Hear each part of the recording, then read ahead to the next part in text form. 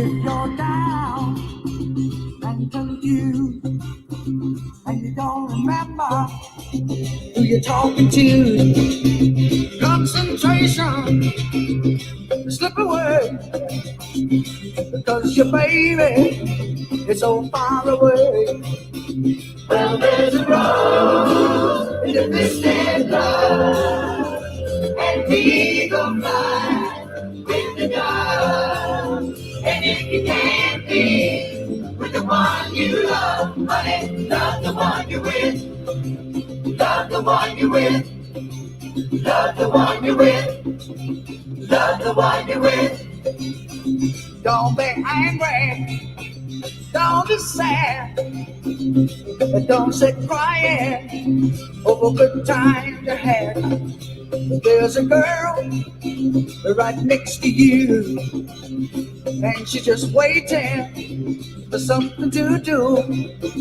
And there's a rose in the distant love, and the eagle flies with the dove. And if you can't be with the one you love, honey, love the one you're with. Love the one you're with. Love the one you're with.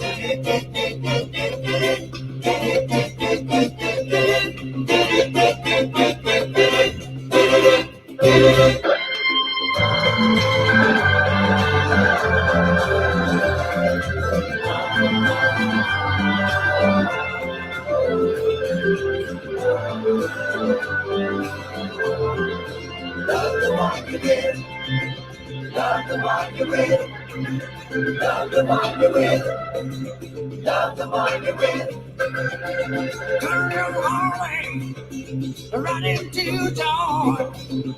She's a girl, and you're a boy. Get it together, make it nice. Ain't gonna need any more advice. And there's a rose in the distant love, and the eagle flies with the dove. And if you can't be with the one you love, honey, love the one you're with. Love the one you're with. Love the one you're with. All right then, love the one you're with. Oh, yeah.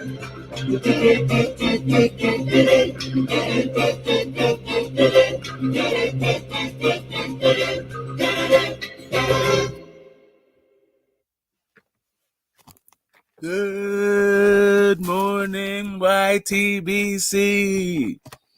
Peace, everybody. It's Friday.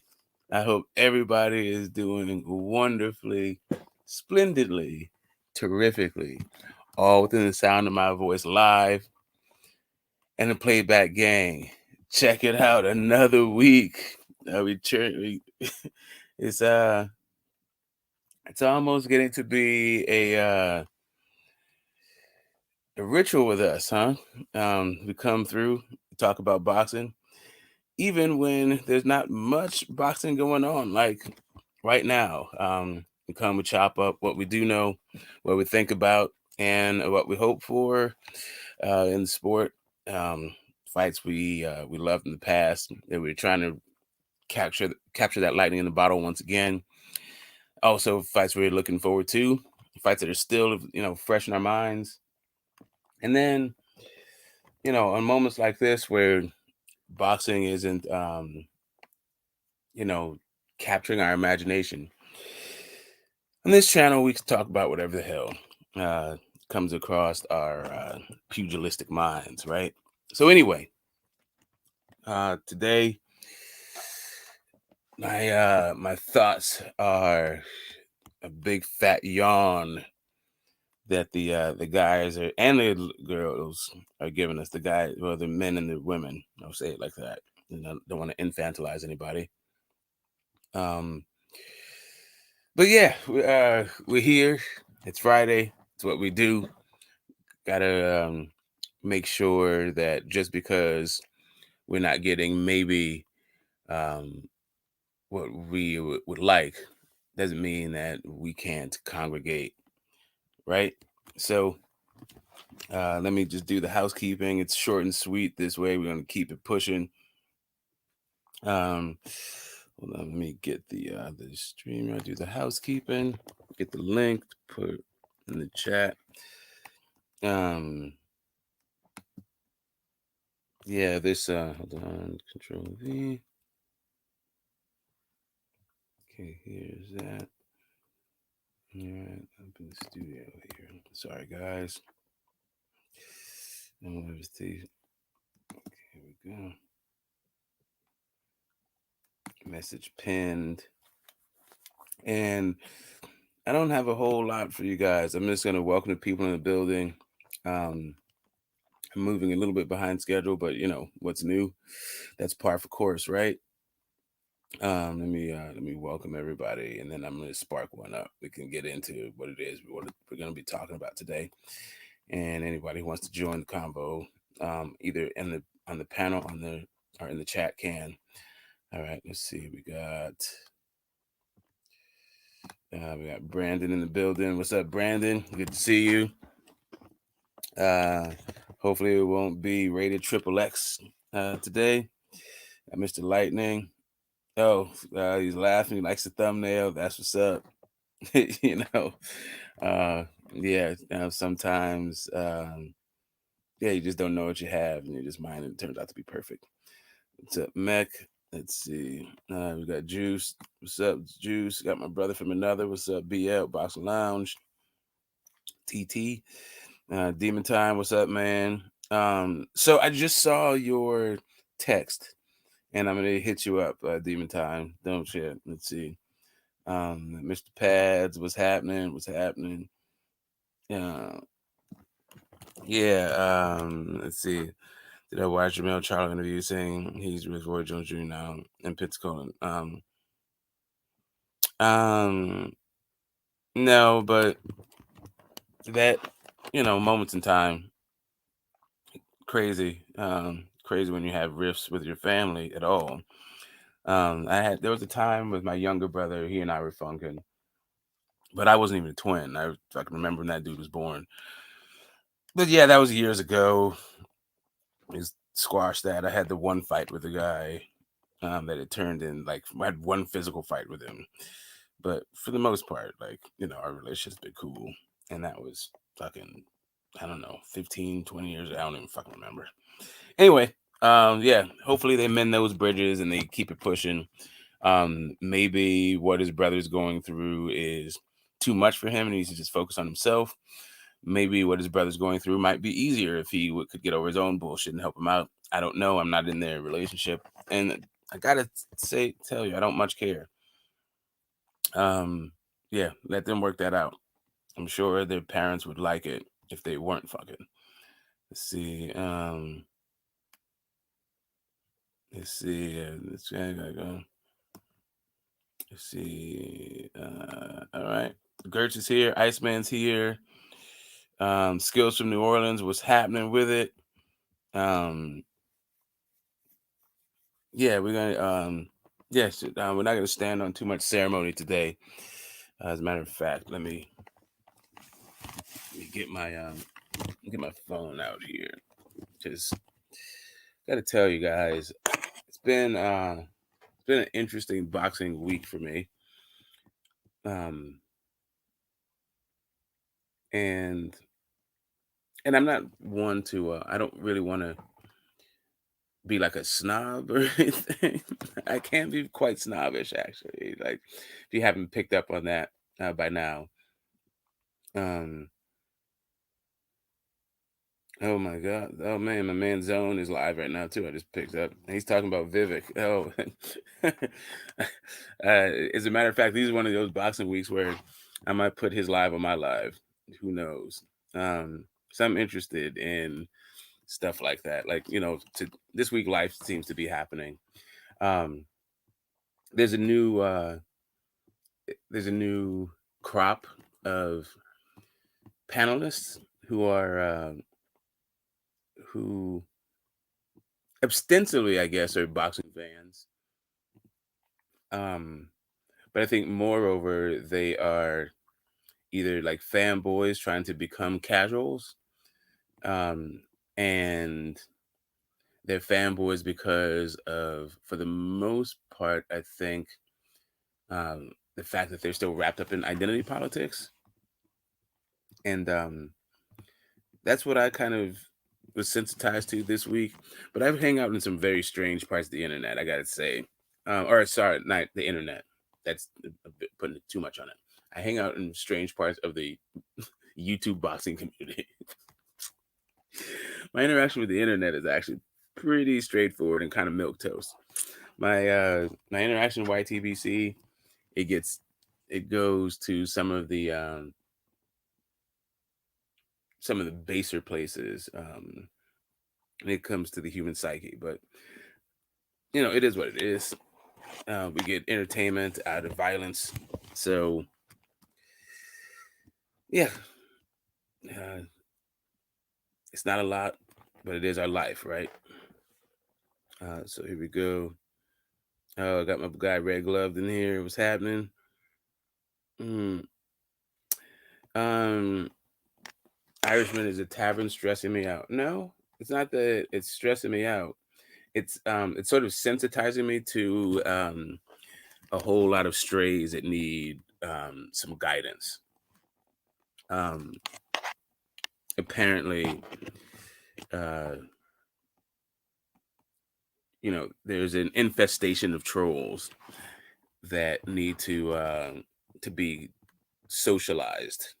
And so I'm going to sort of dedicate my stream to things, some topics that are tangentially related to boxing specifically, and then also just life stuff that is just um, how to not be a completely vile and disgusting human being, right? Which it's really weird for it's generally conversations and this mentality, the sentiment that I have is generally reserved for children. And so I don't mean to come across as like kind of imperious or anything. It's just that I don't have the language necessarily when it's an adult talking to an adult about how they're behaving like children. Not trying to offend anybody, just pointing out the facts as I see them. You know what I mean? Um, but yeah, we're gonna keep it going. Um, well, the tavern is definitely a strange part, but it's not the only spot. I was you know, some of the personalities that hang out at the tavern also go to other places, and I encounter them there also. Um, I'm just saying, it's not so much. It's more about. I see that people are trying to they're putting the effort to watch the sport, and I appreciate that. And they put in the effort, I also think, to entertain, and I like that. But instead of educating, I feel like where they are in their understanding of the sport and what the higher functions of the boxing community is, instead of entertaining, they seem to just be trying to sensationalize and put like do spin and smear campaigns in order to foment some ethnic conflict that's happening in their own minds. So as they get mature and they realize it's not an us versus them because they're not the actual ones fighting, and it's not group versus group because there's not groups actually fighting. When it comes to boxing, it's the fighters that are fighting. And if you're looking for some kind of way to live vicariously through people, um, chances are it's because of a deficiency you have in yourself, right? And so yeah, that's just the way that I see it. I don't know how to process it any other way. Maybe I'm wrong. Maybe I'm off base. You guys can maybe help me out to maybe have a better perspective on my interactions with the community. So with no further ado, Let me join this thing. Let me get onto my phone right quick. I'm gonna burn one down while whoever comes in comes in. All right, wait a minute here. You know what I mean? If it can't be with the one you love the one you're with, right?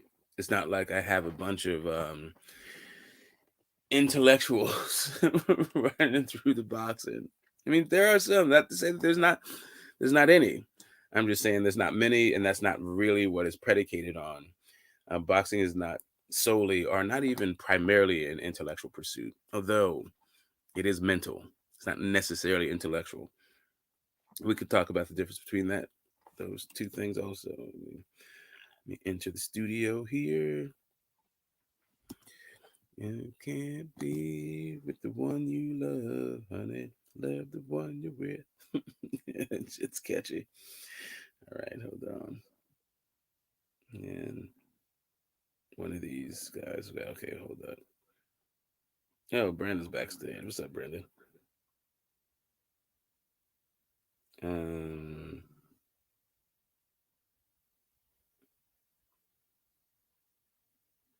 hmm, hmm. Hold on. Oh shit. Hold on. Turn that off. Wait a minute. Let me add Brandon while I do this. What's up, Brandon? How you doing, man? Just fine. I streamed the OGM user yes last Oh, I don't know. night. Talking with the mic on mute. Oh no, okay, that's other mute. That's other mic. Hold up. I did stream the OGM user Hey, last what's up, night. Brandon? How you doing? Did you answer me? I can't hear you. Oh, maybe you're in my head. Let me try this one more time. Okay, I didn't hear you before. Hold on. Oh, wait. Let me put the headphones in. Put the headphones in. All right, almost there. All right, now go. Hey, Brandon, how are you doing? Just fine. I did Oh, stream what with the up? OG. I did stream with the OGM user last night. Did you? Cool. Yep. And Freezing Buxton came back to my channel last night. And how was it? Pretty fine. He's planning to come to my channel every night. Okay. You like that? Yes, me and Freeze are like BFFs on panels now. Ah, cool. Cool. The Um, RGM, me and the RGM user are now. mhm, mhm. All right. There's a good-looking Me and the guy. RGM user are like friends now on YouTube. You okay? So, how many friends do you have on YouTube? Would you estimate if you had to take a guess? How many friends do you think you'd have? Probably a good amount. A good amount, huh? So, hopefully, you'll get to a Yes. great amount soon enough. I have 2071 now. Okay. All right. Still going. Still chugging right along. So, I didn't realize that you were part of like the comic book community. Also, do you collect comics or just the comics and cartoons overlap? Cartoons overlap. I don't collect Mm-hmm. comics. Mm-hmm. I gave Mm-hmm. Freeze a sell on my community tab last night.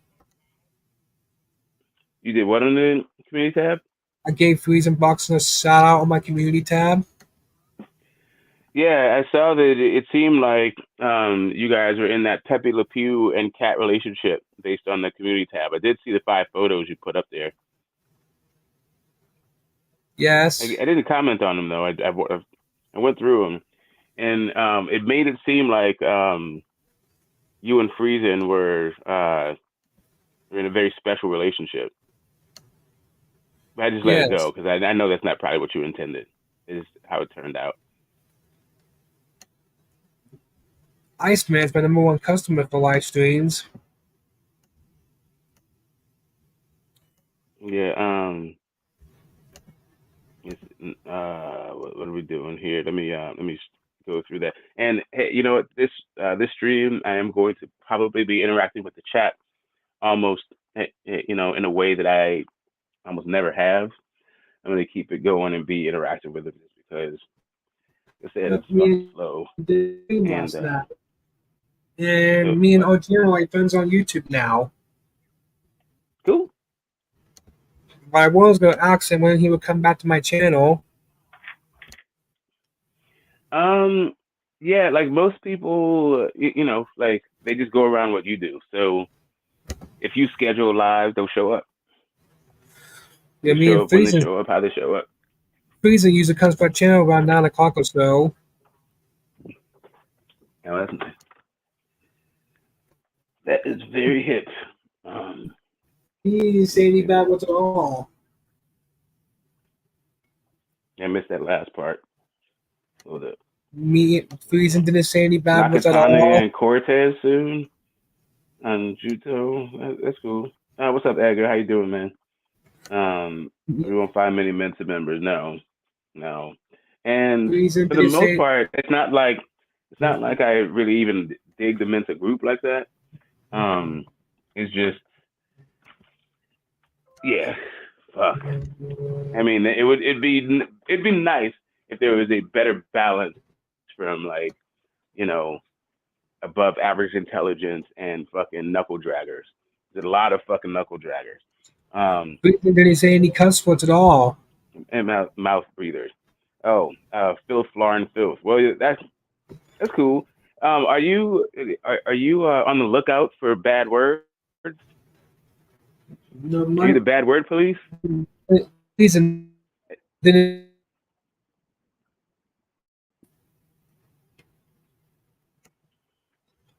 Oh, hold up. Maybe I might be breaking up. I lost you a little bit. Uh, what's up, Bruce Friesen Gas? I know I have crazy connection like when I'm right outside my house, but I'm trying to burn one down. Friesen What's the boxing didn't say any bad words last night. Okay. Are you the bad word police? Are you the censorship board? Are you Yes. making sure that nothing comes off of someone's tongue? Well, guess what? You and I have an ideological. We have a ideological difference. I'll put it that way. Um, for me, I don't mind bad words.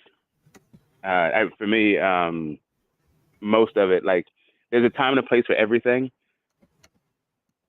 except for there's a time and a place for most things. I'll put it that way. Well, maybe even everything. But when it comes to like words, like 4-letter words, I'll put it to you that way. When it comes to the 4-letter words, sometimes there's no word that's better than that to express, um, to get your point across. I think you can get your point across in other ways, sure, but I don't know if it works as well. You know. Mm-hmm. Um, We did a stream with so Pops. so yeah, like for instance, you can say fart, right? And that's fine. It's like a little bit off color, and people kind of laugh. But if you say fuck, then all of a sudden people might get all in their feelings about it. But at the same time, we wouldn't be here if it wasn't for fucking, right? There wouldn't be any human beings to like clutch their pearls over and to get all in their panties in a bunch about. So it's just kind of like, you know, you could say feces, but shit works well too. You know what I mean? GT. Yes, sir. Just the two of us here right now, Yes, yep, yep. and there's a lot more people here. I won't even get a chance to talk. That's what happens. Yeah, especially when GB's there. Yeah. I mean, also you got to you have to take into account that this is not really a Looney Tune stream. Like you'd probably get a lot better reception like if we were talking about cartoons, and then you can like jump in and doing stuff. But it's a little bit jarring when we're talking about boxing, and then you start talking about like you I know was talking about the who's your me. favorite Looney Tune characters, kind of stuff out of nowhere. I was talking about the stream I did. I did talking about the stream I did with RGM last night. Let's do it. For a couple of seconds, I'm gonna get back to the chat though. We'll get to your stream with RGM, and maybe he'll even hit the link, and you guys can reminisce together. Give me a second. Um, right when right during the middle of my stream. Okay. Any news on Lara Garcia? What's it? Yeah, I haven't heard anything at all. They were talking about it and then it just disappeared. I don't know what is going on with. Yeah, I have no idea what's going on with 160. We got this Gaultieri fight with Jana Beck, and you know, yeah, I'm hearing that this Gaultieri is going to fold Jana Beck up. I doubt it very seriously, but we'll see. I didn't even know Gaultieri existed until the other day, until last week, and I heard he was a champion. I don't know, like the 160-pound division is an absolute mess right now. We'll see what's happening with it. A drunk Irishman likes your stream last night. He said you had a good stream last night. Let's see, Pink Panther. Friesen talks like he had a lobotomy. Listen, if Friesen is over there behaving himself at Brandon's, I'm back. then I am going to I'm going to give him his props as a result. I'm not gonna, it is what it is. I did a stream with you. You did do a stream with me with Pops yesterday. It was on Monday. Earlier this week. I did that on a Monday. I did it on a Wednesday with Pops. Oh, Wednesday. Yeah, Wednesday. We were supposed to do it on Monday, but yeah, I had my grandniece was born on Monday, so I was going to do make one that stream. the freezing boxing scientist, but I have to leave the house. Nice. Hopefully these people know something about cartoons, right? And aren't just there for whatever, for their typically nefarious reasons. Let's see. Breezy is planning to come to my channel every night. Cool. All right, what's up there? Is it Sparky? Yes. That's me right now too. I already sparked it up. I'm feeling pretty sparky right now myself. Let's see. What's up, Haps? DJ wanted Uncle Bruce. I got to make sure. I always shout out to Bruce Gas, Boxing Jazz and more. I don't get there as often as I would like. He goes like live at strange times, but check it out, guys. If you have not subscribed to Bruce Gas, I don't know what the hell it is you're doing. Shout out to the OG. Like everybody saying what's happening. Romy Rome, what's going down? There's my guy, Marky Dan, coming live and direct from the Virgin Islands. What's happening, baby boy? Oh, the NFL season started, so you must be happy as a pig in slop. Yep. I was just about to bring that up. Did you see that game last night, Smoke? Great game between the Lions and the Chiefs. My dad was watching a lot. My dad was watching it last night. I went over to my parents last night, and I was like hanging out a little bit, tried to watch a little bit, caught a little bit with the old man, but I didn't see much. Did you watch it, Brandon? No, I was about ready for bed. Oh, okay. But yeah, man, great game. Unique is in the building. What's up, Unique? What'd you say? Bogey Dan. What are we talking about, Smoke? Whatever, man. We're just now it's just kind of open because it's not really fights. We can talk about them. We can do whatever. We can talk about boxing. I'm talking about the stream I did with OGM last night. Our favorite fights of the past, favorite fights we're looking forward to, fights we'd love to see, some fights that seem to be in the works that we might get. They got whatever. They got John the Beast Mugabe fighting this Saturday. They got the kid Christian and Billy fighting this Saturday. Smoke. Okay. A lot of people think he's the second coming of the Beast. Yeah, I mean, John the Beast Mugabe is best known for getting his ass whooped, to be honest with you. But sure, both as an amateur in the gold medal round and also as a pro when he finally got his shot against Hagler, which took fucking forever. But whatever. I mean, we can get into John Mugabe. Yeah, he just got. Yeah, go ahead. No, I was just gonna say punchers like that. They just have a certain aura around them, where it makes it where it's like, I don't know, but people they kind of overrate them. Like Mike Tyson. I don't agree when people are saying that Mike Tyson is on the same level as Muhammad Ali and all them niggas. We can He's talk way up about the there. stream I did with OGM last night. So yeah, I just think that punchers have that kind of mystique around them, and that's how I feel about him, Billy. I just think he's gonna be a destroyer with everybody except Morrell. Oh, so you got him Billy over Canelo? At this point, right now, yeah. Oh shit, the 160. Look at Canelo breathing life into the 168-pound division. You know, talking about the Okay, games he liked to I play. might do that. I might do a stream on my guy. I already What did do you I didn't induct him to the Hall of Fame. I don't know. I feel usually have? like Smoke. Canelo is he's a different kind of guy. I'm gonna put some thought into it. What's up, Marky? Let me ask you a question, Smoke. Do you given the fact that Canelo has two young, strong contenders in his division like David Morrell and David Benavidez, can you consider Jermell Charlo fight to be a cherry pick?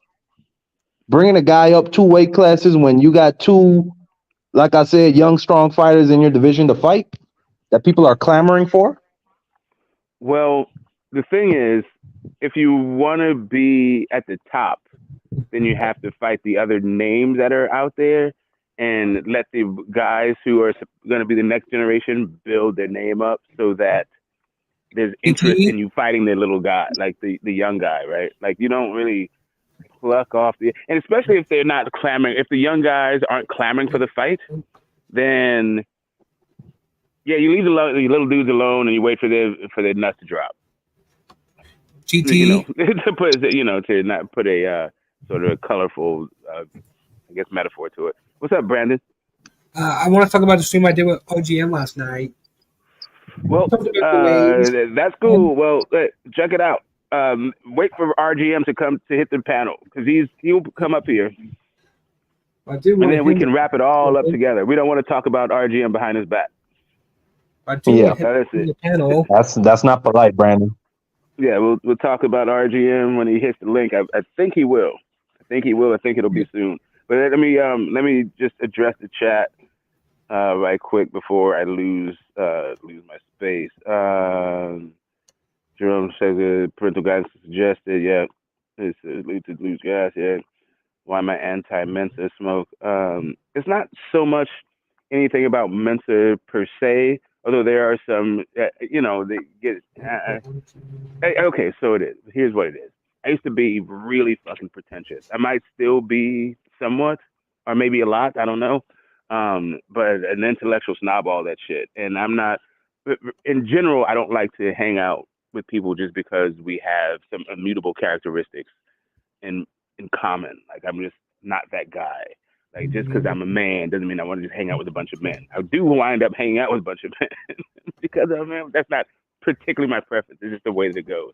Um, yeah, like the things that you can't help about yourself that just happen to be the fact of the matter. I don't necessarily like hang out with people just because of that thing. Um, I like to like sort of personalize my interactions, and I try to I was in school for so long, and I just got, I think, isolated from a lot of other people.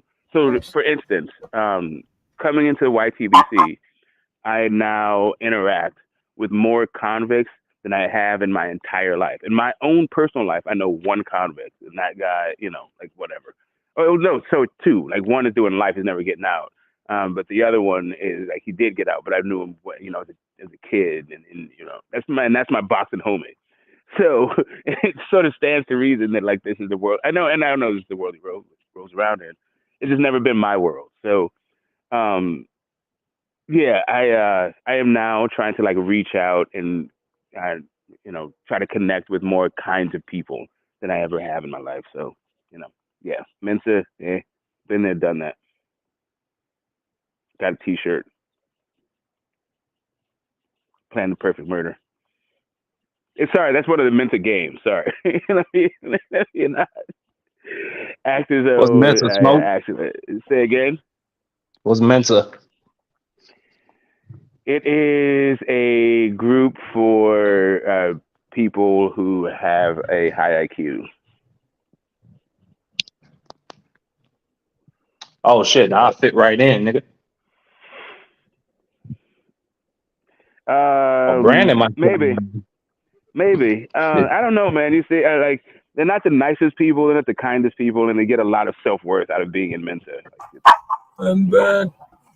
It's like Oh, I don't know. Like they're those I type of don't hang people. out with a bunch of dudes that go around. Oh, I'm an alpha male. I'm an alpha male. I can't hang out. Like, dude, I don't know. It's just whatever. That's not my thing. Saying like to me, it's just it's a sort of a fact of the matter. It's not anything to like. It Yeah, turned into something. I don't fuck with.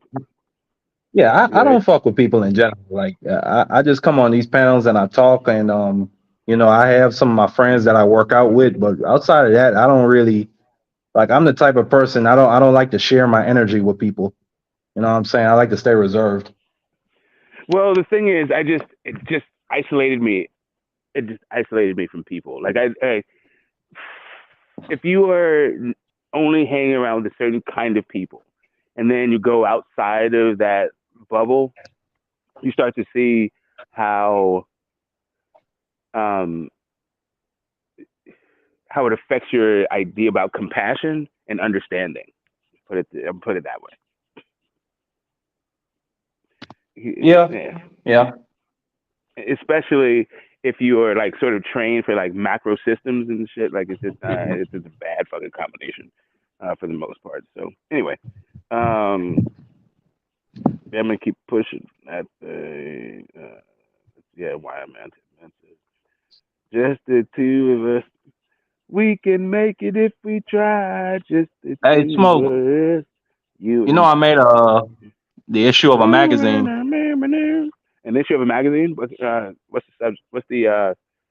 What is a magazine perspective? What are they trying to It's break for down? Monkey Dan. black entrepreneurs. I'm gonna send you the Monkey link in Dan. the chat. Okay. I Monkey just been Dan. buzzing about that shit for a while, man. I just feel proud.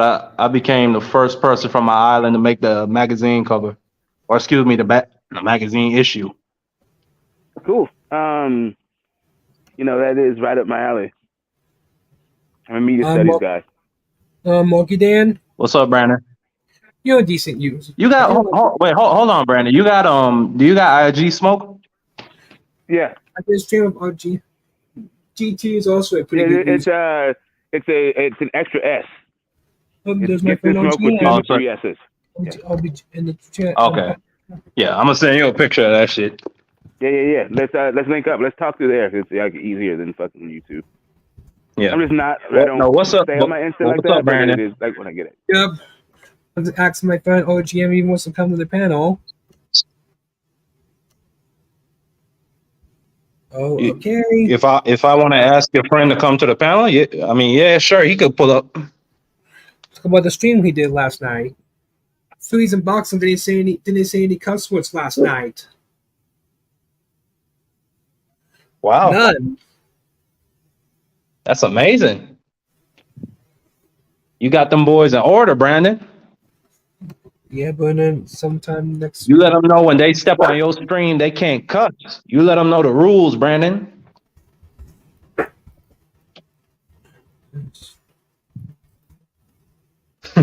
At the same time, I do He love say said, still yeah, flying Phil. Brennan. He said sometime next week, but I'm talking about your panel.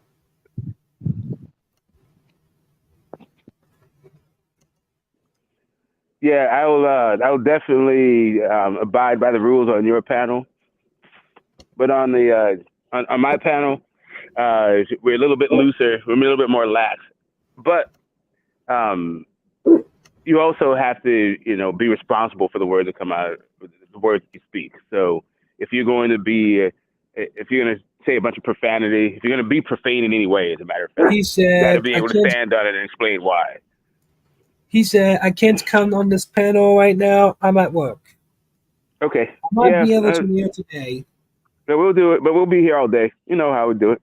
No. We'll be here for like 12 hours at some point. You can't work. You can't live at work. I usually can't stay in panels for that long. Sucks to be you. I can. I'm I sorry. can't. No, my I bad. got the Sorry. free Never mind. plan. That's why Okay, sorry. Let I me can get stream up. No, I I know need. I'm why. It's on because different. I'm on Restream now because I'm. And well, I'll you forgive you did. this time. You did came to my This stream with pops, by the way. You did. I So I did. can see your face on here. And I'll be back again. You know I will. What? And I'll be back again. You know I will. What I day you'll love come coming to back? your. I love your channel. I love coming to your channel, chopping it up. What's your favorite YouTube channel? What'd you say? Your favorite YouTube channel? Oh, I don't have one. Iceman's my number one Uh, customer. my new a YouTube channel I just found that I'm watching a lot right now, Brandon, is it's called Hardline Boxing News. I'm learning a lot of history about boxing from that channel. So I right like now I'd say Hardline. that's my I favorite. like.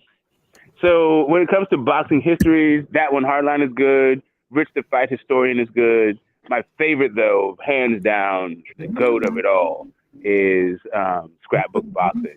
And then right after that, I love the work that Blood does, or retro documentaries and more. Like it's really Yeah. yeah, his style is just so fucking crazy. It's very and the voice Blood I'm does. It's doing what? yeah, I'm I gonna love put it up there. in the Yeah. '80s. It's so But fucking '80s. I love I that like shit. I Hardline. love Blood shit. Go ahead. Yeah. Yeah, I like how he pulls out the magazines, the different issues, the newspaper clippings, and he gives you those types of details. And he goes date by date and explains the dynamics around every fight. But with Hardline, I don't know. I just feel like it's a lot more. What's the word? It's a surprising amount of information he has about the fucking 1920s and the night, and even What's the going rating back for to the your channel? 1890s. What's the rating Wait a for minute. your Are you talking channel? about Scrapbook right now? Or are you talking about Hardline? I'm talking about Hardline because I just Okay, saw yeah. that he did a 130-year pound for pound ranking. What's the rating for your channel, GT? That is a really weird. Okay, that's interesting. What's my what? What did you ask, Brandon? What's the rating for your channel? My favorite YouTube channel, I don't have one. I What's the mean, maybe rating? mine. I mean, but that's weird. Mine is not even my favorite YouTube channel, to be honest. I don't know Talking that. about, talking I don't about the know that I have one, rating. man. Like I just What's the YouTube is rating for a. your channel? It You say depends what's the on the subject. rating? Yes. Oh, my rating, I have no idea. I'm probably. I know it's not for kids. Like mine is the worst. Right? Like Yeah. like I told you, man. Like rated R is standard, and you don't know if it could get rated That X. just feels like Triple X with Johnny Boys there. Mm-hmm. Mm-hmm. Well, Yep. actually, it's actually Mr. Pigeon that turned into Triple X. I mean, although Johnny Boy without his shirt on, it might as well be Triple X, right? No, is that like maybe actually that's R. I think you can show boobs on TV. I don't know, cable though. All right, is that rated Hey, M? Smoke. Yeah. What's You up? know something? I met the All McSmith you dude. PG, He's not that bad, man. He's just a grumpy old man. all you Oh, gee. PG, Okay, hold up. V Million X. just because you have a an impression of him that is. Just hold on. Just reserve your judgment. I mean, I hear you. I hear you, bro. He told Brandon that he propositioned Brandon for fellatio. I'll put it that way. I'll put it in the most like, but that's not the words he Oh, used. okay. It was Okay. very Originally just graphic. Okay. said, are you Like this dude, PG or are you V Million X? Okay. Okay. Never mind, Smoke. Never throat mind. pie. I put throat pie, right? He was talking about throat pies as if I was a kid. Like, come on. Oh my God. These YouTube streets, man, it's just the bottom of the barrel. The very bottom of society that gets together and congregates on these panels, Smoke. Yeah, and apparently boxing is a magnet for the dregs of humanity. Um, Yeah. Yeah. yeah, My guys, man, so Triple X, and I'm out of here. which of us is perfect? Apparently, it's a set of people that I also belong to. I can just do my best. I can Oh only yeah, do me. no, I'm saying You those know. are our folks. We all get Yeah. together. We the bottom of the goddamn barrel. We come together and we talk boxing or whatever weird shit we also talk about. The Yeah. RGM user What said, we talk about, Brandon's Looney Tunes. yeah, I'm talking. Well, I'm talking to RGM in the chat. Are you PG or are you 3 million X? 3 million. Oh my god, dude. He Well, said, the stuff that Triple X, happens in Brandon. my, I'll just put it "This to you this shows way: up the stuff on that happens in my mind, I won't probably will be a violation of the terms of service, and it won't be safe for work. Did GB usually show up on your panel? Let's see. There we go. GB makes your There's channel. that blue circle T. There's my boy, the Phantom. What's good, Phantom? Hey, what's up? What's up? Marky Hi. Dan, how good are you? How good are you at math, bro? I don't know. Test me. All right. Is 8 greater than or less than 9? Hey, Phantom. It's less than. Hey, Phantom. What? Right. So why are you saying Christian and Billy is fighting on the 9th when he's fighting tonight on the 8th? Oh, he's fighting tonight? I didn't know that. Shit, I would have missed that card. Yeah, I was gonna let you miss it, bro, but I was like, I'm not gonna do Marky like that. Fuck. Hey, you're a real one for that, Phantom. Shit. Because Christian and Billy, he gonna go in there and he's gonna break Demond Nicholson's neck. It's gonna be nasty tonight. Phantom. Yep. We did a stream together. Facts. When you want to come back to my channel? I don't know. I'll check my schedule. We'll see. We can be friends on. I might put you in my great friend on YouTube if you come back. Yep, I know. You're awesome, Phantom, Phantom. you're awesome. Me and Phantom are friends on YouTube. Yeah, there's a pattern in his rhythm. You know what I mean? You got to figure out the pattern. You got him down. You know.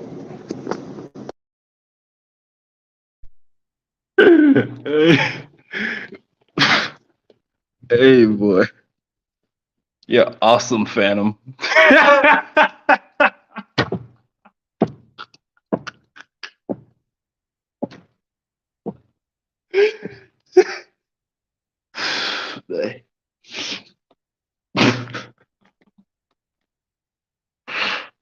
Hey, boy. So what? But hey, Phantom, what round you got? Christian and Billy in, bro? Okay, I'm not trying to. I'm all talking on mute. Oh, of course, Romy Rome would take that as me doing shade. And this is the thing about the UK. You can't critically examine any fucking body. If you say, is this hate? Like, okay, I'm back. John the Beast Mugabe was nice.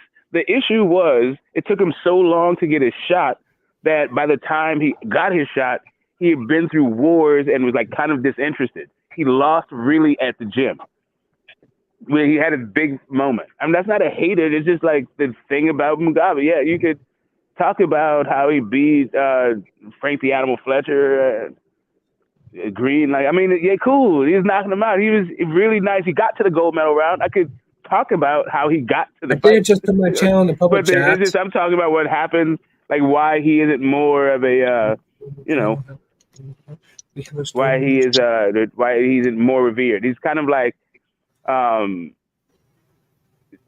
Ike Buche, right? It's kind of like whoever the hell it is, it just never like it took him so long to get their shot that by the time they got their shot, it just was like he's like he's like if Dillian White was like actually good kind of shit. You know what I mean? RGM said Yeah, he said You know, I'm just saying it took him. By the time he got his shot, he just RGM's wasn't. favorite I don't think PG he'd ever channel is beat Tyson, me. but I don't think he'd ever beat Tyson Fury. I'm just saying he lost. Like his whole thing was, yeah, I don't know. He was lost in the gym. They put it to you that way.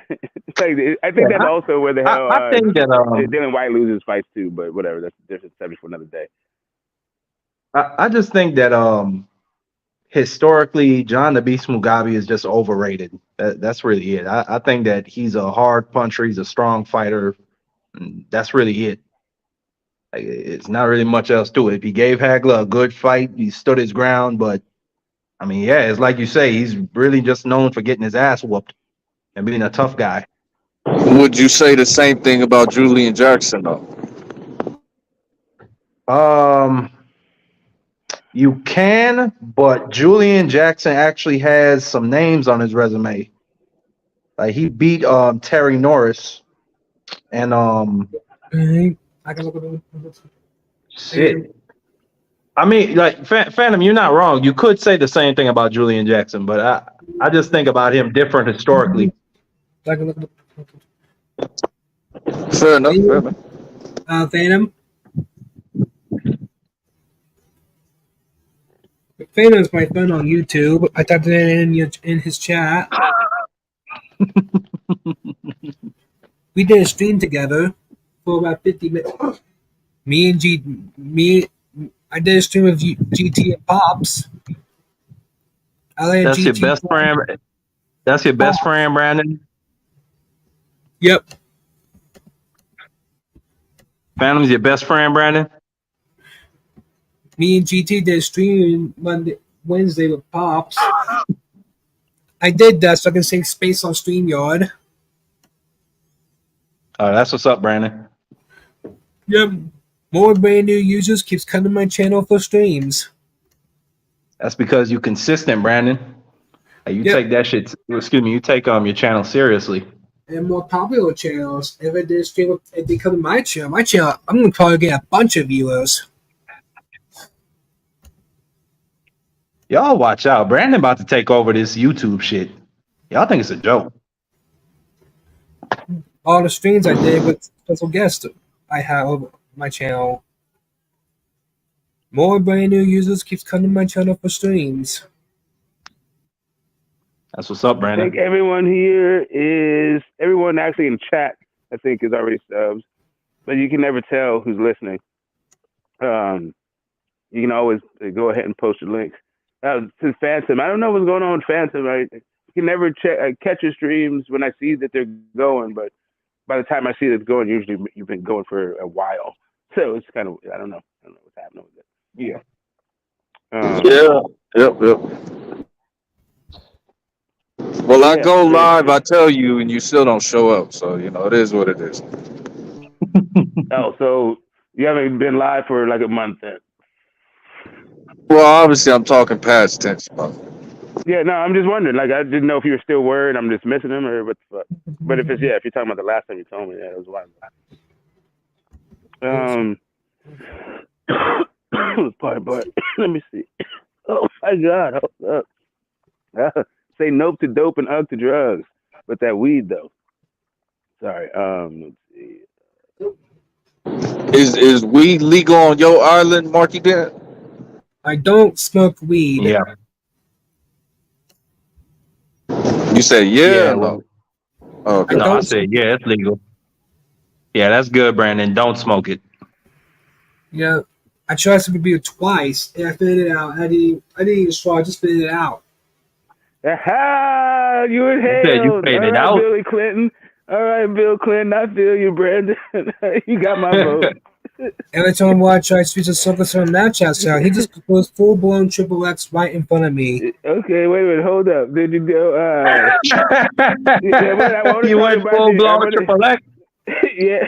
Oh, before you go to the full blown triple X, he just goes full blown triple X right in front of me. All right, before we get deep into the triple X, pun unintended.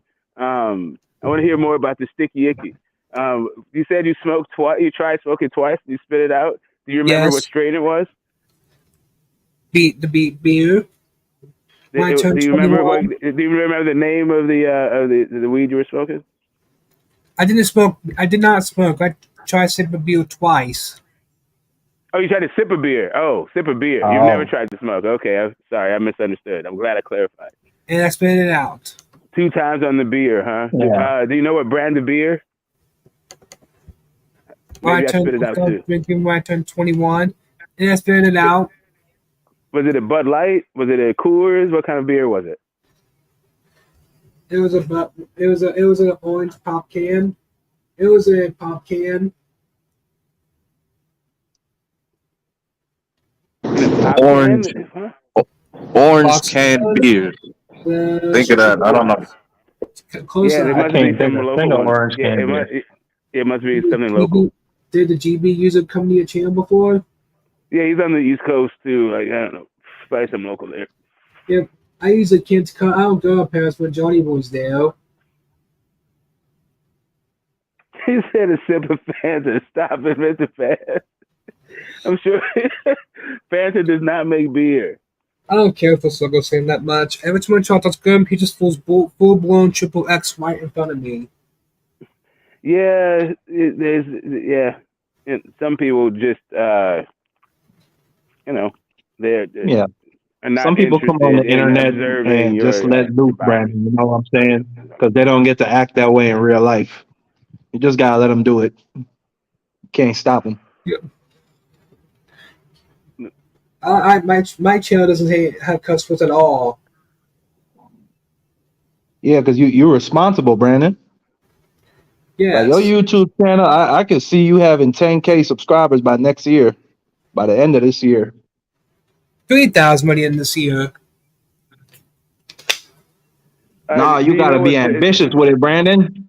What? Go for the high goal, Brandon. Yeah. If you like if you like an algorithm that tracks your progress, there's a platform called Social Blade. Check it out, Yes. Brandon. Are you on it? You know it? I'm on it right now. Uh, On the future projects thing. It said 3,000 money in the year. It said at least 200,000 5 years from now. I think you're gonna be at that way before that, Brandon. The OGM user said he'll be in your panel later. By the time he gets here, the probably will be at full pound. And I won't even get a chance to talk. But enjoy your time to talk right now, Brandon. Leave RGM in the chat. So when you're not talking on the panel, Brandon, who do you talk to when you're not on the panel? The chat. No, no. I mean when you're not on the internet, who do you talk to when you're not on the internet? No one. I see. Yep. What The, about your parents? You don't they don't converse with you? yes. I'm Sluggy is man with me most of the day. Okay. Yep. I did But choose. yeah, yeah. it's So this ain't a bad place to find people to chat with, but yeah, I don't know if this is the best environment for you, Brandon. I'm gonna be honest. This is a yeah. horrible place to find people to chat with, bro. Could you Yeah. imagine talking to Smoke all fucking day, bro? Hell no. I'm merely talk to other users. The ones I just did last night. Speaking of which, the thing what happens when you talk to me all day, especially on this channel, is that boxing is going to come up. So what's up with this Shakur and Frank Martin? My friend OGM said, It's "Man, done. it's great." Or it's not done yet. They still looking for a date. But the two dates they have in mind, I think it's November 16th and December 9th, Heisman night. I hope they have it on Heisman night. Taking T.O.'s date, huh? Yeah. Because the Heisman race is gonna have a lot of hype behind it this year, man. So if they want to push Shakur, I mean, the Heisman night this year is the night to do it. But that's T.O.'s night. How they gonna take T.O.'s night, bro? I mean, does T.O. at this current moment have a fight? I think he's supposed to be fighting that's some Hispanic. I know it's a Hispanic. I don't know if it's Barboza or some Cepeda or some Ramirez, but it's a Hispanic. Man, look, Shakur them, they need to take advantage of that night. You got I did get the motherfucking thing in the Shador South. Sanders in the race this year, Caleb Williams, Drake May. it's gonna be a lot of media coverage around that shit. They could use the hot in the race to promote that fight. They do it every year. They do it every year. Like I don't know if you've noticed, but if you ever try to record top ranked fights, but half an hour, the first half an hour or so is the last program, and I think that's how they tweak their ratings. I think they like tell the fucking the ratings company that the program starts a lot later than a lot earlier than it actually starts, and then they count those numbers in the other program, the other broadcast. I think it's I a seen them fucking do that once, Smoke, with it was Terrence Crawford versus Kell Brook. They started late because Florida was beating the shit out of Virginia, I think. nah. They I'm were just saying blowing every them out week. 63-0. Yeah. Every week is like that. Like it's fucking impossible to catch the. I mean, whatever. Like every time I like when I record, I'm recording through 15, 20, half an hour of the program that came before.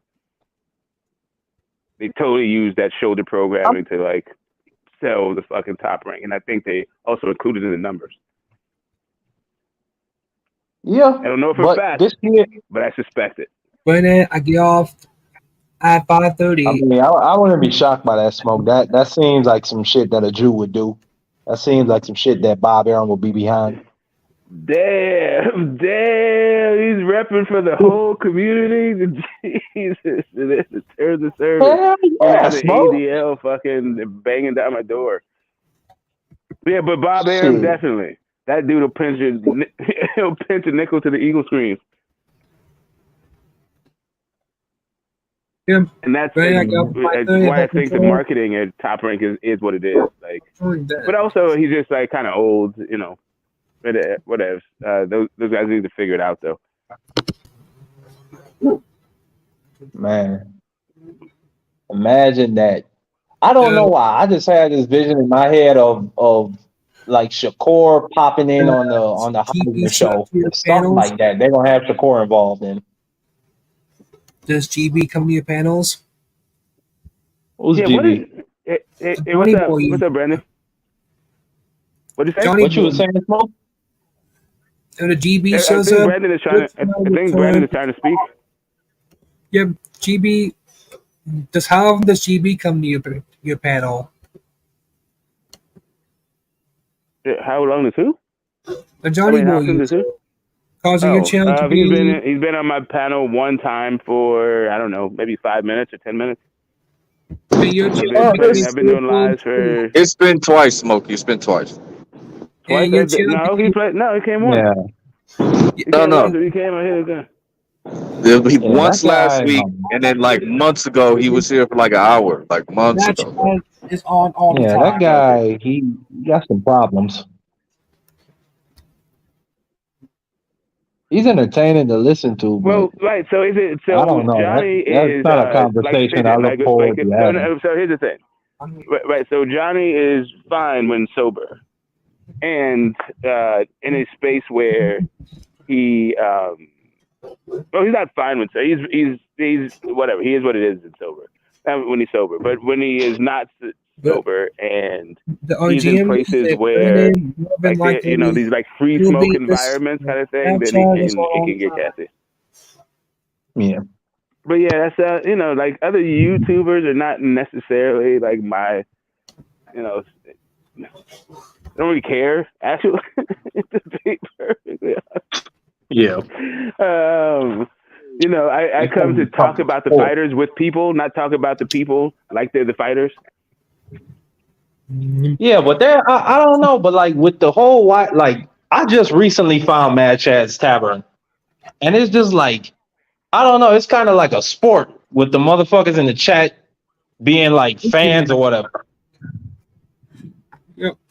I did a and stream y'all with just competing on the panel to see who could be a bigger troll or whatever.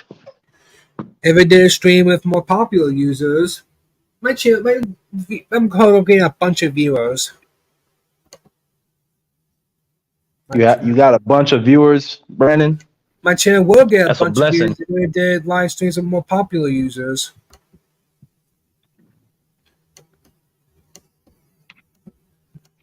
Well, the way how you going about it right now, you pulling in, you drawing a pretty decent crowd, Brandon. So you ain't got to worry about that. Just stay consistent with it. I is Has also like the has method been popping up at the lab, Marky? 10 minutes to fall for leg pull, man. No, but Met, he's good. He's going through something right now though. But he just trust and believe he's good. Yep. 10 So what do minutes you to guys think fall of for leg what do you guys think of Bivol saying he's moving down to 168 because he can't get fights at 175? He said he's moving down. That's what his manager I said in his wouldn't blame statement. him because I mean, that kid, what's his name, Joshua Buatsi, he moved across the street because he didn't want to fight Bivol, and then the WBC just keeps putting roadblocks in the way of the Beterbiev fight. So I wouldn't blame him, but it's I don't like, bro. but hold on, what fights could he get at 168? The WBC is not putting a roadblock between the fight. The WBC does not have to be involved in the fight at all for the fight to happen. Threes and boxes. No, but I heard them say that one of them sanctioning bodies said they weren't going to sanction a fight between two Russians or something like that. Yeah. No, just one. Like the WBC doesn't want to sanction any fights with Russians, but there's 3 other sanctioning bodies who would, because all 4 belts would have been on the line that the WBC was in. But there's the other belts. Yeah, but I don't know, Smoke. It's just the politics around the situation. It was the money. I get why Bivol wants to move down. He said he didn't like the manager said the money there wasn't enough money in the fight. That's why they turned down the Canelo fight for money. That's why they turned the Better Beef down fight. No, hold up. I got a plane going overhead. Wait, so it's not enough money in that fight, but man, I mean, like I can get that because neither guy really has that big of a fan base, but man, that's a big fight. You still got to make it happen. Bivol is the dude that beat Canelo. Like people know he got a name, Smoke. And now he's chasing Canelo around. It went to his head. He's too good. And I'm just saying, like, it's just kind of a weird thing that I don't know. Whatever. It is what it is. Do what you do. I guess people will be fighting at 168. Why can't the Saudis put up the money for the fight? They got money for all this other shit. They got money for golf, tennis, motherfucking Usyk fights. I'm telling you, I don't think Bivol is built like that. You saying Bivol ain't built like that? What you mean in terms of his business? Or yeah, well, I don't know. Maybe his manager, and it's his manager making the moves and all this stuff. But he seems like if he wanted to be that guy, I guess maybe there's more money to fight at 68 with the PBC. Probably there's bigger names, bigger fights. Is gone. But if you could beat Better Beef, you beat Better Beef. The WBC be damned. But I guess if there's not enough, if they say there's not enough money in it, to me, they're saying that they don't really, there's really, not I don't interested. know. That doesn't sound like they think they can be Better Beef. But at the same time, messing with Bob Arum, like going over to Bob Arum does not like paying for fights, and Better Beef is like while he is trying to break that demographic, I don't know. But so who does Bivol fight at 168? Does he fight Jaime Munguia? Motherfucking what's the name of the? No, he's gonna fight. Isn't in Billy Matchroom? No, he's with ESPN Plus. This channel turned to Triple X. Okay. Damn, I thought he was with. Just gave but I mean, who's he going down there to fight? Yeah, because it's not like Billy Joe is not doing anything. Callum Smith is at 175. The David Morrell got the WBA regular belt. You think maybe the WBA might order something? I would. People were talking about that fight. That'd be a good fight. Who you got? That's a great fucking fight, man. I wasn't even thinking about it. Yeah, no, I was talking about it last year, early in the year during the whole debate thing. That's one of the topics: Bivol versus Morrell. No, actually, it's Bebo versus Benavidez. Now that I kind of Yeah, think that's the about it, fight. No, we've been talking about that fight for a minute now, Smoke. yeah, that was the one they were talking about. I'm just gonna, me and RG, if RGM, when RGM shows up, the probably be a full panel cause this channel to turn to all the triple X. I won't even get a chance to Yeah. talk. They said I don't know I can't remember how to say his name, but that's the dude that Teddy Atlas was training who got beat by Beterbiev. They saying he's been calling out Bivol all year. And he's a pretty decent fighter. Okay. All right. Yeah, Let me get in the mean, chat yeah, real quick. I don't know. Yeah, Bivol, he need to make something happen. I don't know. Let me get in the chat here.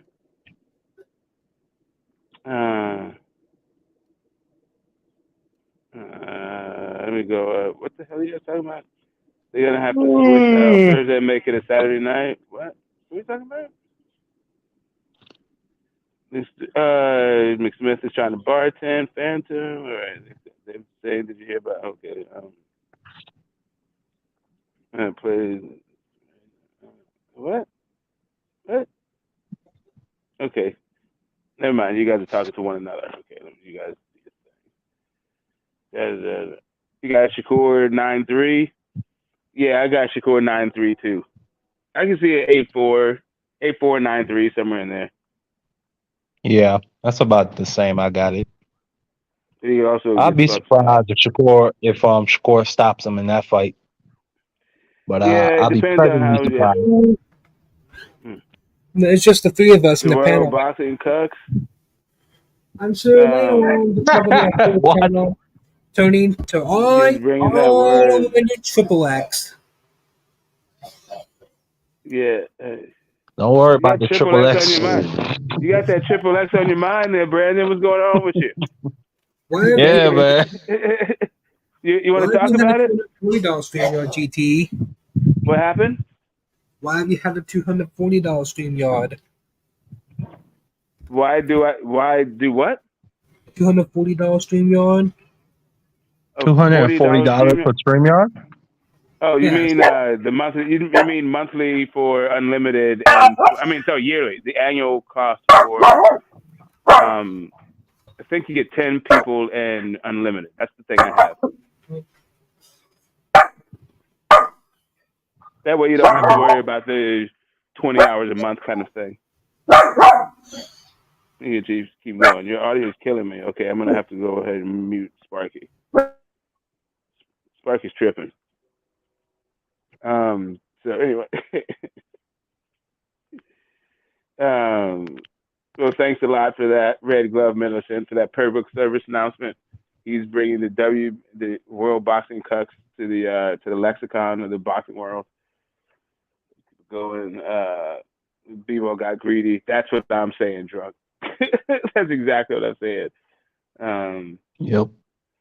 Yeah, David, I do think it's a good pick. He's becoming Isaac Cruz at 175.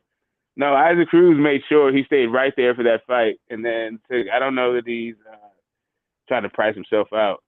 I think he's trying to build a second edition on the house. You know what I'm saying? Smoke, did you see the Doing that brawl that greenback happened booking. yesterday at the Tyson Fury press conference? No. What? Yeah, huge brawl broke out between Fabio Wardley and David Adelaide's camp. Fabio Wardley got dropped with a clean left hook, bro, What if the market didn't user came to by my channel? one of Adelaide's team members, bro. That shit was crazy. Not even the guy. So now you got to fight everybody. Now everybody's Yeah, got to bro. go. That fight got to happen next. I'm tired of waiting. It got to happen next because that's Oh, and I embarrassing. like Fabio Wardley too. No, I like him too, but shit, they I don't know. Like people just like shitting on David Adelaide for some reason. I don't really get it. But we Okay, getting the hold fight on. next. That's all I fucking know. Okay. Like I don't know what happened. One of the Ward's team members, they were looking at David Adelaide, and Adelaide said, "Stop looking at me" or whatever. Up and he got shoved, GT? and it was on from there. GT. Then he tried to run up on Adelaide's team member and got caught with a clean left hook. Smoke dropped him flat on his face. No. GT. Hey, what's up, Brandon? I want to speak to Marky Dan. Oh, what's good? There he is. What if you came to my channel? What'd you say, Brandon? What if you came to my channel? What you said? What if I come to your channel? Yes. Oh, I've come to your channel before, Brandon. I just haven't been on any of your streams. I'm on the panels. Yeah, I haven't been on your panel yet. I'll pull up one of these days. Please and boxes, because BFF's on panels now. He's not swearing Oh, anymore. y'all are BFFs now? Yes. I thought Phantom was your BFF. He comes to my channel. He comes to my channel every night now. Oh, that's what's up, Brandon. You don't I have hope you're making healthy relationships on Yep. I gave RGM pictures of Yosemite. I gave RGM a shout out on my community tab. And all the pictures I gave was his favorite character, Yosemite Sam. Hey, brother. Yeah. And then upside down, one user is smoking a cigar.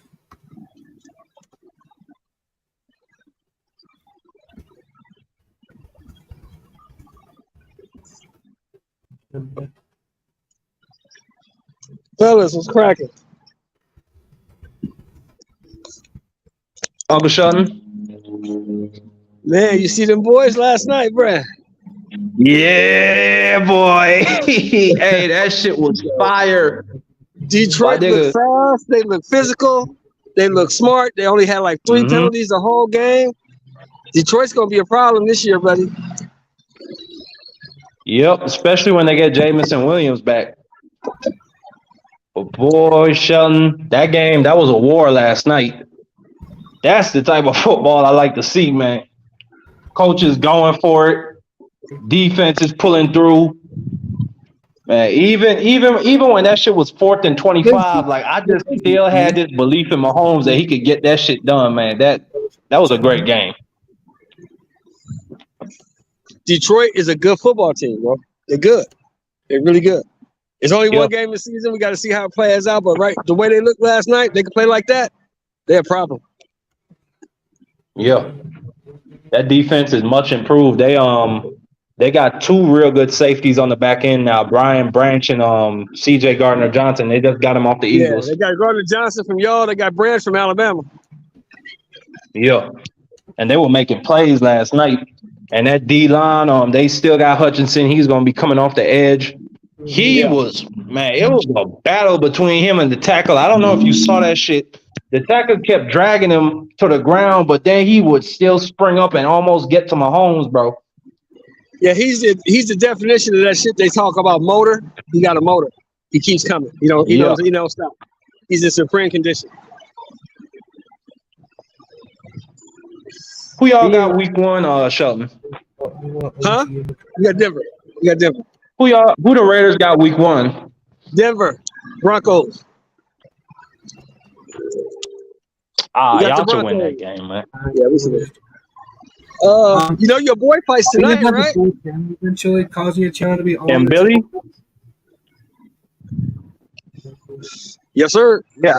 Yeah, I just found that shit out. He's gonna break Demond Nicholson's neck. I see that in like under 3 rounds, bro. That kid is a monster. I'm gonna check it out. I am to 2072 now. Did you see Sean? Yep. Good. That's good, Brandon. Keep working. Yep. Keep pushing. Are you planning to stop the grind. Already subscribed to your channel, Brandon. Yep. You never did. You pretty much didn't even comment on my videos or nothing. Well, I slide through there every now and then. But I'm a little bit old to be watching cartoons, Brandon. Just keeping it honest with you, brother. Got love for you. That's that's why I like Brandon though. He running down on people about his subscribers and his views and his likes, Yeah, every he running down motherfucking on thing. Brandon wanted all, Shelton.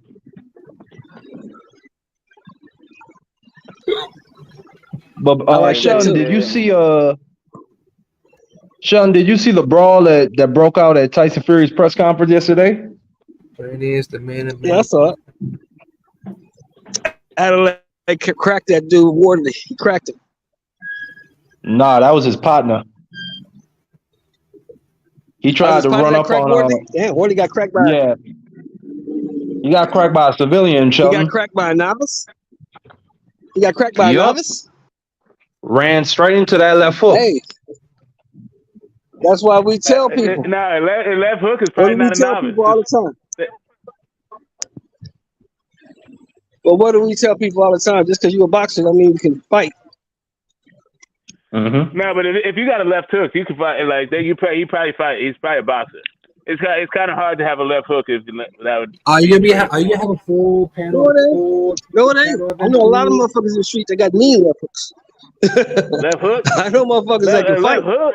Yeah, you left hook. Nah, That but can No, I'm fight. Shelton, saying that motherfucker, you he gotta, he yeah, that's what I'm timed saying. You have to Fabio have a lot of Wardley. fights. He ain't just throw the left hook. Go ahead. He had Timed that motherfucker I running gotta in. watch it. I have to watch it, but it sounds like he has some educated hands. Well, here's the thing, man. How do you learn how to fight? Smoke. What's the one way you can learn how to fight? Being in fight. Mm-hmm. Exactly. That dude been in a fight before. The only way you learn how to fight is to fight. You can watch videos and go to the gym and hit the bag and do all that shit. None of that shit compares to having another man in front of you trying to take your head off. So that dude has been in a fight before. Whether it's been in the Yeah. ring or in the street, he can fight. And Fabio Wardley found out. Shit. Yeah. Don't be running up on That dudes, motherfucker, man. You fucking ready to crack. that motherfucker face planted Shelton. Yeah, then, by him knowing who that dude was, he knew who Fabio Wardley was. So you walk up on me, I'm cracking you. As soon as you come up, as soon as you get in range, I'm swinging. I'm letting it go. Bop. And that's what happened. He walked into some shit he didn't see coming. He thought that dude was going to be doing a lot of talking. That dude wasn't trying to talk. I think they're gonna make that fight for the AJ Wilder undercard. They should. That'd be a good fight. Okay, was it a press conference or were they just? It was the Ngannou press conference. Yeah, it was. I think it was after the press conference, and the media was, I'm saying, are those two guys supposed to be fighting? Are they on the card? No. It was just one of those things where athletes and fighters are at a press conference, and reporters walking around talking to them.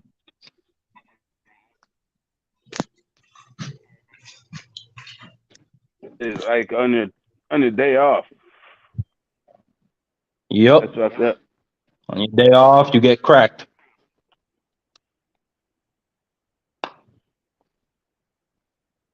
Yeah. Well, I like Fabio Wardley too. Sucks to be him. He knew the job was dangerous when he took it, I guess. So yeah, man. We already talked about Sonny Edwards and Bam, Charlo and Canelo. Is Canelo a duck? Who the hell? I think everyone figures that Tank is going to be fighting Isaac Cruz next. Regis and Haney. I think there's a lot of Shakur fans out there that right now are mad at Haney for some reason. Kind of funny. Yeah, it's all kind of chewed bubblegum. Can't wait. Can't wait to get some fucking fights, man. Sonny Edwards and Bam Rodriguez. Yeah. I guess what's the other fights that we have? What do you think that's a 50-50 fight? Yeah, I do. I really like Sonny Edwards. I've been watching him for a minute. He remind me a little bit of he's like a better version of Prince Nassim, but better in terms of his defense. But he definitely got less power than the Prince, man. I could see him pulling out a win in this fight, Who's that? What are you talking especially. about? We talking about Sonny Edwards and Bam Rodriguez, especially. I could see him pulling out a win in this fight because he got a. They say he got a date with Clarissa Shields on the line if he win this fight. So he going in there to punch like a motherfucker. Yeah, but he can't though. But speaking of women's boxing, Amanda Serrano is going to be fighting 12 3-minute rounds October 27th, bro. She needs Good. 3 minute rounds. Now is she gonna learn how to cut off the ring too? If so, she's about to wreck shop. Those two things. Nah, she because that's how her last 3 or 4 fights have been, where she just beat the hell out of them. But if it was more time, she would have definitely stopped them. Talking girls got their whole faces bleeding, nose broken, but you only Yeah, but got those 2 minutes of the yeah, fucking round. but those women were like stationary for the most part. That what I saw in that when she went for the undisputed, she can't cut off the ring. She has one of those pressure styles. She couldn't cut off the ring then. Hopefully she can. If she adds that 3 minute rounds and the ability to cut off the ring, I think she'll be. I don't know who's gonna beat her. I don't think anybody will. Yeah, she's got a motor. So when they start getting tired, she got to do less chasing. That's pretty much her game. The question is who's going to join her? Because I think the women have been talking about 3 minute rounds, but not being. But now we're going to see if they'll step up and actually, put the money where the mouth is. I want to see her. Like, I think her style is suited for that. I said that as soon as I watched that fight. I was like, man, she is one person. She should be the poster child for 3 minute rounds. And here we go. Here we go. Yup, yup. Hopefully it starts a trend. That's what I'm expecting. But then you That's got what I'm saying. but you got some of them women, and they raised an interesting point where they said well, if I'm not getting equal pay, why should I fight for the same equal time as the men? There's not like a minimum wage or a salary in boxing. Like you earn money because of the contracts that you sign and the butts you put in seats. Yeah, Like but it's not a like how a women athletes work. Smoke, yeah. I you mean, I know that. got you. Women athletes specifically, like yeah, but that's in like leagues and shit like that. Thing, and I said it once, I said it 1,000 times, right? Like it's one of the purest forms of capitalism in all of sports. It's not like any of the other sports. But what do you mean by that, Marky? Breaking up You a know bit. how women athletes work. What do you mean by Hold that, on, let bro? me turn off my. Well, when I say that, I just mean like I'm thinking about the WNBA. They want pay raises, but I don't think they league bringing that much money, Right, that's the thing. Yeah. It's not and league that's what play. I'm talking. That's what I'm comparing the It, situation to. yeah, that's the issue. Is that boxing is unlike every other one of those forms of sport. Like this is capitalism. There's no league. There is setting up shop, putting your tent up, drawing a crowd, selling tickets, selling licensing fees to the fight, and you eat.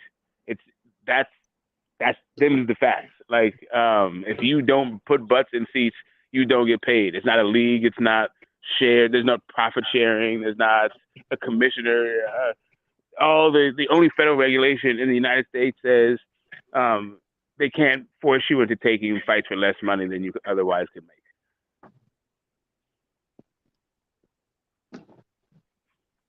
Yeah, I don't know. But that's it. Them bitches they need to get in there and fight for 3 minute rounds. That's all I'm goddamn no Yeah, smoke. exactamundo. Get in there and fucking it. This is straight sing for your supper. It's Yeah. not fair, but it is. Put them in. Matter of It's a fact, put fact. them bitches in 6 ounce gloves. Smoke. 6 ounce gloves, 3 minute rounds.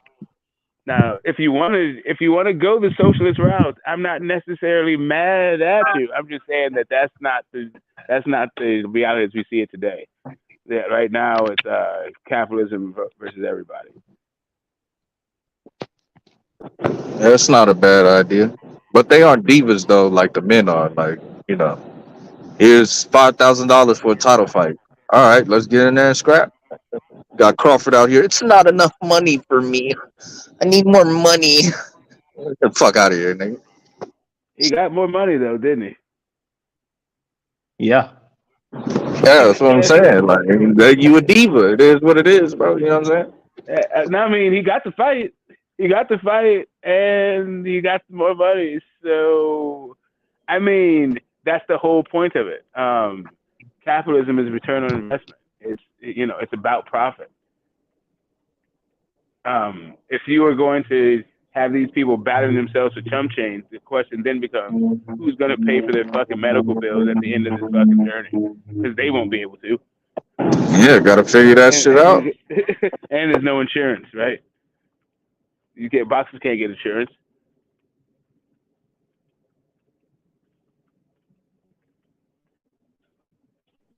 Wait, so Top Rank and Matchroom and them, they don't provide health insurance? No, there's no company that's going to give you health insurance if you're a boxer. What the fuck? Yeah, You that's know a what the high liability for that? No, facts. And the premiums and all I that, think the like, U. No, I can. When you say it like that, it definitely makes sense why you wouldn't cover these people. But I'm just saying, I think the UFC they provide health insurance to their fighters. The promoters might or might not, depends. Like that's the whole thing. So I think the sanctioning bodies should be so.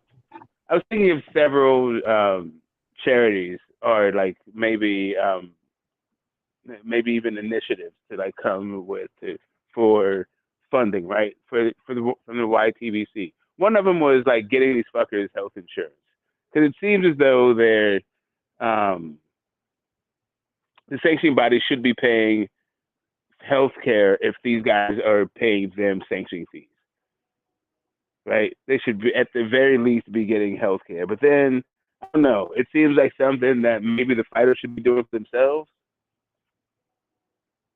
It's a weird. I don't know. I mean, boxing is the wild, wild west. Smoke. We understand that. Yeah, I mean, how much Yeah, do you advocate yeah. for I mean, a like, group of people who don't advocate for themselves? I mean, do they advocate for themselves? Does that no. seem like? Does that seem like? And I don't even think most people know it. I think people would be like, "Oh, you can't get fucking healthcare," but maybe most Americans can. I don't know. Uh,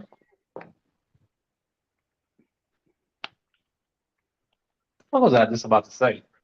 So, so this is I just had a nice one. That was the wedding cake. I'm feeling nice. Sorry, I didn't mean to Man, take your train of thought just because I'm feeling right. God damn it, Smoke. I be feeling like that should be happening to me a lot, Smoke. Where it's like I just be in the middle of a thought and then it's just gone. did you get vaccinated? I did. I did. Yep, sounds about right.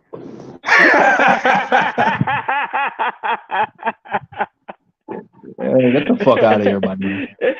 Stay your unvaccinated ass in that basement, Phantom. Don't infect the rest of us clean, yeah, vaccinated people, my nigga. yeah. I never got the vid. The You Coco never one got nine the foods. you never got the jab, Smoke. No, I never got the vid. I got a jab, and then I got I got the jab and a booster, but didn't get the third shot, and I never got Coco 19. So I only had C-19 once the whole time. I never wanted that shit again. It was just terrible. I woke up one morning and it just felt like I got hit by a truck. Like my nigga, I could not move out of my bed. no, I shut out from the world. I'm just starting to get back into it for a couple of years. I was like, fuck that. You people have the Yeah. cooties. Y'all keep y'all. Yeah. Yep. Keep But your yeah. fucking germs to yourself. hmm No, the everything. But anyway, um, fuck, who the fuck were we talking about? We were talking about some fuck fight. I We wish were I talking didn't take it about down. health insurance and Oh, right. we were talking about The women's women. fighter We pay were or talking something about like women. that. Yeah, that's it. Yes, that's what it was. It's women. 3 minute rounds, cool. Fighting for Yeah, I'll let pennies your on the vaccinated back minds end. figure that out, bro. Yeah. Okay. Cool. Yeah. Nice try. Nice try. You should have let that one ride. Um. So. Yeah. Fighting for pennies is a problem on the back end. Those pesky externalities keep cropping up all over the place. I mean, I don't really feel as bad for fighters that's on the lower end of the stick as I did before. I mean, my nigga, if you ain't making no money in this business, that's on you, my nigga. Like I can't really feel bad for you. Like if you're a trash ass fighter, I mean, that's on you, my nigga. I can't cry and throw a pity party because you got your nose and your eye broken for $10,000. I mean, shit, Okay. probably Listen. $500. Yeah. I don't know. That don't sound cool. Like that's some old school war stuff. We know, friends of the channel, and the living legend Nonito would say these fight for $200 and all that other stuff. Um, but yeah, there's a there's an issue that comes with that. That kind of mentality. There's a cost. There's always a cost. Anyway, Yeah. so apparently that was a kickoff. So that was their little selling the fight kind of thing. He's already getting dropped before the fight. That's not good. That's not But good. it's gonna be You're some not supposed to. real heat around this promotion smoke. I'm gonna keep my eye on No, it. I I hope they have mean, I'm saying I that's hope not they have good for the a fight. face to face sit down. No, I mean, when's the fight? No, it's not made. It's just something that they've been talking about. It's been real hyped up over there in the UK. But I now thought they it's said it's gotta on. happen. It's gotta be made. No, he's saying it's on the Frank Ngannou undercard, the Fabio Wardley thing. It is? But yeah, no. Sorry, October 28th. That's it. The fight Oh on shit, October I had 28th. no clue. But they might cancel the fight now. I think it's enough time. If it was tomorrow, then yeah, they would have to cancel that. Man, that fight might get canceled. That's what I'm saying. This fight is in jeopardy, right? Yeah, because Wardley was busted open. Oh, for real? Yeah, he had a cut on his forehead. Wow. So yeah, Wow. that fight, yeah, it was good in the moment, but now I don't know anymore. That shit's stupid. Wait, so Fabio Wardley is fighting on the undercard. Is that right, Marky? I don't know. That's what Smoke just told me. I'm trying to look it up. They said he's supposed to be fighting on Fury's undercard. Yeah, that's what I mean. Yeah. Hold on.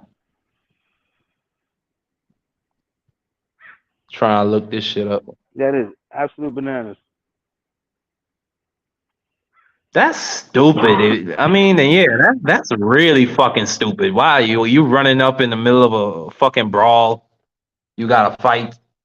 Let the niggas on your team handle that shit.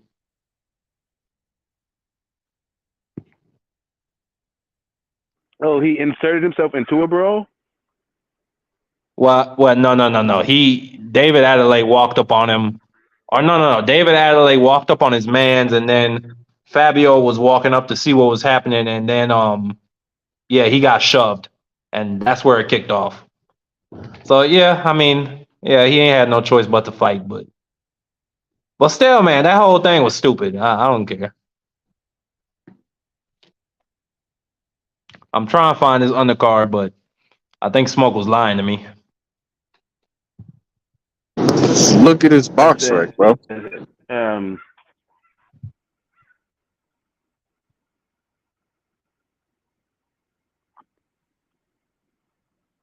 Yep, it's on the undercard. Wow.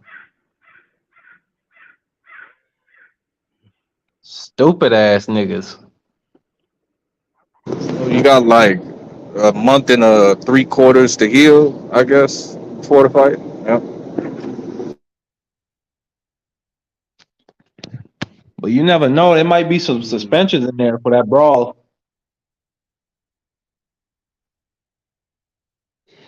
But yeah, it is what it is. We're gonna see what happens. What happens? Who's promoting this fight?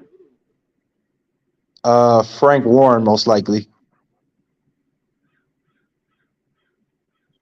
And you know what? What I heard is that the WBC is creating a belt for that Tyson Fury Ngannou fight, but it's not like the official championship belt. You know what I mean? So Yeah, what's it they gonna always be? have The some spectacle commemoration, belt? some yeah. Yeah, some special belt. Yeah.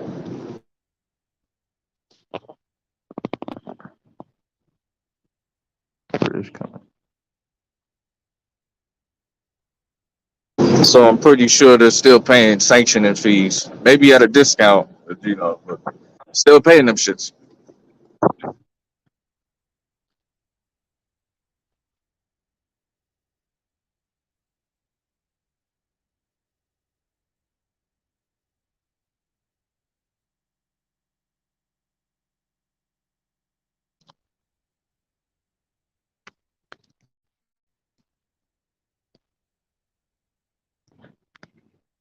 Yo, yo.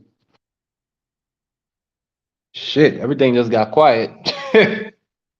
Oh yeah, I'm having a connection issue. I'm trying to figure my thing out. Yeah, me and BVO, we were trying to do a watch party last night, but the screen share just kept crashing the stream. What the hell? Yeah, what the hell? Is that Mr. Moore? I'm joining us. I think you're on mute, Sheldon. God, if you're, yeah, the No, I'm Riyadh here. champion does. I'm just taking care of some stuff right now. I'll be back in a minute. All right, that's all good.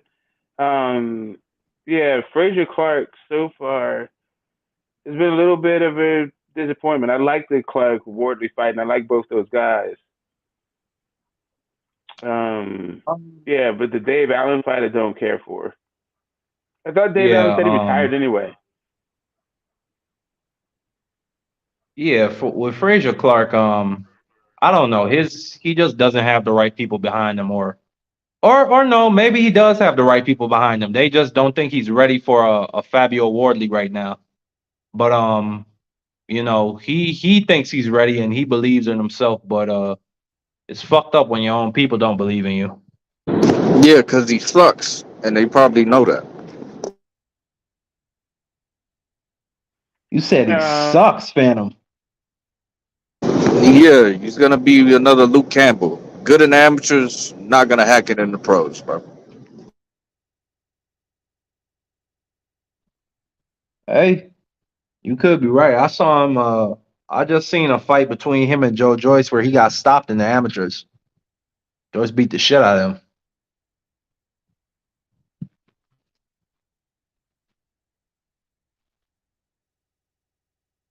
Yeah, so that's one of those guys you build him up, give him a name, and then feed him to somebody who's probably actually still would. good, and then We'll see. make some money. Joyce and Zhang. I guess I'm getting more interested in that fight. But Smoke, you know a division we should really be keeping our eye on. Or no, never mind. Well, not really anymore. But it was 112 when they had the kid Junto Nakatani before he moved up. That shit looked like it was gonna be a super division with all the young champions that they had. They had Sonny Edwards, Junto Nakatani, Martinez from Canelo's people camp. Then they had Bam moving down. That shit would have been lit. Yeah, they So just didn't make fights. what happened to Martinez? I think all of them were on the zone though, Smoke. That's the crazy thing. Yeah, but they also all have like kind of like plans for him, right? like they all have like futures mapped out for them. Generally, the 112s they just mix it up because they need to mix it up because they suffered and earned their kind of thing. But these guys all kind of have names.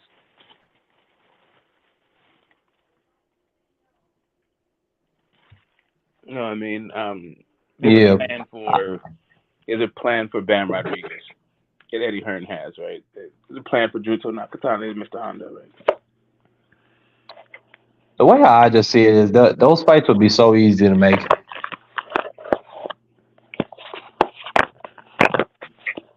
Guys get maneuvered, man. They get maneuvered Let's around. see what else is happening in boxing. But I'm not even Oh, you mad. got Jai Opachaya. He's I going to be gave fighting in Bam the some UK love. on the 30th. Jai Upachai. Yeah, the cruiserweights. Wait a minute. Who's he fighting? He is fighting somebody named Jordan Thompson. So what happened with the Marius Breedis rematch? It ain't happening. I didn't know that they had a rematch in place. Yeah, the IBF said they were doing some shit where they were gonna order the rematch. So I guess that went fuck all out the window. I mean, good. I mean, I want to see the young fighter take advantage of his momentum. You know, because it was fucked up. He got his jaw broken the last round of that fight, so he had to sit out after winning this title belt.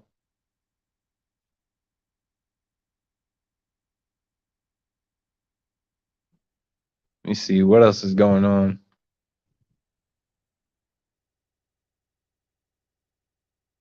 Any of y'all looking forward to the Richardson Hitchens fight? Yeah, that's gonna be on the Serrano undercard. Yeah. No, I think that's its own. Well, you could be right, but I think that's its own card. Is it October 27th?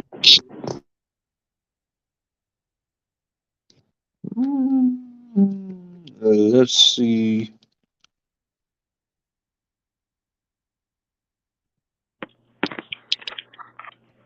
Yeah, the dates are all messed up. You, you, you It's Batman, let's see. coming up blank on the dates these days today, Barky. I'm just looking through the schedule because it's not really a lot in the month of September outside of the Canelo fight. Prospect generally has the undercard. If they once they list it, they tell you. Yeah, it says it right here. They got Richardson Hitchens versus Jose Zepeda, Orlando, Florida. They got What's the date? September 23rd. September what? 23rd. Okay, well that's this month too. Okay.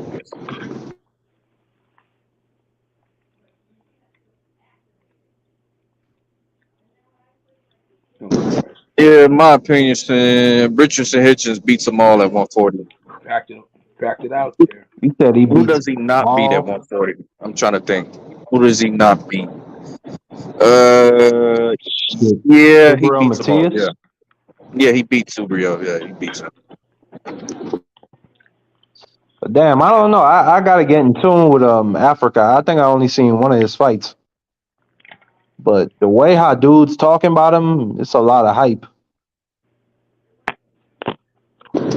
Yep, and you'll see why there's a lot of hype. September 23rd. It's still a couple more dudes I want him to fight before they step him up to a title fight. You got that cat Steve Sparks. He's a real good fighter. Shit, I want to see. I know that Montana Love fight will probably never happen, but I'd like to see it. I just like to see Montana get the hell beat out of him one more time.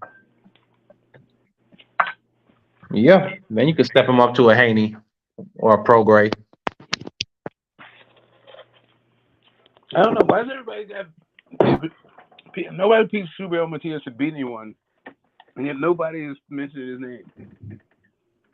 I mean, no one's talking about fighting like the guys at 140. The dude has a belt. No one says, "Yeah, I'm about to go and get that belt from Subio Matias." Of course not. Yeah, he's got a Hardcore mandatory puncher. fight, bro. Like they figuring that shit out with the money. That's all it is, bro. He's got a fight lined up. Yeah, I know. There's none of the people we're talking about, but like he's gonna get beat by them. I heard him talking some shit to Haney, basically saying he fight like a chicken. He always running around. Yeah, man, I hear you. I didn't hear Haynes talk about. Yeah, we got. He said he's gonna clean up Subaru in order. He talked about him, but they're not like clamoring for that fight. They're not clamoring for any fights. They're playing, they're in they're in the driver's seat right now.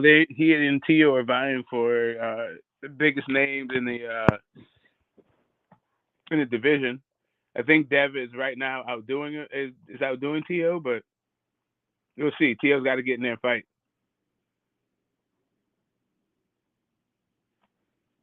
He said he's not retired. Um, he also said he wasn't fighting for Bob Arum anymore until he got properly paid. He's talking about 9-figure deals. I don't know how much of that was just game. Um, but yeah, I'm Tio. I'm looking forward to Tio's return to the ring. I don't know what those dudes are doing, but yeah, man.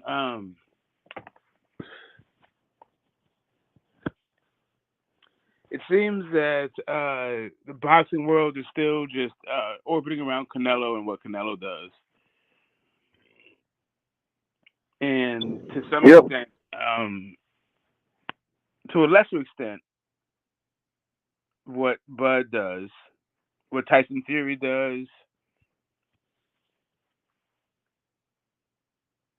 Um,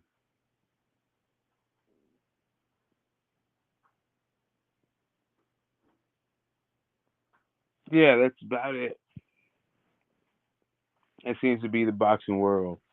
Some to a much lesser extent, what Tank does. Hey, let me ask you a question, Smoke. What you guys think about Big Charlo now training with Roy Jones?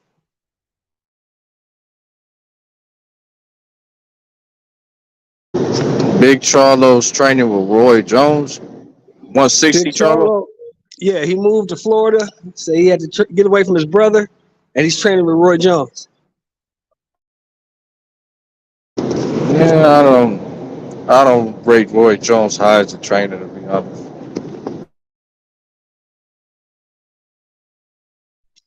You think it could be a good change for him, or you think it's gonna be the same old Big Charlo?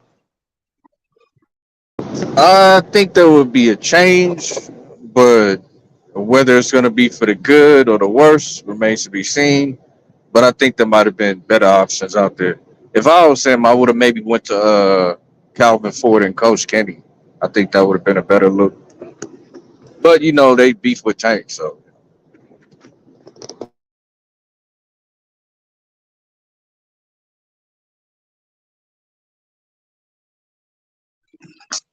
Yeah, well, sometimes change is good. He said Roy is mentoring him. Roy can definitely teach him how to stay out of trouble because he don't know how to do that well. Roy can teach him how to focus, give him tips on how to focus because Roy was always focused.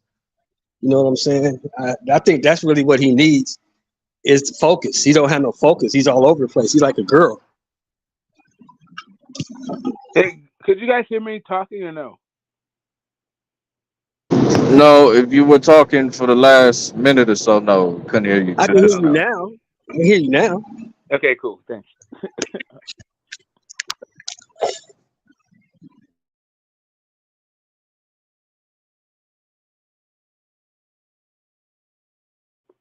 Whose focus are we talking about?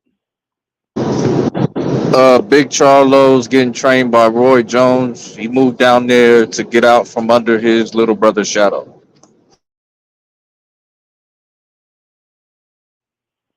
Um, Your Roy thoughts, Jones has Smokey? not Your proven to thoughts on be. Big Charlo training with Roy Jones Jr.? Yeah, Roy Jones Jr.'s guys get their ass whooped. Put it bluntly. I don't think he's ever coached a guy to a belt. They generally lose in like I don't know. Roy Jones, he was so gifted. He needs guys to also be like physically gifted. Like he teaches guys how to be him, but they can't be him until they get whatever.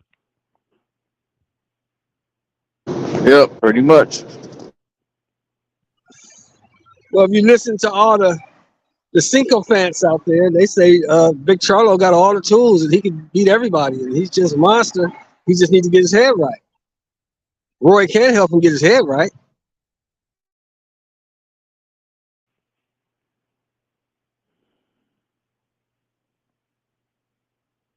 Or he should have went over there with Bozy. Yeah, Bozy will get his motherfucking head right. Uh, yeah, I don't know. He seems I don't know why the oh nonsense like what's if Ronnie Shields can't get your head right, how the hell I don't know. Whatever. Go to whoever you need to go to. Who was that guy? I can't remember his name. Damn, that's so bad. He kind of looked like Derek James. He used to coach Daniel Jacobs. Daniel Jacobs cut him loose once he got paid. Oh, you talking about the boy out of Brooklyn, the New York Yeah, dude? yeah. That guy. I forget his name. Tip of my That's how tongue. much stroke he's had in boxing the last couple of years. I done forgot his goddamn name. Yeah, I totally forgot his name too. I was. He got like two first names, like two. Also, fuck. Does anybody in Anyway, the chat remember Danny Jacobs' trainer? yeah, Danny Jacobs' old trainer also had Derenchenko. Yeah, at the same time, and then Daniel Jacobs like fired him. Yeah, Daniel Jacobs' coach. Um, Brian. Oh, what? Is it Brian You can't something? be talking about Breadman Edwards, can you? That's No, not it. no, no, no, no. You know what? I'll just look it up. Who gives a shit? Like, what's the importance of that nigga? I guess Smoke Nah. was saying maybe he could get his head right. Yeah, somebody like a no nonsense, like low key dude, work, unassuming, someone like that. Yeah, guy whose name is you don't even fucking Rozier, remember. yeah, Andre Rozier. Andre Andrew Rozier, Rozier, that's his name. exactly.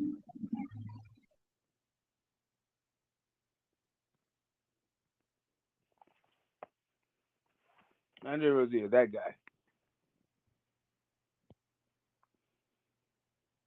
So, because he's young, he'll have you in shape, he'll have you ready. Um, a couple straight. Daniel Jacobs did him wrong.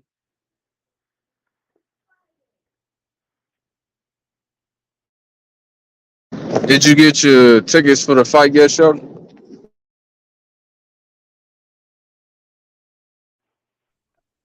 No, they still hovering around 500. I'm still trying to wait a little bit. They still hovering around anywhere from $5 to $2 grand. I want them to drop down a little bit more. So you plan on being in the nosebleeds and then moving down, or you gonna stay in your seat? So you know how them fights go. You can be in the nosebleeds and just walk down and stand at the rail, or you can walk downstairs. Hopefully, if Rach and Nonito are there, I can just fucking get downstairs. You know. Yeah, that's a solid move.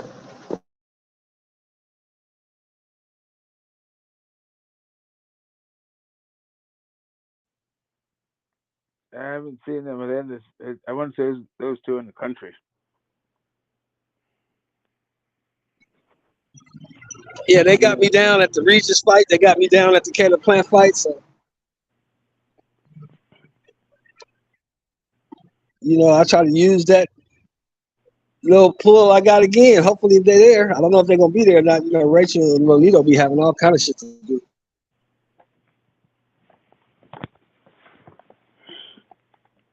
Okay, so it just occurred to me. I mentioned it in passing in one of the streams, but Caleb Plant said, and the rematch with Canelo was almost finalized. If he fights Caleb Plant before he fights Canelo, how is that going to look? I think you mixed up your words there, Smoke. So if he fights Caleb Plant before he fights David Benavidez, Canelo, Yeah. yeah, how's that going to look? And I don't think the Mexicans will care too much.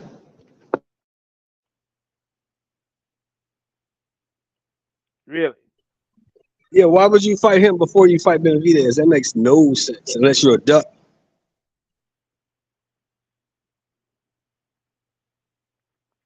really, you think they're going to back that play? I don't. I believe so, yes. From what we've heard, Smoke on other channels, like, yeah, I think so. They'll back Canelo if he fights a kitty cat. I'm not talking about trolls. I'm talking about like actual like boxing. Yeah, the casual fan base, I mean, that's who you're talking to. And I think that they will more than likely, if he were to rematch Caleb Plant and it was around a certain fucking holiday, yeah, they will support it. I think you'd hear a bunch of Mexicans talking about how he should be fighting Benavidez instead. I How's he think gonna you'd fight hear him? you saying that. I How's he think you'd fighting hear him? us saying that. I think his fan base will not give a fuck. I Yeah, I agree think with people Fanta. like I think even LT will be saying like guys like LT, guys like Raider. I think they'll be like, nah, should be fighting David Benavidez. But will they watch it? Will they support the fight? Of course. And that's how you rock it. It's just like you know. But then again, the source I take with a grain of salt. And, Caleb Plant saying, oh, the fight's almost finalized. It just be him trying to keep his name in the mix because Bud Crawford's name is in the mix. And he's like, well, why not me? You know what I mean? He's the media savvy guy now. He's smacking people up, talking about Yeah. rematches. I mean, otherwise, how is you gonna get in any clout? Getting your ass whooped by David Benavidez. The little slap died down. You got to keep the momentum going Well, that's somehow, what I'm bro. saying. You build the moment. You build the momentum to slap. Who he should be talking about is Charlo. Slap him again. I can't wait to slap that dude again. Yeah, but you see it happen, and he barely spoke on it. But oh, me and Canelo are almost done. Yeah, I bet, bro. Yeah, Yeah, sure, well, sure, I buddy. think he is. I think it is a. I think there is a lawsuit that's pending, but anyway, I think there's criminal charges. I don't know if there's civil.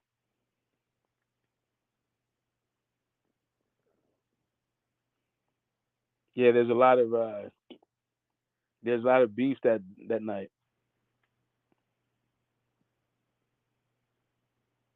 So, was there any verification that was actually his wife fighting on the ground? Everyone was talking about that it was his wife. I don't know how they attributed that to being his wife. Yeah, there was Today. verification. His brother verified it. Yeah, how do you do that? So the wives that were fighting were the twins' wives, right? Correct. His brother verified. Well, I'm saying which wives were fighting. Who were the wives exactly? Charlotte, big Charlotte Charlo's ex. girlfriend and uh, little Charlo's wife. Okay, there we go. Oh, that wasn't the ex-wife. See, I heard it was Big Charlo's ex-wife or soon-to-be ex-wife. I don't know No, how I old think that. you're right. I think you're right, Smoke. It was his soon-to-be ex-wife. You're right. That's what it was. It was his soon-to-be ex and his and Charlo's wife. They don't get along. They've never gotten along, I guess.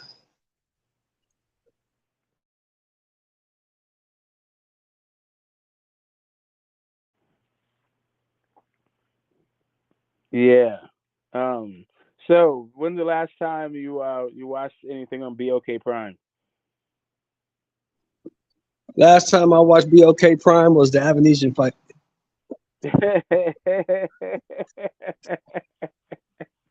That's the only reason why I got it. It wasn't like I was gonna become some loyal Just BOK Prime subscriber. yeah, I just I got it for the fight. No, I I like to do remember my you. fucking research. I remember you saying you was watching like some show after Sheldon. Like you watched one show after the fight. Yeah, they had some little African sitcoms on there that was kind of funny. But that shit's not even on my list no more. I don't even think that shit even exists anymore. Sure. And so that $10 million, I think that would. Are we all saying that's bullshit now? Like we know that wasn't the case, or we still going with that No, no, narrative no, that he got? no. I'm not saying that because I'm not saying that because $10 million is not a whole lot of money for people in that position. Especially when they're not using their own money, they're using other people's money. I'm just saying that it was a one-off and that was it.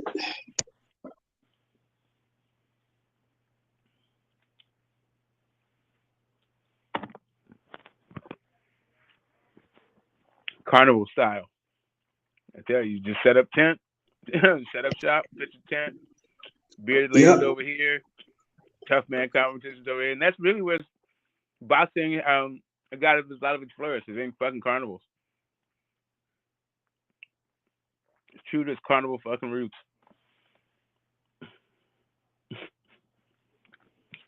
Step up, step up. Anyway, and toward that end, Tyson Fury and Ngannou. Are you gonna watch it? Yeah, I think so. And I got Francis Ngannou winning because he was in Fast and Furious 9, and Tyson Fury hasn't been in a major motion picture yet, so I'm edging Francis Ngannou.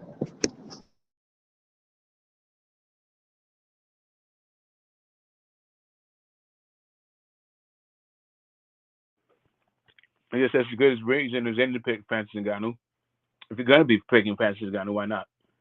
Why not that? Right. Um, if Francis Ngannou beats Tyson Fury in a boxing match, Tyson Fury should retire from the sport. Why do you think that, bro?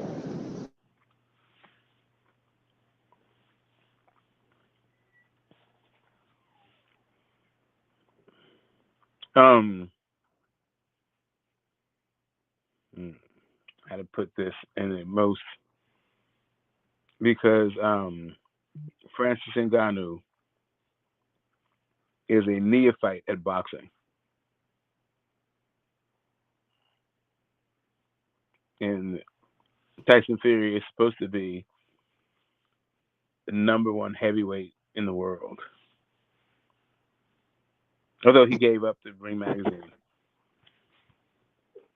I mean, but you know, he is getting trained by Mike Tyson. You gotta add a caveat to that. And that's gotten who over the hump in the past? That I would think that would have some sort of future impact.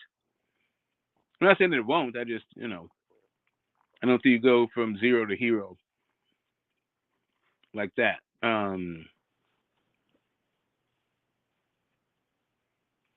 Hollywood wins. I don't know how, and that's how you're trying to blame. I see how you're trying to do it. You're trying to push that Irish, the stuff that the Irish guy does, onto America and have it be our fault that Tyson Fury is fucking is behaving in the way that he is. I don't listen. I mean, I guess on the one hand, you could put the origins of this fight at the feet of Floyd Mayweather, right, and Conor McGregor. In another sense, you can put it on Muhammad Ali and I can't remember the Japanese wrestler's name. I should get a better grasp of that one. But anyway, point being, Francis Ngannou is a guy who like is mostly a wrestler, and he's a pretty good, and he carries a decent punch for the UFC. But his it doesn't make him a boxer. And Tyson Fury,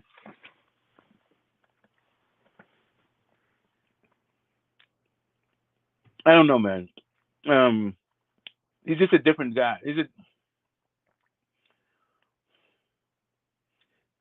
I don't think it's going to be close. I don't think it's going to be interesting. It's a weird. I don't know if it has the right kind of train wreck appeal.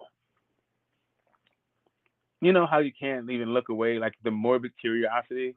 It seems like it has that kind of going for it, a little bit of a morbid curiosity going for it. But there's just like no. Ngannou is just so I don't know. Yeah. All I'm saying is if Ngannou wins that fight, Tyson Fury needs to retire. That's it. But you can't elaborate. That's I interesting. can elaborate. I mean, I could get really deep. The dude's never had a professional fight at all. Still can't Okay. get not ranked, unranked to the heavyweight champ. Like this is not a Creed script.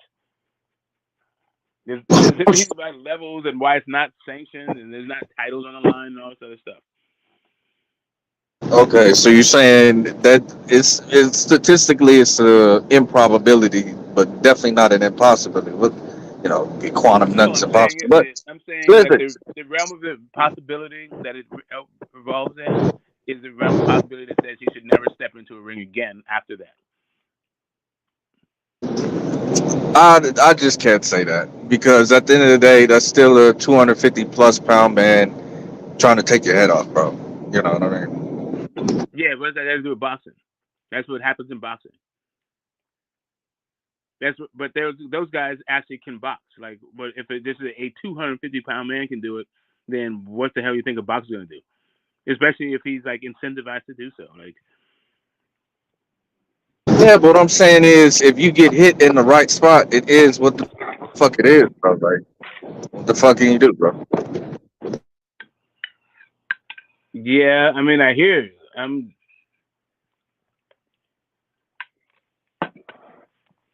mean, that's what the whole job entails. That's what boxing is.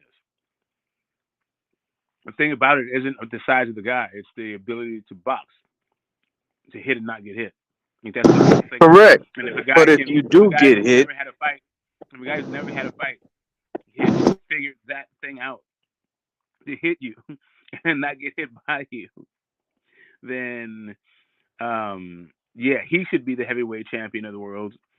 And if that guy is in his first professional fight,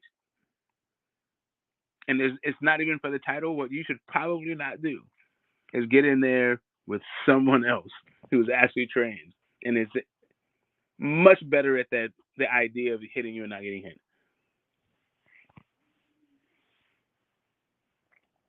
And Ngannou is hitting hard for the UFC. I don't know what the hell he's hitting like for boxing. Probably decent. the worst thing in the world. That's what I'm saying. What'd you say? I don't know. You can't hear what the fuck I'm saying, so whatever. I don't want to No, repeat you but myself. you're yeah. I fixed my audio though, but you're just going in and out. That's on your end, I think. Aren't you? It sounds like you're driving.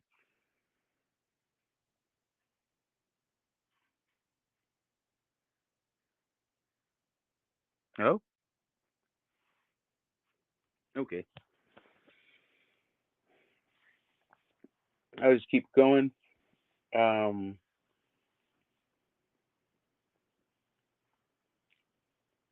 yeah, I don't know if I'll watch it. I don't know if I'll watch it. Maybe, maybe. Um, it seems like the spectacle. There should be some spectacle around it. Although I wasn't very interested. It seems like the Fabio Wardley thing stole the show. No one's really talking about Ngannou or Tyson Fury. I just kind of wrote it off.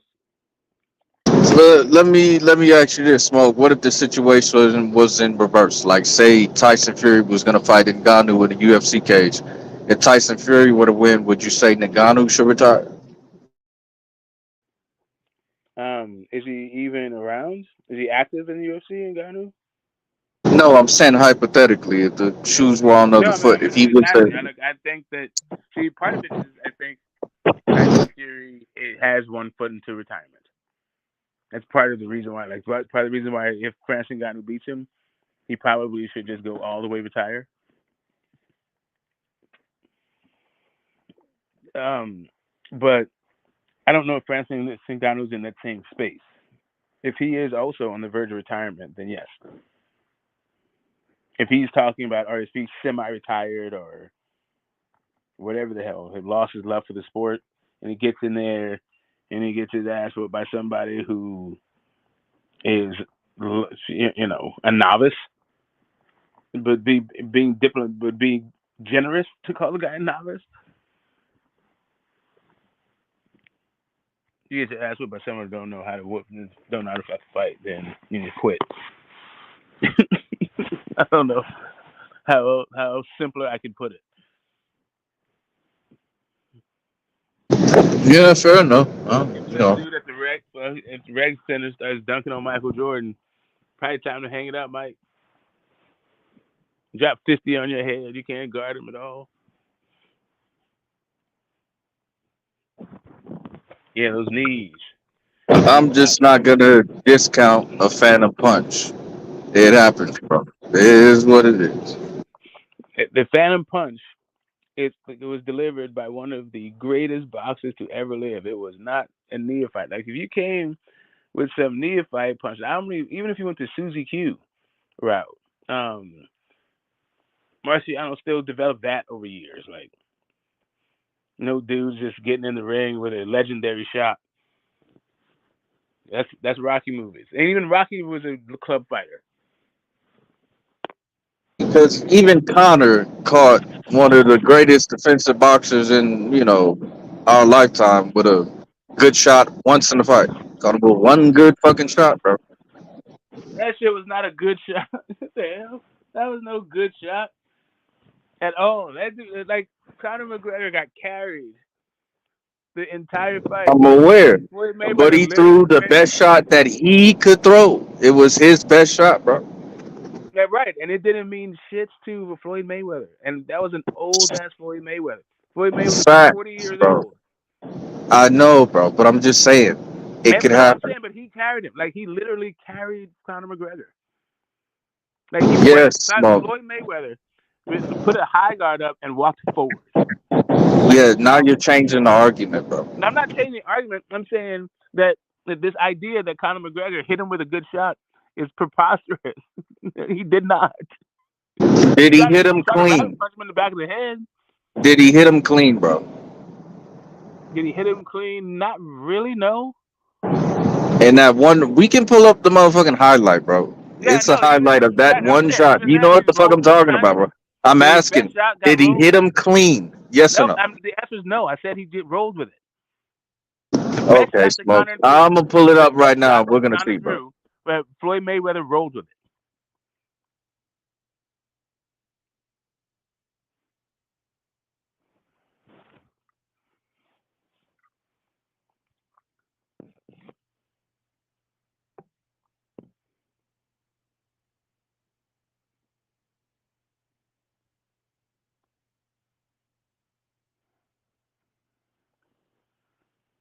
it. Yeah, if Conor McGregor is if Conor McGregor is going to be the litmus test for that in completely different context, that's what I'm saying. Um, Floyd Mayweather was already retired, a 40-year-old man. If that's where Tyson Fury is at this point in his career, then he should just go ahead and retire, just as Floyd Mayweather did.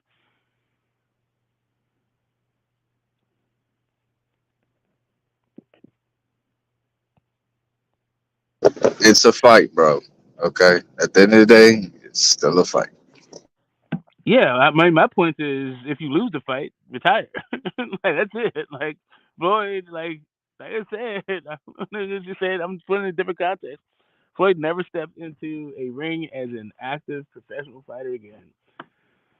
All he did was do exhibitions from then on. Yep. Okay. So when you say novice, right? I can see if it was some football player who just came like top number one pick who came out of the draft and they said, "Well, this big motherfucker, we want to see you fight him," like some shit like that. But this is the But guy who's at least competed in combat sports and is a big motherfucker, bro. Like, you know what I'm saying?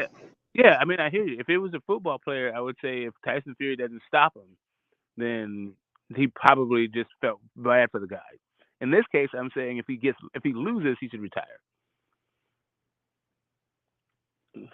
I mean, unless it's just like an exhibition and he doesn't really care about what the hell happens, and he doesn't care about. But it's but still, if you get knocked out because you don't care what happens, if you get outboxed by Francis Ngannou, you have to literally just be clowning around the whole time and He's losing not exhibition. getting outboxed. If anything, he's just gonna get knocked the fuck out. Like that's the only way it's gonna happen, No, bro. I He's mean, I'm just saying, no, he could just go in there and clown around. I mean, I'm just saying the ways that he could lose, and I wouldn't say, okay, you should retire. If he goes in there, doesn't take it seriously at all, and just clowns around and lets this dude outboxes him, fine. If he gets knocked out by him, then yeah, retire, dude. If he gets knocked out clowning around, maybe not. You could get like, when Jack Johnson fought Stanley Ketchel, it was supposed to be a light, it's supposed to be like kind of an exhibition kind of thing. And Ketchel saw that he was getting he's having some success against Jack Johnson. Jack Johnson's, messing around with him because it's an exhibition, going a little easy on him. Stanley Ketchel caught him with something and put Jack Johnson on his pockets. And yeah, Jack Johnson got up and knocked that dude in the middle of the week, brushed teeth out of his gloves and all that stuff. Like, if it's like one of those things, he's going easy on Francis Ngannou, and then Francis Ngannou decides that he's going to like take that dude to take a moment to Charlie Zellen off him. Okay, fine. But I'm just saying, if he goes out there and gives it his all, takes it seriously, tries to win the fight, and then gets knocked out, he should retire. What do you think, Sheldon? What do you think? Tyson Fury is a lot of things, fellas, but he's not stupid. Tyson Fury understands that even though this is a bullshit fight to all, hardcore boxing fans, he's got to go out there and put on a display against this dude. Tyson Fury is actually training for this dude. Well, he's training, not for him, but he's training. And he's going to go out here and beat this dude up. Because this dude's never been past 25 minutes. Yeah, and gasses out and fights within the 25 minutes that he fights. But the other point I was gonna if Tyson Fury loses, gonna beat the right? shit out that Like, man. let's say he does what I agree with you, right? Let's say I agree with you, and Tyson Fury trains as if this is a regular fight and loses the fight. Damn. Do you think you should retire? You better. I mean, well, not really. Well, yeah, because now if he can't beat this guy, if you're the first serious champion to fight an MMA guy and you lose, man, it's a wrap for you. As far as people taking you seriously as a heavyweight, you know what I mean? So it's a lot riding on this fight, even though we know it's bullshit to us. It's a lot riding on this fight for Fury and Fury's legacy. Because Floyd fought an MMA guy, and played with him and got him up out of there. You know what I'm saying? Even Jake Paul beat up the MMA guy consistently. So if you're the WBC lineal heavyweight champion of the world and you lose to an MMA guy, days of people taking you seriously as a champion are over. It's a lot riding on this shit for Fury, to be honest, if you think about it. Yeah, that's it's good perspective, Sheldon. I agree. Yeah, I guess Shelton speaks fluent Phantom. He didn't like it when I said it. That was hilarious. Oh my god! Yeah. If you get knocked out Shut like up. Francis What was that, Ngannou, Smoke? what'd you say? What was that? You said something was hilarious. What was that? Oh, because we have the same conclusion, right? Yeah, I thought yeah, that he would. That was my point. It's like um, Tyson Fury is supposed to be the number one heavyweight champion in the world. Forgot exactly. more about boxing than all the other active fighters in his division, and then he's Right. supposedly gets flatlines from Francis Ngannou. Like, come on, bro. Yeah. That, A guy who's that, never had a professional boxing match. A yeah, guy who's never had a professional boxing match ever. And yeah, you lose to this guy? Your days of being considered a serious contender are over. You might as well join the WWE and just do it like that. yeah. And now all these other guys are gonna be coming after you. Usyk is gonna have a field day. You see why this motherfucker didn't want to fight me, right? AJ, you see why So, this motherfucker didn't want to fight me? Because he can't even beat that guy. well, then they'd want to see Usyk versus Ngannou. Like it become a whole fucking thing at that point. Yeah, but That's then why I Usyk, want to see that. yeah, but then Usyk can flatline that dude. Usyk can beat the shit out that dude. That dude can't box with Usyk. He can't box with Fury. I don't think that dude could box with motherfucking Brian Jennings. Brian Jennings will beat that dude. He can't box. He's not a boxer, man. He's a MMA fighter. Two totally different disciplines. I mean, could you imagine what would happen in the sport of boxing, right? If Francis Ngannou beats Tyson Fury, doesn't win a belt, and then beats Usyk and doesn't win a belt, and then just walks away from the sport, what does that do for boxing? Boxing returned into Creed 3. You remember the premise of Creed 3? I haven't seen Creed 3. I haven't seen it. What I'll happened? say Creed 3, whole premise of Creed 3 was this. The guy that used to be a Golden Gloves guy, him and Adonis was tight buddies. The dude went to jail for 18 years. He gets out of jail, never had a professional fight, and goes and knocks out the heavyweight champion of the world, becomes the heavyweight champion of the world. So now Creed has to avenge the loss of number one, his fighter, and number two, the fact that dude played him into giving him a shot at the heavyweight title and the dude won it. That's what boxing would turn into. Boxing would turn into Creed 3. It turned into a movie show. And that's It what you turns into a said. movie. It turns into a movie. Because where else but a movie can a guy who hasn't fought competitively in 18 years get out of prison just by shadow boxing and doing push-ups in prison, get out of prison, jump in the ring with no professional experience and beat the heavyweight champion of the world? Where does that happen? Why did he get in the fight in the first place? Why did they give him the Because fight? Like, what he was played everybody. He played Creed into giving him time in the gym to spar with the champ. Then he paid his homeboy to knock out the number one contender, break the number one contender's arm, hit him with a bat and fuck him up. You know what I'm saying? He played his way. He used all kind of street tactics and played his way into the fight and got the fight and actually won the motherfucker. So, it's a movie. That shit only happens in the movies. That's the only place that shit happens. Oh, that's hilarious, bro. That shit don't happen in real life. Because there's no way, in my opinion, and I think I know a little. I don't know a whole lot, but I know a little about boxing. There's no way that a guy who's never had a professional fight ever in his life is gonna get in the ring with the heavyweight champion of the world and win the fight. It just don't happen.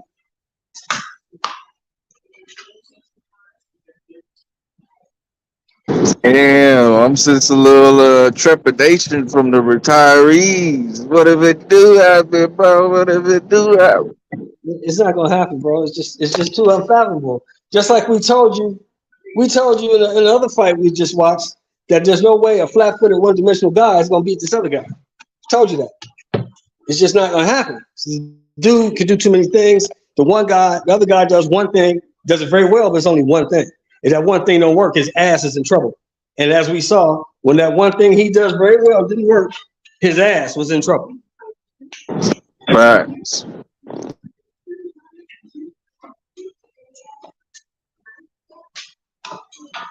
But we don't know what Ngannou can or can't do in the boxing ring. We ain't seen it yet. I guess that's what the intrigue is. You know what I That's mean? what the Like, intrigue is. We don't know. We can say all these things. He's only fought MMA. He gets tired in MMA fights. Blah blah blah blah. We say all this shit. We really don't know what's going to happen when he gets in there. Now we got a pretty good idea based on the history of the sport and what we've seen from both guys. If you just go off of that, it's a hell of a hill to climb for Ngannou. You know what I'm saying? Because Fury, no matter, I can't stand the motherfucker. I hope if he fought Mickey Mouse, I go with Mickey Mouse. I want Mickey Mouse to be it. You know what I'm saying? I just don't like to do it. But the fact still remains that Tyson Fury has multi dimensions, a lot of dimensions in that ring. He can box, he can punch, he can do a lot of things. You know what I'm saying? We don't know what this Ngannou guy can do because we've seen him do two things. He's either gonna knock somebody out or he's gonna get knocked out. That's what happens with Francis Ngannou, or choked out. He gasses, either gets choked out or he gets knocked out, or he knocks somebody out. Those are the three things for sure that we know he can do. We also know he's not a championship boxer. We don't know that. We don't know that. We don't know that, Smoke. He's never had a boxing match, so we can't say what he is and what he ain't as a boxer. We don't know. We have a pretty good idea. See, here's the thing. Just like you said, that how you know that fighters can fight, how you know how boxers are boxers is because they box. If you've never had a boxing match, then yeah, you're not a champion. Like by definition, you're not. You have like to we were just actually saying, but like we were just saying, Smoke, it happens in the movies. Yeah, I'm saying, but I'm talking about from what we understand how when we separate our imagination from what exists.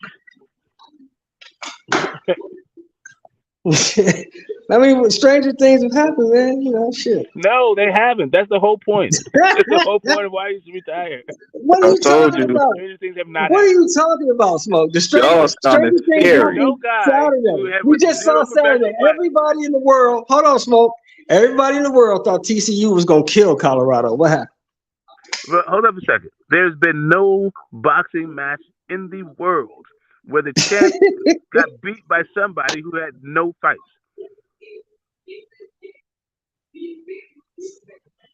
Never, not even in And the 1800s. Never, ever, ever.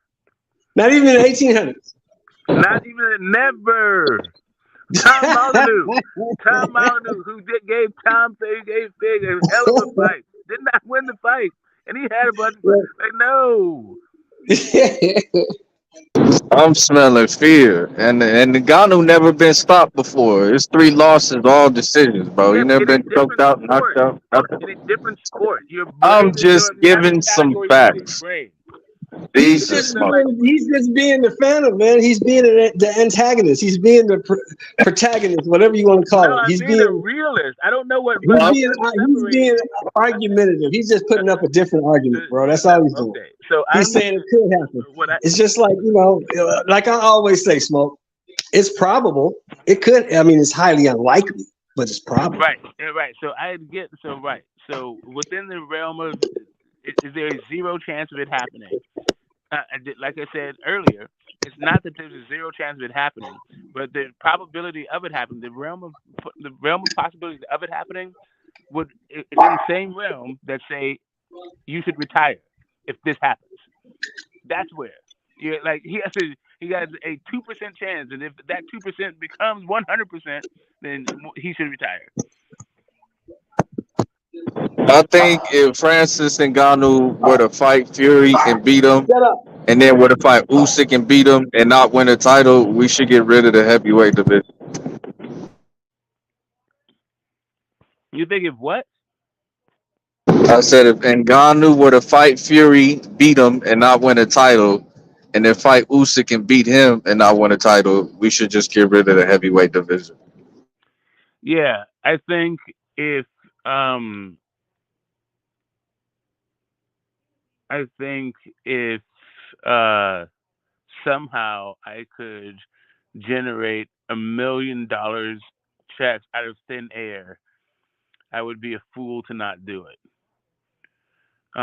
The thing about this whole thing is not like how creative we can get with like what could happen in fights. The thing is, um, in the realm of things that exist, right? Um, what the actual likelihood of things of happening, right? Like Ngannou fighting Usyk and Tyson Fury, slim to none. The getting ready to the heavyweight division, a thing that is a totally made up thing anyway, is not gonna happen. Like, I'm just saying, bro. Like everybody wanted that Ngannou fight. Tyson Fury's just the one that got it, and it's like if that nigga come through and clean y'all out, it's like, well, who the fuck y'all some bums up here at heavyweights? Fuck you niggas. But you gotta remember something. Y'all keep forgetting the one caveat about this fight, bro. It's a 12 round sanctioned WBC fight. It's sanctioned. wait a minute, the title is not on the line. They can't have sanctioned this fight with no title. No, that's what I told you earlier. It's they're making up a title specifically for this fight, but it's not the heavyweight championship title. Yeah, no, it's the Riyadh belt because Riyadh bought it, right? This is a exhibition fight that Riyadh put on, but this is not going on there. Wait a minute, hold up. But it's just like when you go to court if you're on a jury, right? Hold up, wait. It's just like when you go to Hold court up, and on a hold up, jury. hold up, hold up. I may be wrong about this. I need to make sure. Cause hold up, hold the fuck up. This is well, actually, yeah, because they made Connor, but wow. All right, 12 so round they did sanctioned fight, sanction the right? Conor And it's McGregor sanctioned. fight, didn't they? They totally sanctioned the Conor McGregor fight. I remember this. But he wasn't his reigning champ at that point. The champ was But here's supposed to the not thing. have title. The champ is not supposed to have sanctioned fights that aren't title fights. That's like part of their laws. They have their like. But here's the biggest thing that you got to remember. This it's just like if you're on a jury, if you had a trial and you're on jury duty, and the prosecutor says something to prejudice the jury, and the judge says strike that, jury disregard that answer. Once you've heard it, you can't unhear it.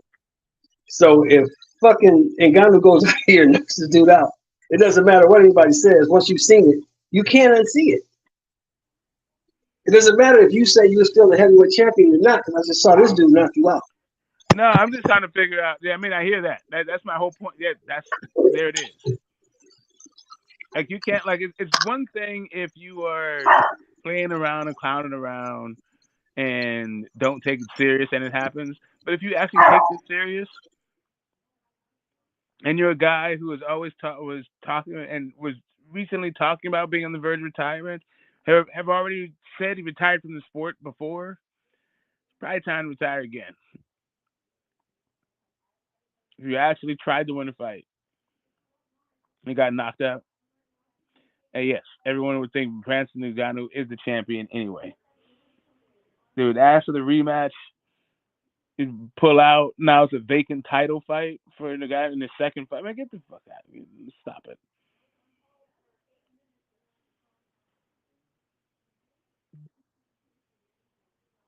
Hey, but check this out, because Wilder wanted it, AJ wanted it, Fury wanted it, he got it. What if this nigga just be on some like, oh, y'all thought it was sweet type shit? Like, nah, I'm gonna knock Fury out, and I'm gonna call all you other niggas out and see what it's really about. You know what I'm saying? Yeah, he said that, and then he got in the ring, and it turned into the Great White Hype. He's gonna kiss the donkey. He's gonna kiss the donkey. He's afraid of me. Then he hit Damon Wayans one time. He said he's trying to bash me on TV and piece that dude the fuck up in the fantasy land. What if Francis Ngannou knocks out Tyson Fury, I becomes the mean, most he feared said that heavyweight one. boxer on the planet? I get it. What if his flying saucer came out right now? Would I still stay alive and just like landed in my lawn, front lawn? You have to entertain my hypothetical, Smoke. What if Francis Ngannou knocked out Tyson Fury, became the I most already feared said. I heavyweight boxer told on the you. If planet, he bro? does, wait, hold up. Wait. Sorry, I missed the last. I missed the last part. Sorry. 1 minute. One last time. Okay. If Francis Ngannou knocks out Tyson Fury, what if he becomes the most feared heavyweight boxer on the planet? Um, I don't know. What if that? So what? No laugh. It'd be funny, like really funny. Yeah, I don't know.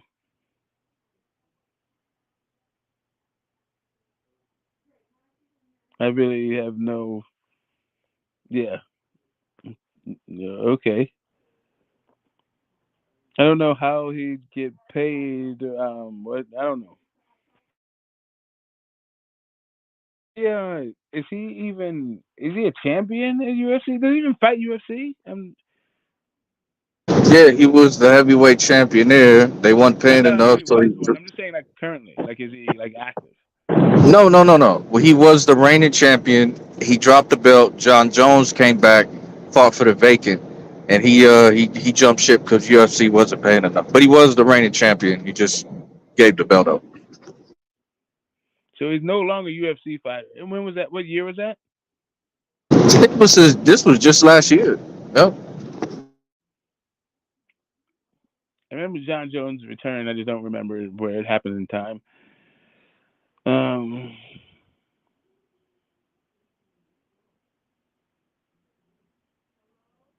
yeah, So, yeah. What's up, Mr. Moore? what does Francis Ngannou possess that Tyson Fury needs to worry about?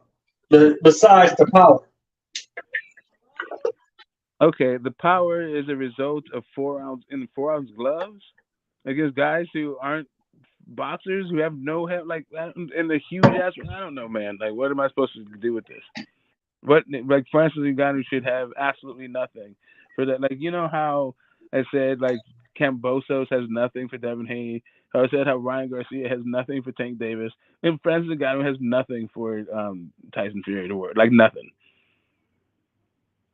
Well, to answer your question, Sheldon, overhand right and the uppercut.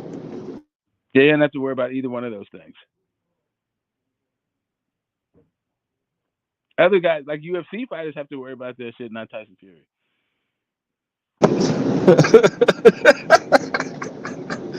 Oh shit! This is hilarious.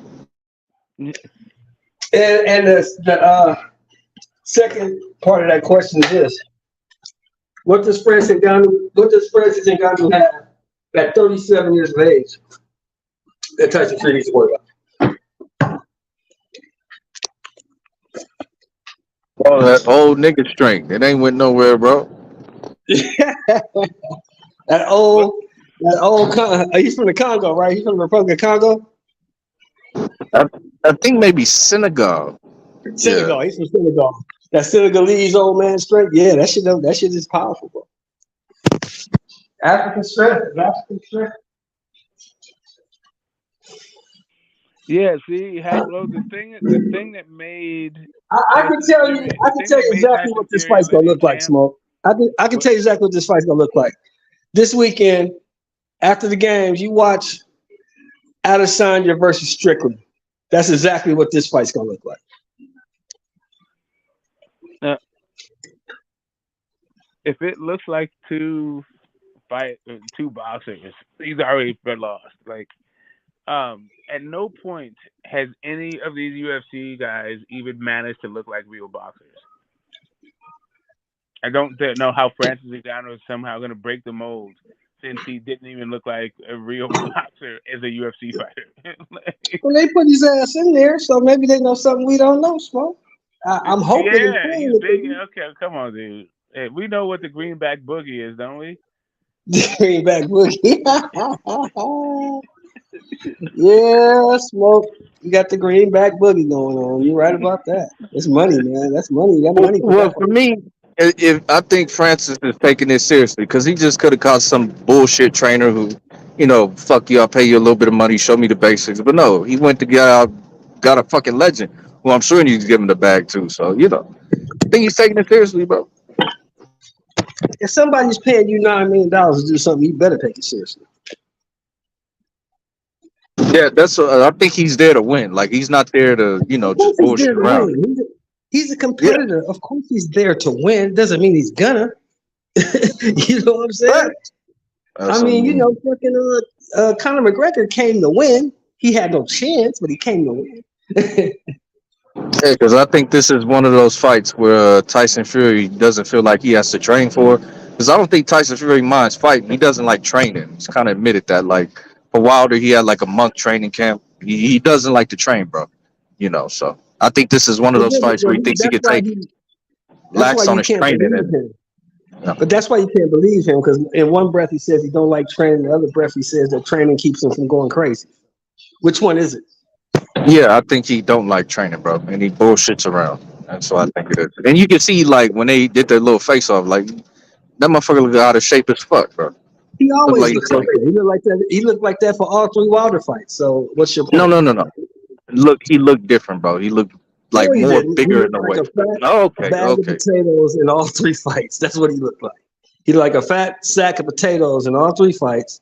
But we found out What I'm that he saying, was he in looks shape. like a fatter sack. He's always been a fat sack of potatoes. I'm saying you look like a fatter sack of potatoes. That's all I'm saying, bro. Oh, I get it. I get it. I get what you're doing, and I like what you're doing because it makes for good conversation. But the fact still remains that Tyson Fury's gonna beat the shit out of this dude. He's gonna fuck this dude up because this dude don't know how to box. Hopefully, right? Hopefully. I mean, that's what should happen. I mean, But hey, I mean, things you don't know until they compete. I mean, nobody thought the Detroit Lions was gonna go in there and beat the shit out of Kansas City last night, but they did. Like, I don't know, man. It's like, all right, so I get a Ferrari, take classes on how to drive a Ferrari, and then I'm like, all right, cool. Dale Earnhardt Jr., where you at? I'm about to beat Earnhardt Jr. race. What if it happens? What if it happens? Would you be considered the greatest race car driver ever lived? Like, bro, what are we talking about? I mean, Dale Earnhardt Jr. ain't considered the Oh greatest race yeah, I was ever. you don't understand. When it came down to it, I did BMX racing though. I mean BMX like off the like motorcycle, not motorcycle Oh, riding, but like I was oh, like Smoke, I'm talking I about agree, bicycles. Smoke. I I agree. rode Mike bikes Tyson and can shit. show you all kind of shit. Doesn't mean you can implement it. I get it. Mike Tyson can show you all kinds of things. That doesn't mean that you can implement what he's showing you. Doesn't mean you can do it. I mean, I get I that. don't. I mean, people all of a sudden have mistaken Mike Tyson with Customato. Like, I don't know who the hell Mike Tyson ever trained. Like, what the hell? Like, I'm supposed to. I guess not because Mike Tyson is there. He's also a good trainer. Well, I mean, we don't know. I mean, when Georgie Benton retired, he was a great middleweight. That didn't mean he was going to be a good trainer. He had to train somebody so we can figure Oh that man, he part out. trained a Right? whole bunch of people before, like before they realized he was a good No, trainer. no, no, no, no, no. But that's not what I'm saying. Listen to what I said completely, Smoke. I said when he retired from boxing and went into training, nobody knew if he was going to be good at it or not. We knew he was a good middleweight. Well, We the didn't thing know is, if he he was was going to be a training good while trainer. he was He had fighting. to He couldn't get train fight, somebody. but He had to train Georgie was somebody so we could see that. no, but I'm saying, but Georgie was training people while he was fighting because in between fights, he was getting I robbed a whole understand bunch, that. a whole thing. So he transitioned because he already had the training thing going. Right, I understand that, but nobody knew if he was going to be a great trainer until he took somebody to the title. Is what I'm And now, saying. I mean, okay, I hear you. I'm just saying. I was We don't know what Mike can do. so listen, and that's my point. That's why Rocky is more. That's why Rocky is more plausible than that Creed 3 thing you just posited. Like Creed 3 was basically a reworking of the Great White Hype, right? No, Creed 3 was basically Rocky 3 all over again. You had a guy that No, was in a because Clubber Rocky Lang 3 mode. that's Clubber Lang. He came up through the Yeah, ranks. that's what I'm saying. You had a guy in Creed 3 who was in a Clubber Lang mode, just a beast training by himself. And you had Okay, right. him So I got that. beating So up the champ, I and the got champ the had to, yes, no, same but thing. I'm talking about the idea that a guy can come from the amateurs because Right. you're good in the amateurs. You can now beat the current heavyweight champion after Oh, being you talking out of about the the Great White sport Height. Yeah, yeah, yeah, after yeah. I That was the being whole out of the premise sport behind it. forever. Right. That's the whole premise behind that. You're right. Right. You're right. Like, how do you spin that thing? Oh, because he's what? Yeah. Beat him in the Because amateurs. the white guy had beat him in the amateurs, so they thought, Yeah, okay, we can sell this. And they found some, alcohol addled groupie like attention horse, dude. It's kind of like And selling some. Yeah, he thought he was it's gonna kind do of like something they new. was Like, trying come to on, use bro. that narrative But with Ugas and Bud. even in that movie, they had an amateur career, right? It's the same premise they was trying to use in the Ugas and Bud thing, but Ugas beat him in the amateur. Yeah, so what? What does that mean? But at least Ugas was active as a fighter in between.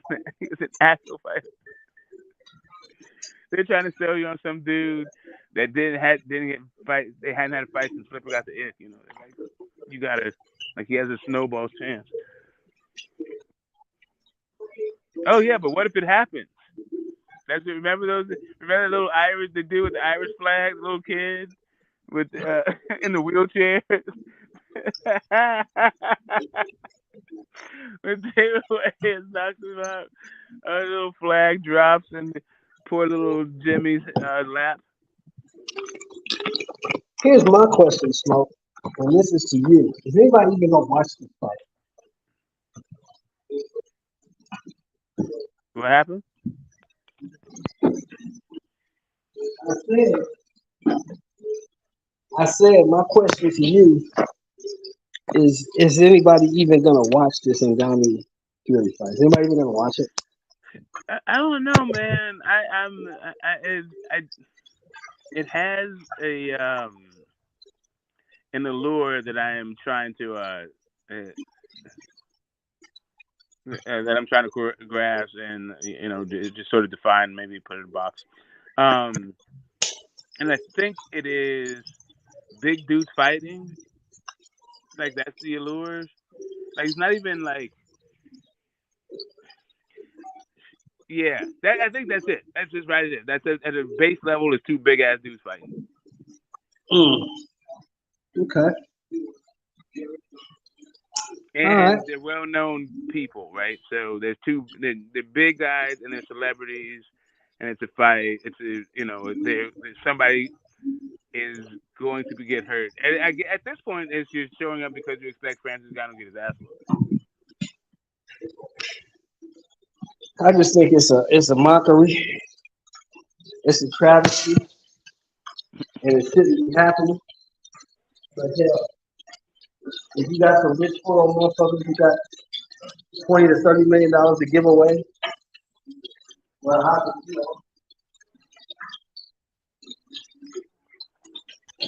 I'm trying to tell you, like, so I'm not. So that you know how they have the question, like, what would Jesus do? I asked the question, what would I do? Um, if I could get an easy touch for tens of millions of dollars, would I do it? Probably so. I doubt very seriously. I'd be like, oh, you know what?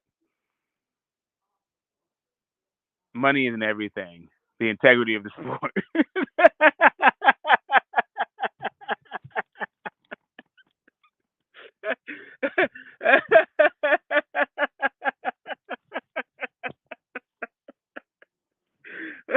Oh God, I can't even say with a straight face. who said that, Smoke? Who said money Oh isn't shit, everything? dude. Who said that? Integrity. When has Tyson Fury Oh ever had my any God, integrity? dude. Oh When has man. Tyson Fury ever had integrity? When? That's Tell me. when has boxing ever had integrity? Like what the Yeah, hell? yeah, tell me. That's what I'm laughing at is the integrity of boxing. Like, are you serious right now? Of course I do it.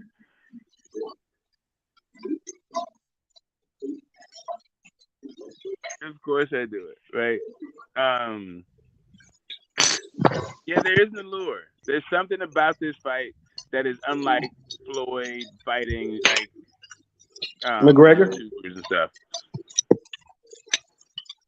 McGregor?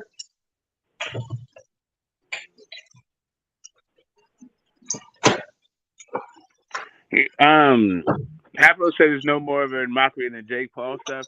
Like I didn't think so. I thought the Jake Paul Tommy Fury was okay as a non mockery fight, but it I'm not. I don't really like watching cans fight. I mean, I don't mind it as an undercard as a precursor, but I've seen enough cans fighting each other that I like.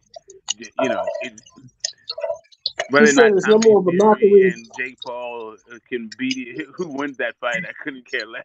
'Cause He said it's no more of a mockery than the Jake Paul stuff. Who said the Jake Paul stuff wasn't a mockery?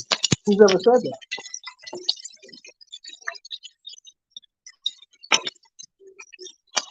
He's consistently said on this channel that all them fights is bullshit and we don't want them.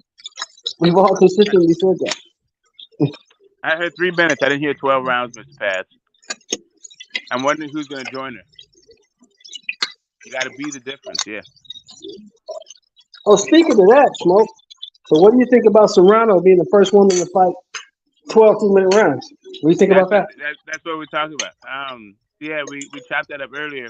I thought that when she was fighting for undisputed, if it was if that was there, then she would be champ. Right.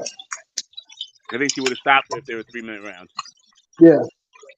But also, I noticed she couldn't cut off the ring in that fight, and I was like, she is the poster child for 3-minute rounds. If anybody would be, who would like 3-minute rounds, it's Amanda Serrano. She has a 3-minute Well, round. I submit to you. I submit to you, Smoke. She couldn't cut off the ring against Katie Taylor because Katie Taylor has good footwork. That doesn't mean she can't cut the ring off against somebody else.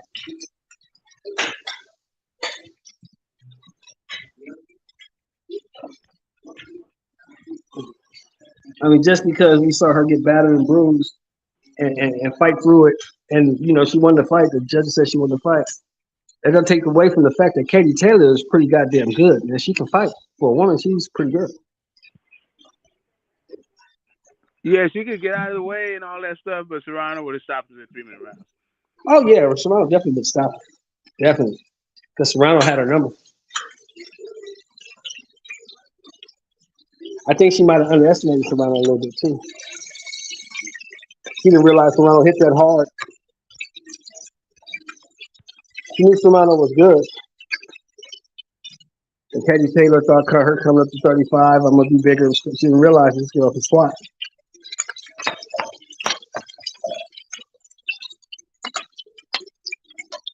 And now she just got a taste of reality when she got battered and bruised by Chantel Cameron that maybe I'm not as good a boxer as I thought I was. Because Chantel Cameron just outclassed her in every facet of fighting.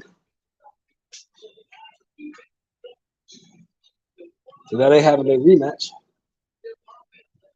Honest to goodness, real business, Smoke. Who you got in the rematch? I got Chantel Cameron again. Yeah, me too. Yeah, I don't know. What you got? I mean, what do you think of this Gauthier and Janabek fight? Huh? What do you think of this Gauthier and Janabek fight? Who the hell is Gauthier? He's an Italian guy, out He's gonna boxer. get killed. He's gonna get killed. He's It's a gonna get killed. unification. Whoever. He's gonna get killed. He's gonna get killed. They building Janabek, and they know this guy got a belt. How did he get the belt anyway? He got the belt because Triple G dropped it. Yeah. Yeah, he's gonna get killed. This guy ain't fought nobody for that time. Never even heard of this guy. Is he a top rank fighter?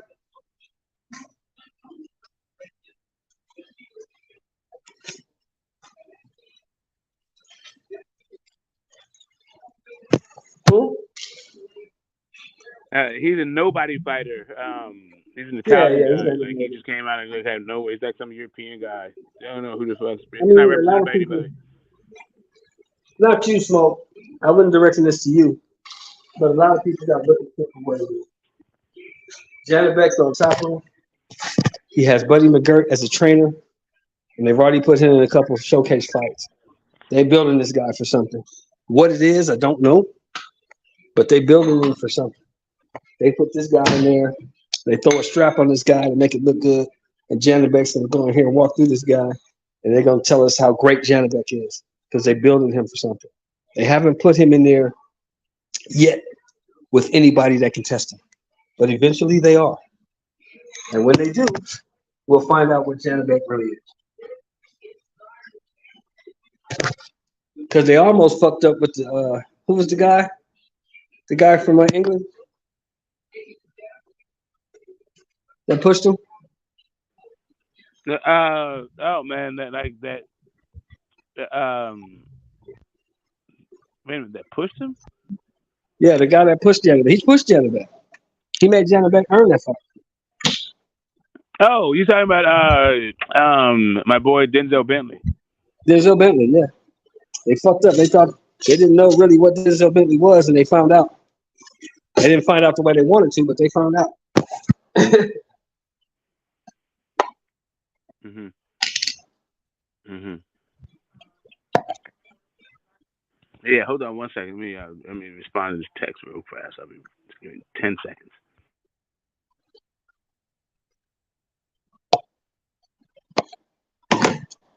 Yeah, they got to do better. They got to do better at top rank with passing out their memos when you're supposed to lose. You know,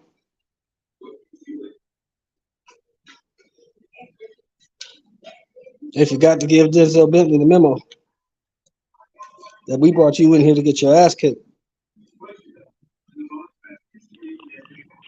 Yeah. Oh, really? No, well, nobody told me that. I didn't know I was supposed to lose. Should have told me that shit before the fight. Yeah. Some people don't get the script. Not gonna lose tonight. Uh. Yeah. What do you think of the Callum Smith Better Be fight? Good fight. Good fight. It's gonna be entertaining for as long as it lasts because Callum Smith is the white version of Errol Spence. He only does one thing.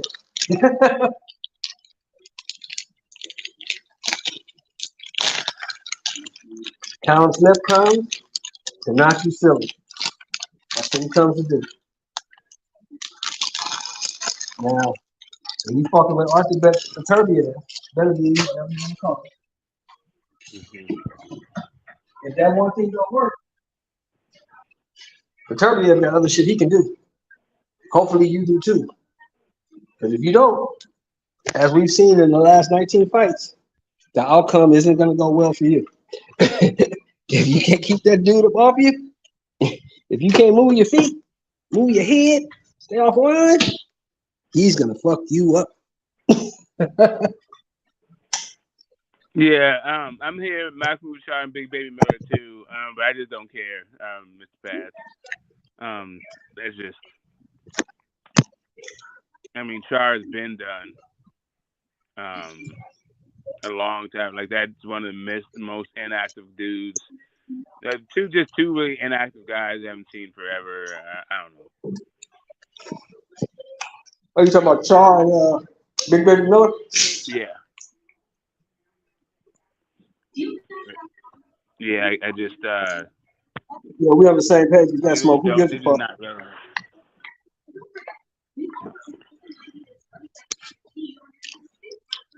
Big Neither Baby one of them Miller, I think motherfuckers is he'll ever gonna ruin sniff the his whole title. So career. But maybe he can come back. I don't think so. I don't think he's actually a professional boxer without um, substances that boxing won't allow. And apparently he's not good neither enough. one of them motherfuckers is ever gonna sniff the title. So it really doesn't matter. He sniffed it.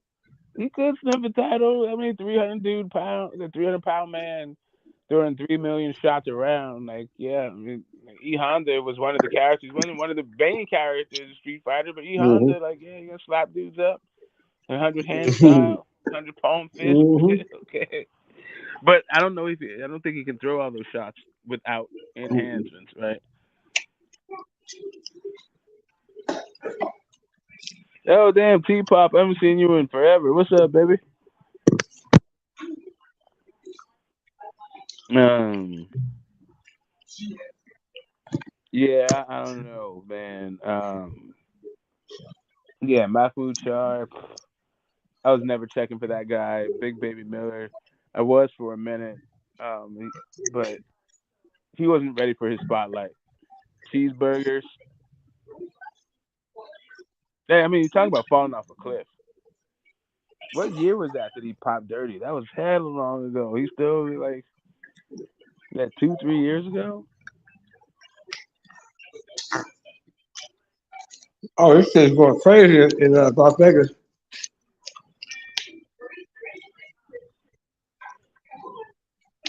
Yeah, I don't know. You heard about this shit? Janabek's all right.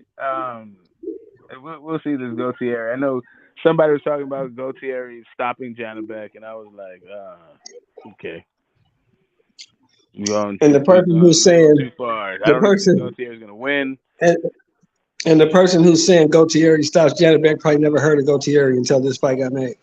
No, he saw this. No, he saw some. I think he saw him win the belt in his last Who do you fight. win the belt against? Another no name person.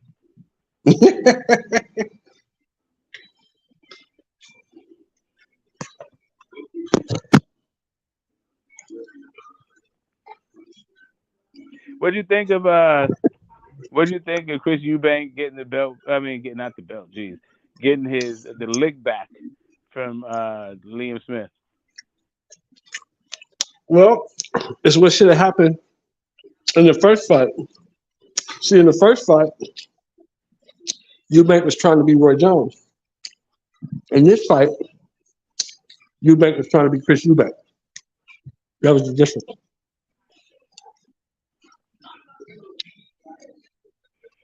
No, that's got to be 2019, right? It's got to be 2019 because the summer of 2018 was the AJ Wilder thing. And he fought Povetkin in the fall. He was supposed to fight. They had the April date at Wembley, which got scrapped and turned into the date here at the Zone, and that would have been the spring of 2019. The spring of 2019, this dude's pop, which is we're now in the fall of 2023, making it 3.5 years. Sorry, 4.5 years Of what? since Big Baby Miller popped dirty. Mm.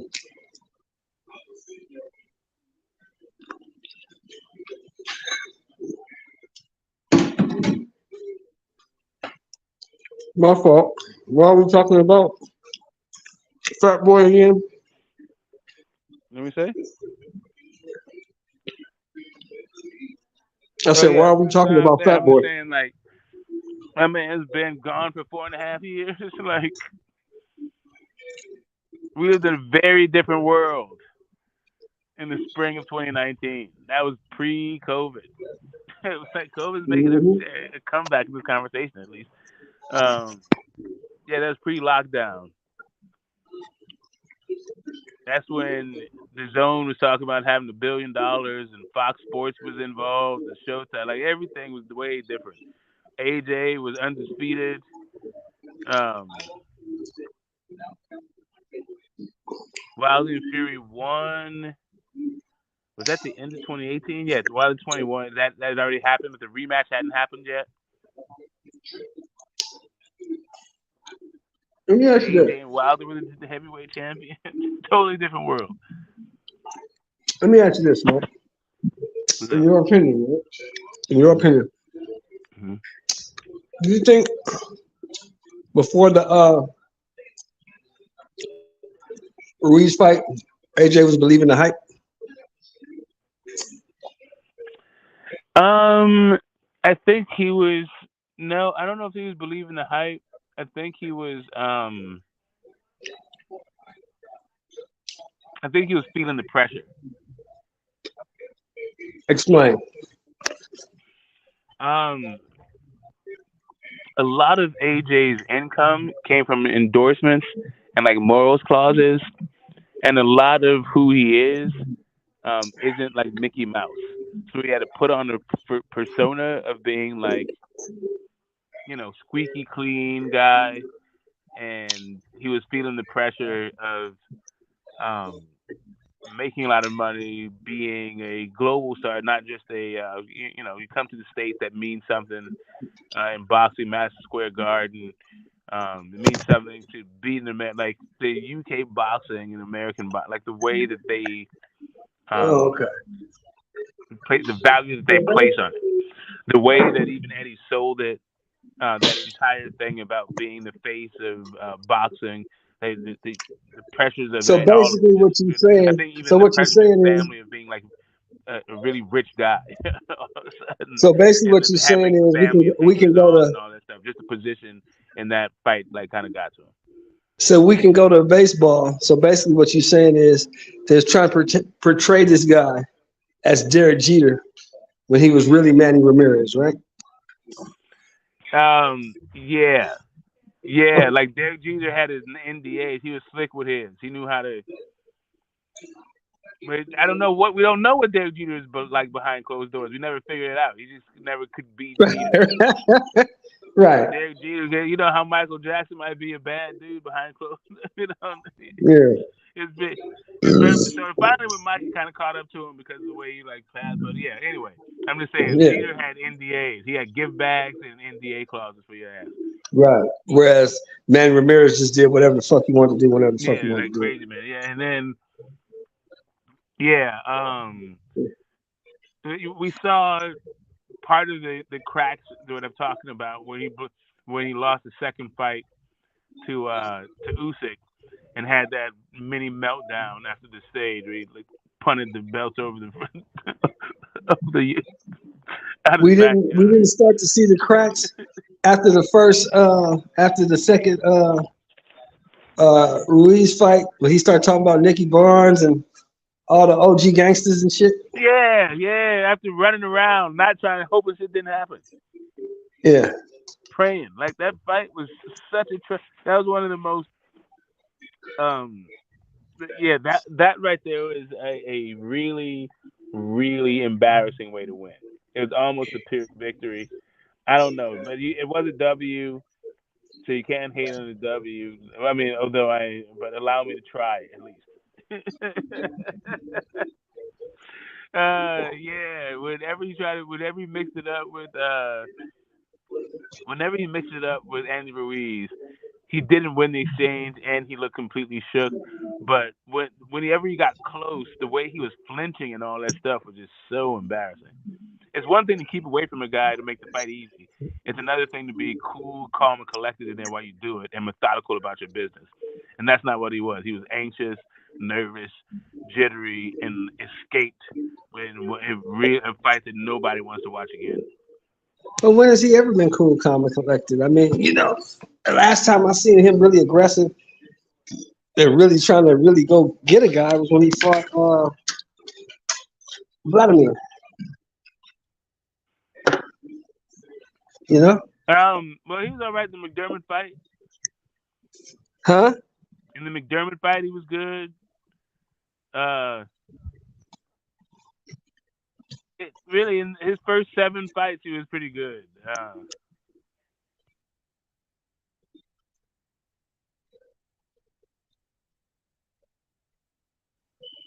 You know, the Dillian White fight, he is alright. He's alright.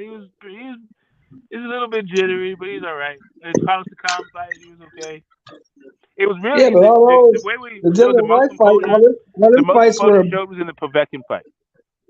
That yeah, was but all those fights were before the Klitschko fight. Is what I'm saying. well, Povetkin was after. It's, Povetkin was yeah, after, but Povetkin was after. Yeah, he was after.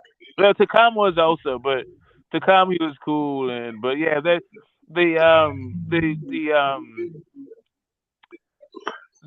the Vladimir fight is when you start to see that he didn't react well to getting hit.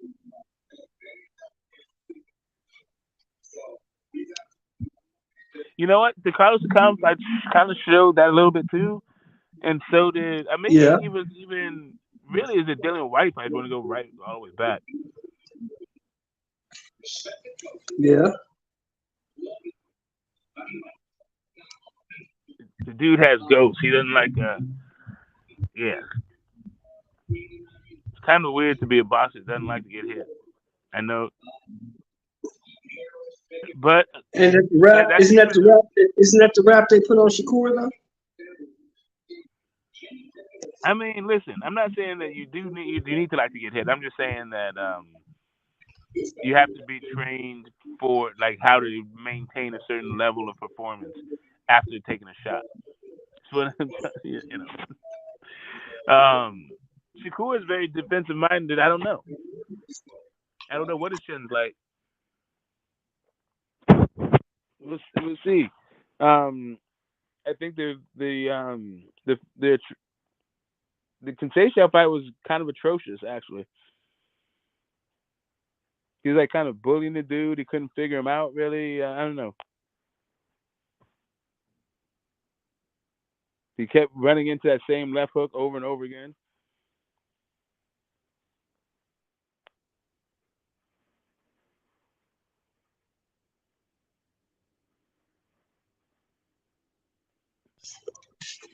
Yeah, Mr. Lightning, Well, that is the plan. I just I've just literally been caught up for the last few months, like one family thing after the next. Um, Not bad things, mostly good things. A couple of like hospital scares and all that stuff. But yeah, that is definitely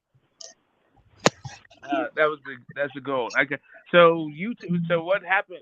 So this is the deal. I had an idea about like how to build a channel and what I was going to do about the channel and when. And part of it was what to do when I hit 1,000 subs. But then it was monetized, right? I was wanting to be monetized, and so I figured out what I wanted to invest and how much and what that process was like. But YouTube changed its guidelines to where I didn't need 1,000 subs, and I got monetized already. So it just like I just wasn't quite in that mindset yet, and I'm doing like sort of an overhaul. So I haven't sat back and done just sort of envisioned the direction I want to take the channel in for the next few thousand subs, 2,000 or 3,000 subs, something like that. Because really, it becomes And I'm not going to bore you with the numbers, but and also also what? So my interest in these my interest in doing the job that it takes to grow a channel, because there's a bunch of different jobs. yeah. You got a whole life outside of this. Correct. You got shit going on that's actually profitable. Yeah, you I know, mean, I don't mind, I don't mind investing and growing a thing, but boxing has also like always been a hobby for me, and so right? like turning it into a business is like kind of not the thing. But I can also talk about other things that I could monetize and turn it into a.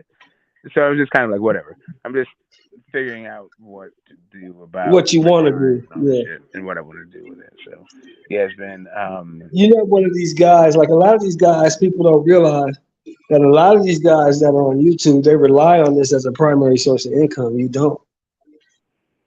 right. You know what I'm saying? Now, if you're now, let's don't get me wrong. Now, not a hater. If you blue blood, why should you not? You got 272,000 subs. You're supposed to rely on this as a primary source of income because it's giving you a real good income. You know what I mean? But everybody can't be blue blood. You feel me? Yeah, yeah. Shout out to Blue Bud and Ego, or Coolin Cassius, or Radio Raheem, Nestor Gibbs, whoever it is out there that's on the grind, doing their thing. Fight Hype, Aki Yeah. TV, Knock It Out, Champ Side, Earn Your Money, Yeah, these guys got it. 78, They got a whole lot of money tied up in this Phenom. shit because they making a whole lot of money off this shit. You know what I mean? And that's they dedicate their whole 24 hours of their day to this. You know? Actually, I don't think 78 are Phenom. This is their primary source of income, but they do have big channels. Actually, they Yeah. just, but they also have, there's also side hustles for them. Um, yeah, but my thing is, I have to. I would like to Denon be a said little bit he's a more lawyer. That's constructive what he in the says. world. I hung out. It's been a cool little like gas off these 3 years of retirement. This is the first 3 years, but I like to get into the fray. Not like go out and get like not go back into the. I don't know. Wow, I would like to interact with labor in a different way that I have in the past. So I'm not quite sure what my next bit is going to be. I would like to just do. I think politics. You a politician, Smoke? No, I want to do a channel that focuses on politics. Is what I'm saying. I I like think that that's guy Midas Touch. I say listen to again. him. Midas Touch. He's a lawyer. He turned into a YouTuber. I don't know him. I listen Midas to Touch. him a lot. I like him. He's funny. Yeah, I don't know him. I don't know him. I Yeah, look feel up yeah. I feel like yeah. Do so. look up Midas Touch podcast. We got some downtime and just check him out. He's hilarious. Yeah, I feel like there's some cultural issues that probably need that could I think I can lend some perspective to. Um, Also some policy things that comes up. I feel like I could also I don't know. I'll tell you that I'll give that thing a go. Boxing is definitely political, but it's pretty niche at the same time. I feel like if I'm going to if I'm going to invest the time and energy, I might as well do something that has also a broader impact, and I could Oh, probably okay. spend the same amount of time doing both things. So Oh, so you don't want to just if you do decide to go full blown YouTube, you want it to be something that has an impact, not just boxing. yeah, Yeah. I don't necessarily want to go corporate with boxing, and I don't necessarily want to just stay ad hoc and on social media like that. Hey, what's up, Zone? How you doing, man? What's up, man? Hey, chilling, chilling. I saw you were earlier. You were live earlier, and I saw the title of your stream, and I wanted to be over there. I was like, damn, I might stream your shit online. Hold on 1 second. Yeah, yeah. Zone that's Yeah, outside. He must be in the car. well, yeah, exactly. Yeah, man. But okay, I'm good now. But yeah, I'm trying to get to you now, man. I've been moving around all day, and I love these Friday shows, and I've been just moving. So I was like, oh, one more thing to do, and I can get to smoke. Yeah. Yeah. We What's up, here, man. Zone? What's up, man? It's been a Let little. me ask you a question, Zone. This is for your about your chat. How do you deal with the dudes that come on, the dudes that just have they hear what you say, but they listen to what you say, but they don't hear what you say. How do you deal with that? Because that can be frustrating. Well, first, I genuinely like YouTube. I like everybody on it, and I know what comes with it. Uh And huh. then two, being a football coach and having children, Right. I'm not being funny, but having children, um, and them growing up and being involved in their lives, you kind of see a lot of scenarios that, with all due respect, that are similar to childlike behavior, Yeah. and no offense, but no one's above immaturity, right? So Right. sometimes we all act show our behinds, and some people just not that. Let me see. It's a lot of pieces, man. It's that they used to talking points that they hear on other channels, so Okay. they build a thought process around regurgitating some other Mm, things, right? yeah. Yeah. Because Um, you used that word yesterday, and it really ticked him off. yeah, yeah, yeah, yeah. And then too, man, we all are going to have difference of opinions, and the most thing Yeah. of all is with me being in the military. I like people having freedom of speech. I really mean that. I really like Hmm. people's freedom.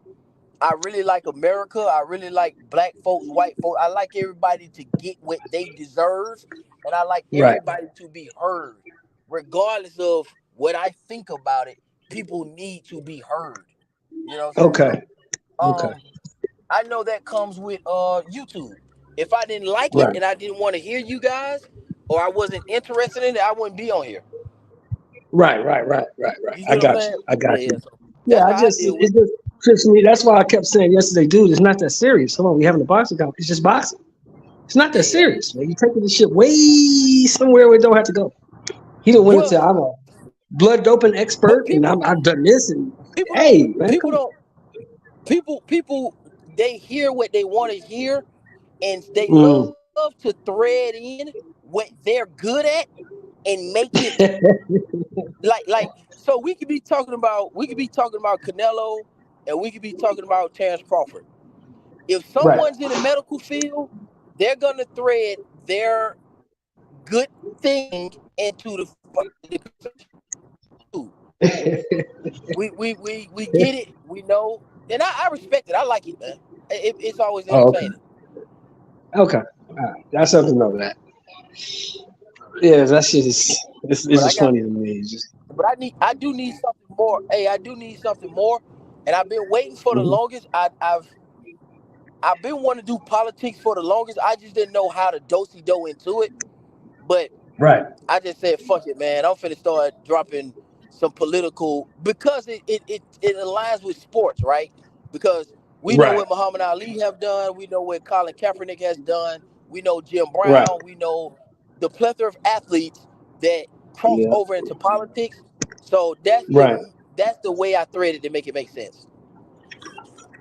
Yeah. Well, shit. Like I was telling Smoke, you need to. I don't know if you ever watched the Midas Touch podcast, but you need to check it out. That dude's a lawyer, but he's hilarious with the politics. Oh, I need to check him out. I'm gonna Yeah. start, but I just that's too much through the feed because sometimes, man, because I look for Smoke on Fridays. He's gonna take up Hmm. pretty much my leisure on Friday. Right. Going through all the other channels, trying to find time to upload in my everyday life. Man, sports is it's gonna take up most of it, and I subscribe to people who talk about those things.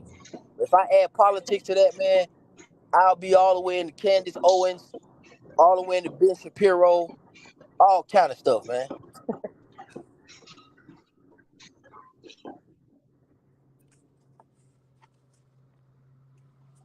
But I got to get with Smoke, man.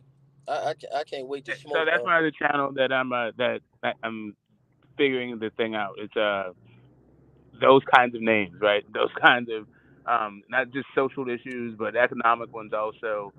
Um, you know, what sort of what legislation we can get through to combat. Also, just to make sure that we have access to the resources that other people are accessing, right? So, um, yeah, I'm getting that one up and going. Right now, it's a like you can if you want to go and sub to it. I'm gonna start doing content during this election cycle. Um, but I am lending my I told you I was gonna be doing Cornell West, so I'll be like, assisting his campaign. But right now they're doing like ballot access stuff. But since he's the Green Party guy, we already have ballot access, so it's more national. They're gonna be starting on the Eastern Seaboard, but I'll do like fundraiser events and all this kind of stuff here in California for him. But like after this election cycle, I'll start doing regular content from the from what I learned about this presidential campaign. Yeah, I need to. Yeah, I got to get in with you on that, man, because I lose my political muscle sometimes because I talk about sports on YouTube and I want to invest in that. Like I do look at all the other political avenues. It's just that we don't hardly talk it because we always get the for in the boxing community we can't seem to get past the concept of racism. Um, and I think that's a good one to tackle, but it just don't be the time and space. It's hard to gel it all to make sense because we started talking about boxing and you got Tyson Fury versus Wilder, and it's turned into a fucking 1708 like type of situation, like goddamn Nat Turner, some shit like that. So I don't know. But see, and that's what the to me the intersection with boxing where it is where it the overlap is political is modernity versus tradition, right? Like the way it is now versus the way it people the way it used to be and the way people think it ought to be. Like boxing has that thing, politics has that same kind of thing.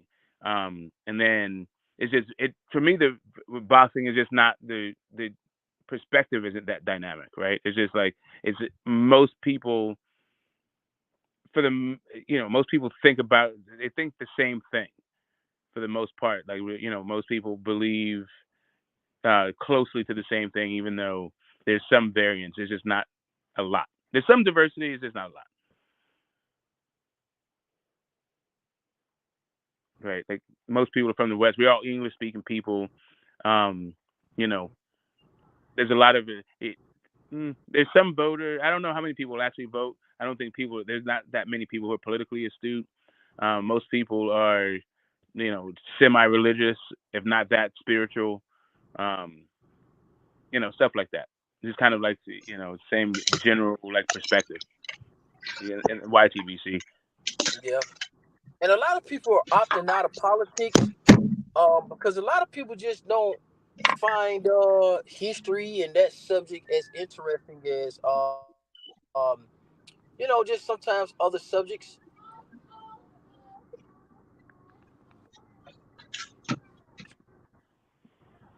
So Yeah, you know, it's a like. Hmm. The thing is, the subjects are being discussed and the decisions are being made, and your voice isn't being like I heard, said, I right? ain't And they're like that. talking about, and the subjects concern you, and it's things But that you would care you about, but had you know, the way it's couched and who's carrying and who's doing the discussion, you may shelter yourself from or silence yourself off from it. But yeah, you have to throw your voice out there, or else that we making decisions and not considering your position at all. No, we will be making decisions. I guess everyone together is the thing, right? You have to uh, you have to be active and all that stuff. But yeah, man, I am. I'm getting revved up for it. I I went to the conference to the Green Party. I haven't been a member. I haven't really been active for a long time, and so um I'm not optimistic at all about his chances. But I do like the platform, right? I like the politics, and I'm optimistic about that. That there's a group of people out there that kind of mirror my sentiments about how they think, like what they find important and working towards achieving those goals. I like that part of it because fucking Republicans and Democrats don't do it for me. yeah, yeah. I try to Like, I just know some of these guys so far. I'm looking at it. I've been watching it, and then, me and Phil usually talk about it. Me, Phil, Rollo, and a couple of guys usually talk about politics. But I'm kind of making sure that I don't miss this election cycle because the last election cycle with Biden and Trump, which man went by fast. It's just crazy how that was just like 3 years ago, pretty much. So, um, me and you, we did talk about it a bit though. We did talk about politics last time, and I like that. I don't think we should miss this political cycle though. yeah, no, I'm definitely not going to. I was into a different thing last political cycle. I was trading the market last cycle, right? Because, yeah. Anyway, yeah, I may have meant last political cycle. This time, I'm more active. I'm more active in getting at least the agenda as part of the main platform at some part for the party. What I am the things that I am pushing for should be bipartisan issues. So, um, whichever platform adopts whatever is fine for me. I just don't. Yeah, I don't give Cornel West his snowball chance in hell.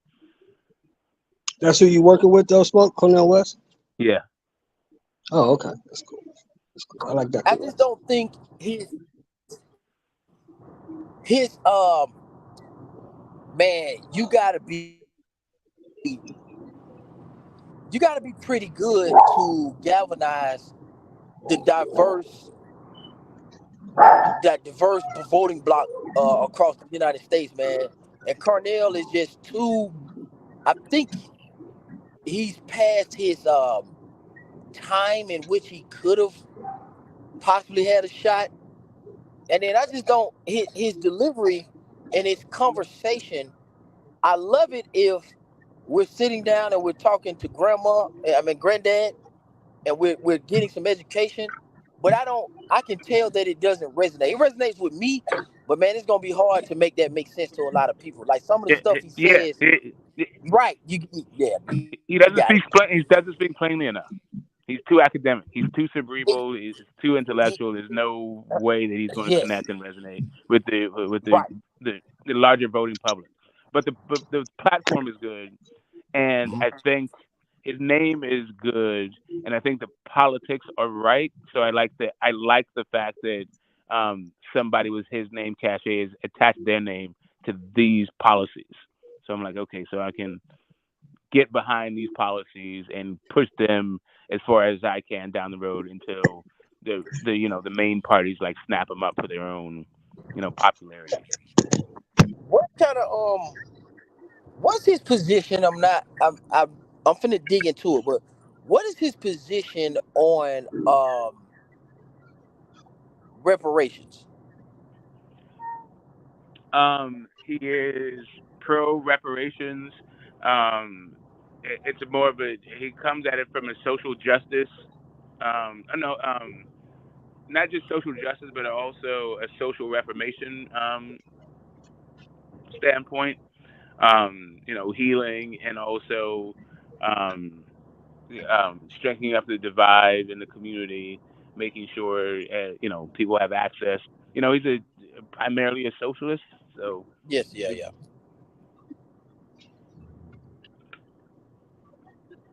the distribution is he doesn't really get so much into that. He just talks about um, how as a manner of civic harmony, right? You need to not only acknowledge wrongs of the past and acknowledge them, but also work to heal them. Yeah, man, we need a lot of work on the infrastructure of a lot of our systems, man. And man, the politicians are all over the place. So like California has its own thing, right? So Chicago's has like on some levels there's municipalities. When it comes to like the reparations in general, you have some national legislation that's working through the Congressional Black Caucus. But then you have some municipalities like Chicago, I think, is doing something from their from their cannabis taxes, giving it to like a handful of people. California has some reparations legislation going through. So just like either state or municipalities, and then there's some federal, but it's like patchwork at this point. But yeah, he's part of that. I think his thing is yeah, more of a broad strokes, but he's pro. Yeah, man, we need to get this stuff back in high school, man. Like I was saying earlier, we need to get back into these skills trades back into high school, man, and we need to. I don't like what Ram is talking about, man. He's talking about that 25-year-old voting with a civic test with certain exceptions. That's ridiculous. That's the most ridiculous thing I ever heard in my life. Hey, wait. When it comes to what? Oh, wait, hold up. We still talking about reparations? No, no. It's talking about the voting. I think they Okay. haven't really, yeah, they haven't talked about reparations as much this election as they did the last one. Oh, wait, you talking about access to the ballot? Are you talking about voting? Yeah, raising the age to 25 and raising the age to 25 and people should have some type of civic test obligation in order to be somewhat qualified to vote. Yeah, that is one of the costs of racism. So there's this study. I don't know if you checked it out, and I can send it to you. A group of economists tracked the cost of racism in the United States to the economy, and one of the metrics that they tracked was the disenfranchisement, getting like basically stealing the black vote, and how it's gone about doing it. Um, Really, since they released the restrictions on the southern states to tamper basically with the black vote. They said it's okay. I think that happened under Bush, or was it under Bush? Either Bush or yeah, I think it was Bush's second term. Anyway, the Supreme Court. Oh no, it's just that Bush put in. I think it was during the Obama tenure.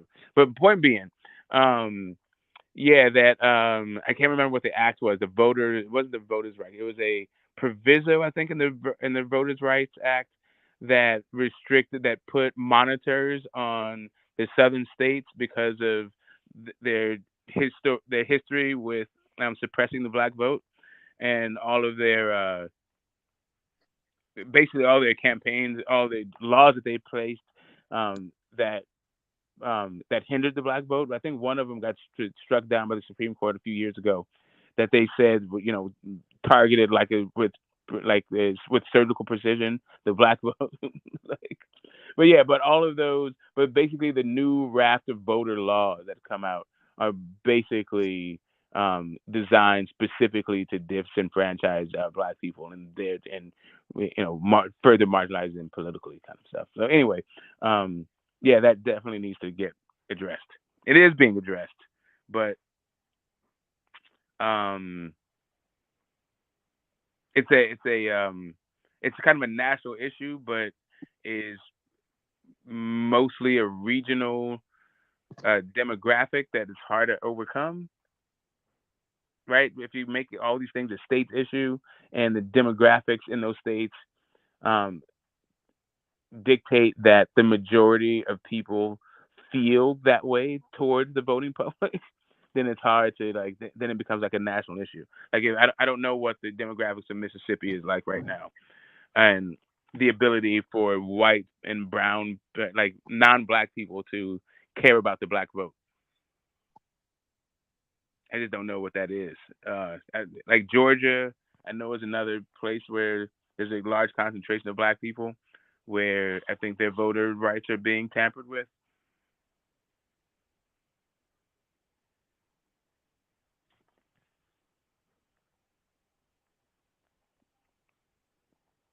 Anyway, yeah. Let me see if I can get this thing. All right, let me scroll back up in the thing. Like I said, this is the boxing What thing. else, Mo? Boxing's slow, so we're going all over the place today. Um, but What's up, Smoke? yeah, we'll have a channel that'll be giving out content right after this election cycle, um, and hopefully it'll. I don't know, maybe even during this election cycle. I'm not entirely sure. Maybe I'll could be just a contributor to other channels during this election cycle before I fire my thing up. Anyway, let me get back to the chat. Playing my content is monetizable. Yeah. No, I got that. Yeah, I'm good with that. Hold up. So it's tripping. There we go. Fact, I want to see. You didn't know Cornel West is running? Yep. He is running as a People's Party candidate, but which is a really small party with not very much. They don't have a lot of members. They don't have a lot of organization. But the party that the bigger party that he's a candidate for is the Green Party, and they are they're regionally strong, depending on the state. I mean, depending on on the West Coast, they're big. That they have footprint. They're pretty well organized in Oregon, Washington, and California. Um, but then the farther you go east, the more sporadic it comes. Vermont and Maine on the eastern seaboard, Boston, they're pretty good. New York, they have a nice footprint in, but it is, of course, the Bible Belt, the red states. That's where the blue states are okay. The purple states, um, no, the yeah. Anyway, this will be a growing process for both Cornel West and the Green Party. Let's put it that way. But it should be fun. Jill And Stein, I don't know if Smoke. you guys remember her. I think is going to be the campaign manager, or it have something to do with the campaign. Still getting the brain trust together. Anyway, Dave Hussein says fights I want to see: Tank versus Shakur, Bud versus Boots. Yeah, those are the fights I want to see, bro. Okay. Um, Fights I want to see. I want to see Tank versus Matias. Tank versus Tio. Yeah, Um, those are good fights. Tank versus Shakur is also a good fight. I Um, think I think that's the ultimate fight. yeah, I I think just think that fight is years away. Yeah, Um, I know you think, I know you think so, but I believe it's gonna happen next year. Which yeah, one? What's that? it Okay. could. Hey, It so could. smoke. Shakur could Mike get check. out of a contract, go to PBC, and they can fight right away. I don't. Mike. Yeah, because It's a good fight. We've seen a lot of great fighters do that. Oscar De La Hoya, Floyd Mayweather started with top rank, and they all left, and became more great. Yeah. Also, like, while I think it's a good fight, I'm not really. Yeah, yeah. I'd like to see. I'd like to see Tank fight bigger punchers than Shakur Stevenson. Yeah, because the thing is, another reason why I want Shakur to leave top rank, because those guys at top rank don't want to fight him. Campbell's don't want to fight him, so there's not many big fights for him at top rank. You gotta leave. It Yeah, makes sense for him to leave. it's a kind of a stylistic. I don't know. Like, it's an okay fight. It's a decent fight, but it's just kind of like whoever imposes their will, that's the person who's gonna win, kind of thing. I don't know. Like, it's Tank by knockout or Shakur by decision. I don't know. It's one of those things where um, I'm not mad at the fight. I'm not that, but I wanted to see a fight where both guys have the ability to either outbox or get knocked out. Yeah, two elite Like fighters. Yeah, Matias, I think Matias has the ability to knock out Tank. I don't think Shakur is going to stop Tank. If he did stop Tank, it's not that he couldn't stop him. I just don't think he will. Right? because Tank I got don't the think he has a chin though. very high chance to stop him. I don't think it's very likely. I don't even think Shakur can stop Frank Martin. Right? It's kind of like I think Shakur cannot stop Frank Martin too. I think Frank Martin is gonna be his toughest fight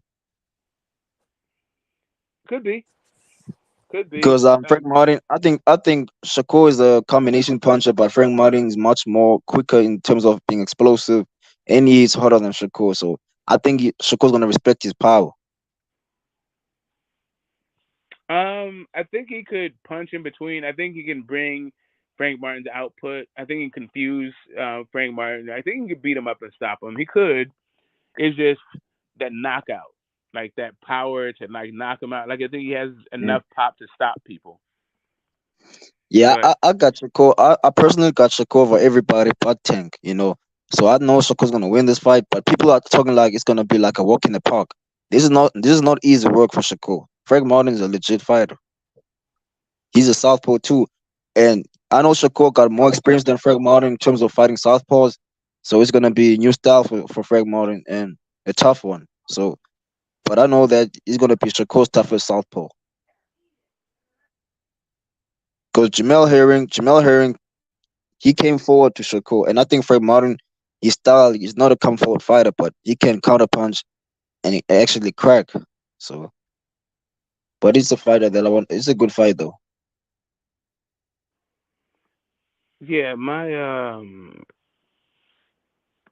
yeah, my whole hmm.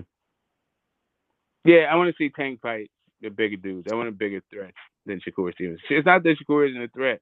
I just want to see, yeah, I want to see him actually fight a 140-pounder, get a real title there, and like take on a guy where he might be an underdog, where people think he might get knocked out.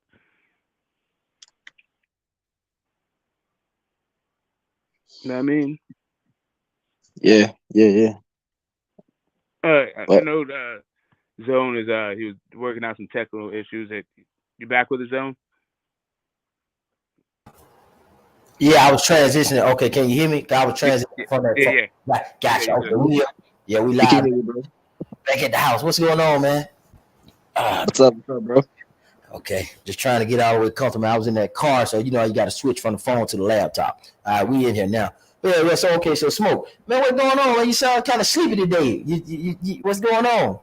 Yeah, I am, man.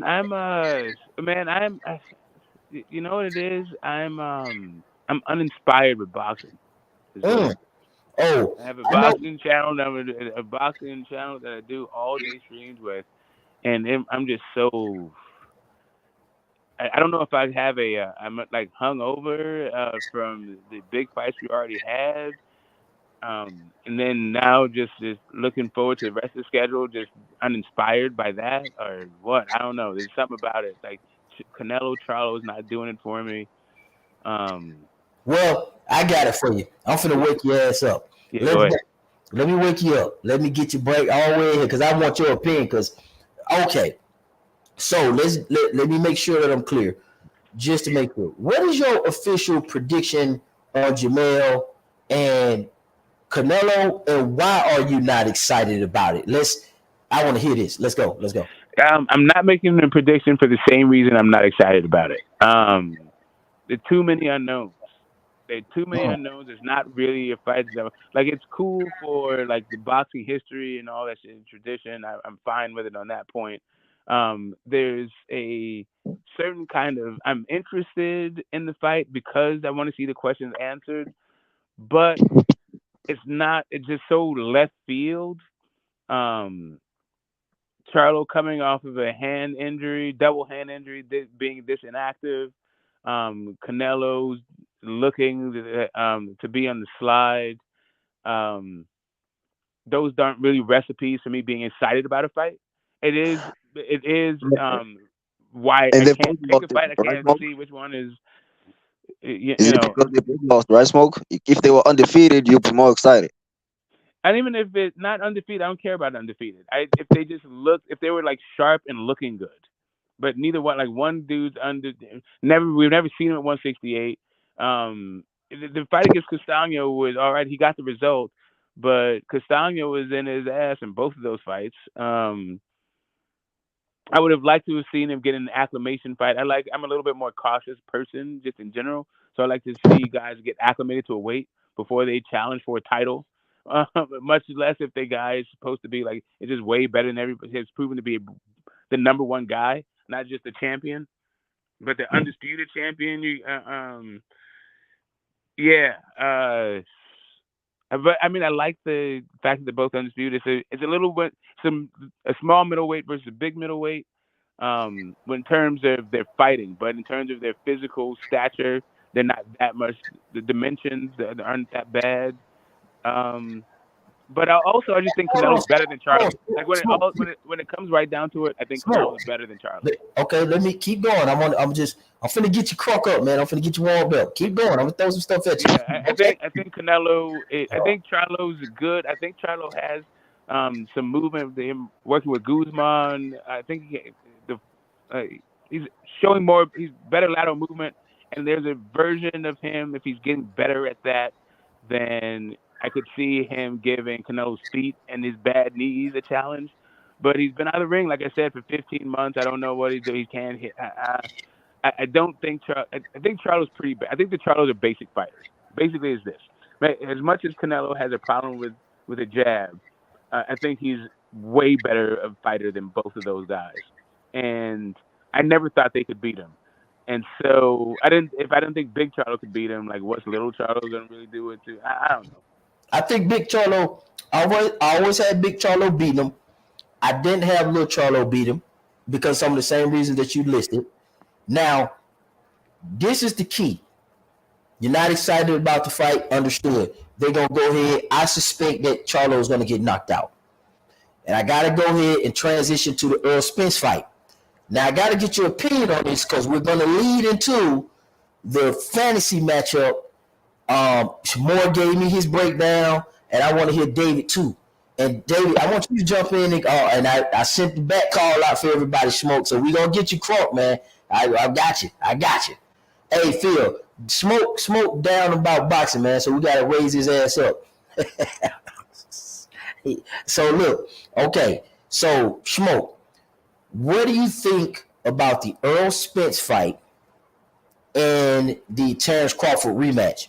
And I'm asking you that because I want you to sum it up because we're going to lead into Crawford versus Canelo. And what's your thoughts on that? What you got? Um, it's a safe face fight. I mean, Listen, it could go the other way. I guess in some alternate world, like it could happen at 154 pounds, and Errol Spence could be. I don't know, man. I don't think so. Like really, yeah. I'm not inspired by that. I'm not inspired by the rematch. I don't care if Errol Spence saved face. It was all about like he didn't. It, it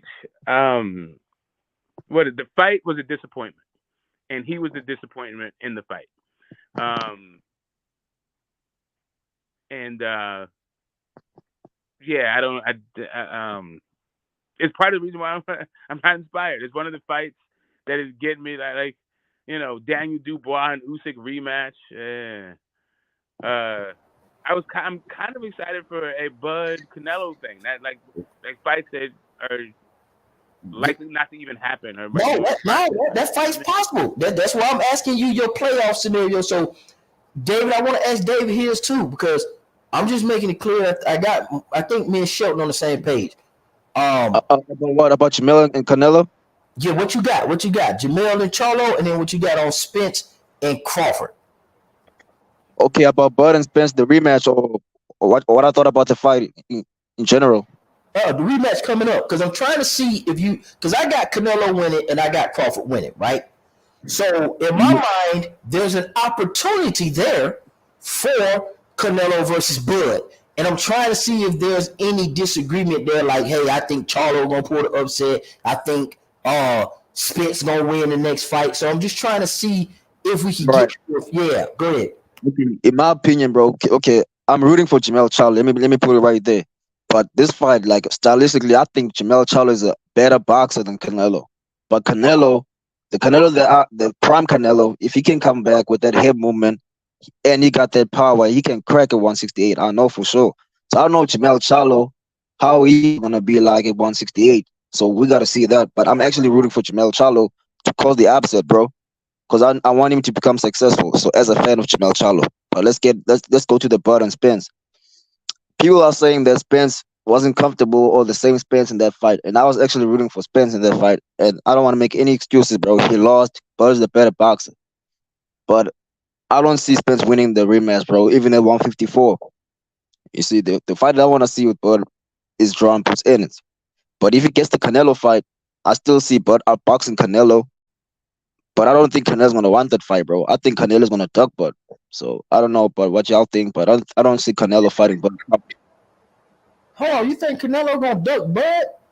I Yeah, oh. yeah. Well, first of all, David, let me say something. But you might be the realest guy out here. I actually heard for the first time a person who said outside of smoke say, "Hey man, I was rooting for Bud, but he lost fair and square, and he just can't beat him." Like based on skill set as opposed to emotion, because Smoke seemed impressed because Earl Spence didn't turn out to be what he thought he was. And listen, man, don't be depressed with boxing because Earl Spence ain't shit. I told y'all he's a C-level fighter, man. No, it's not that. That's not it. It's that rematch is uninspired. Like I was thinking. So my last week's show, B-Ball was talking like, all right. So Caleb Plant was talking about getting a rematch with Canelo. It was Chris Eubank Jr. rematch with Liam Smith. It was Daniel Dubois rematch with Usyk. Like man, and Errol Spence rematch with Bud. Like who the fuck cares about any of that shit, bro? It's like the same. I can't see the different thing happening in rematches. Like I don't, and I was barely interested in the fight going around the first time. You know what I mean?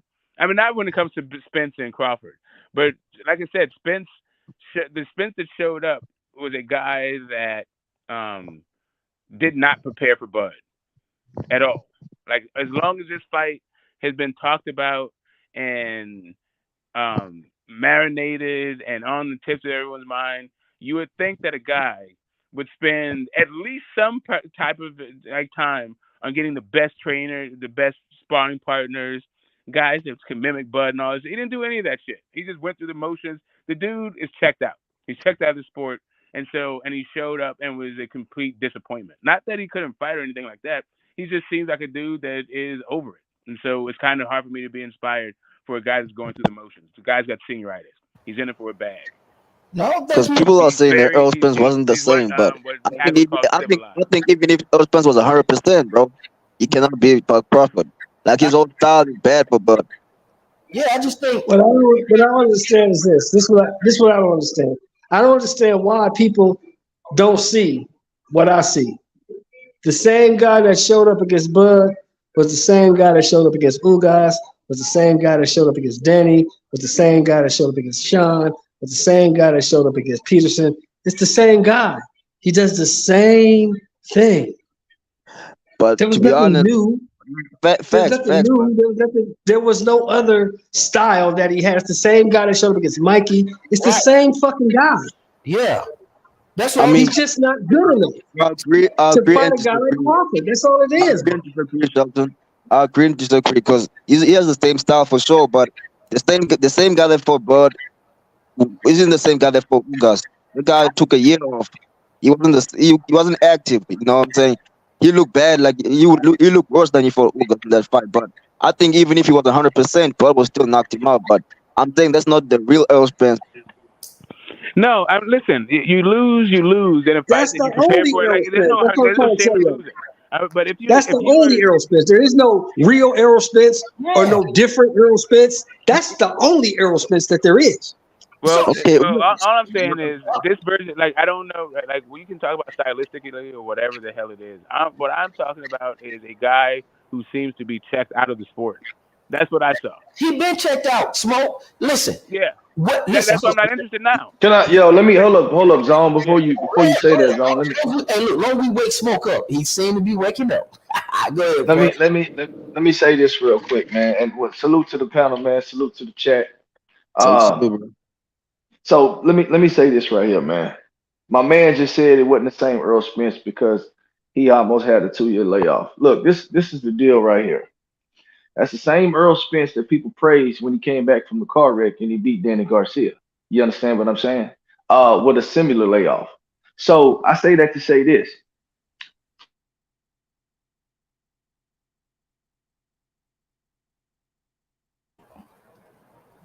Man, Smith. Man, Phil don't got slapped in the head by somebody, man.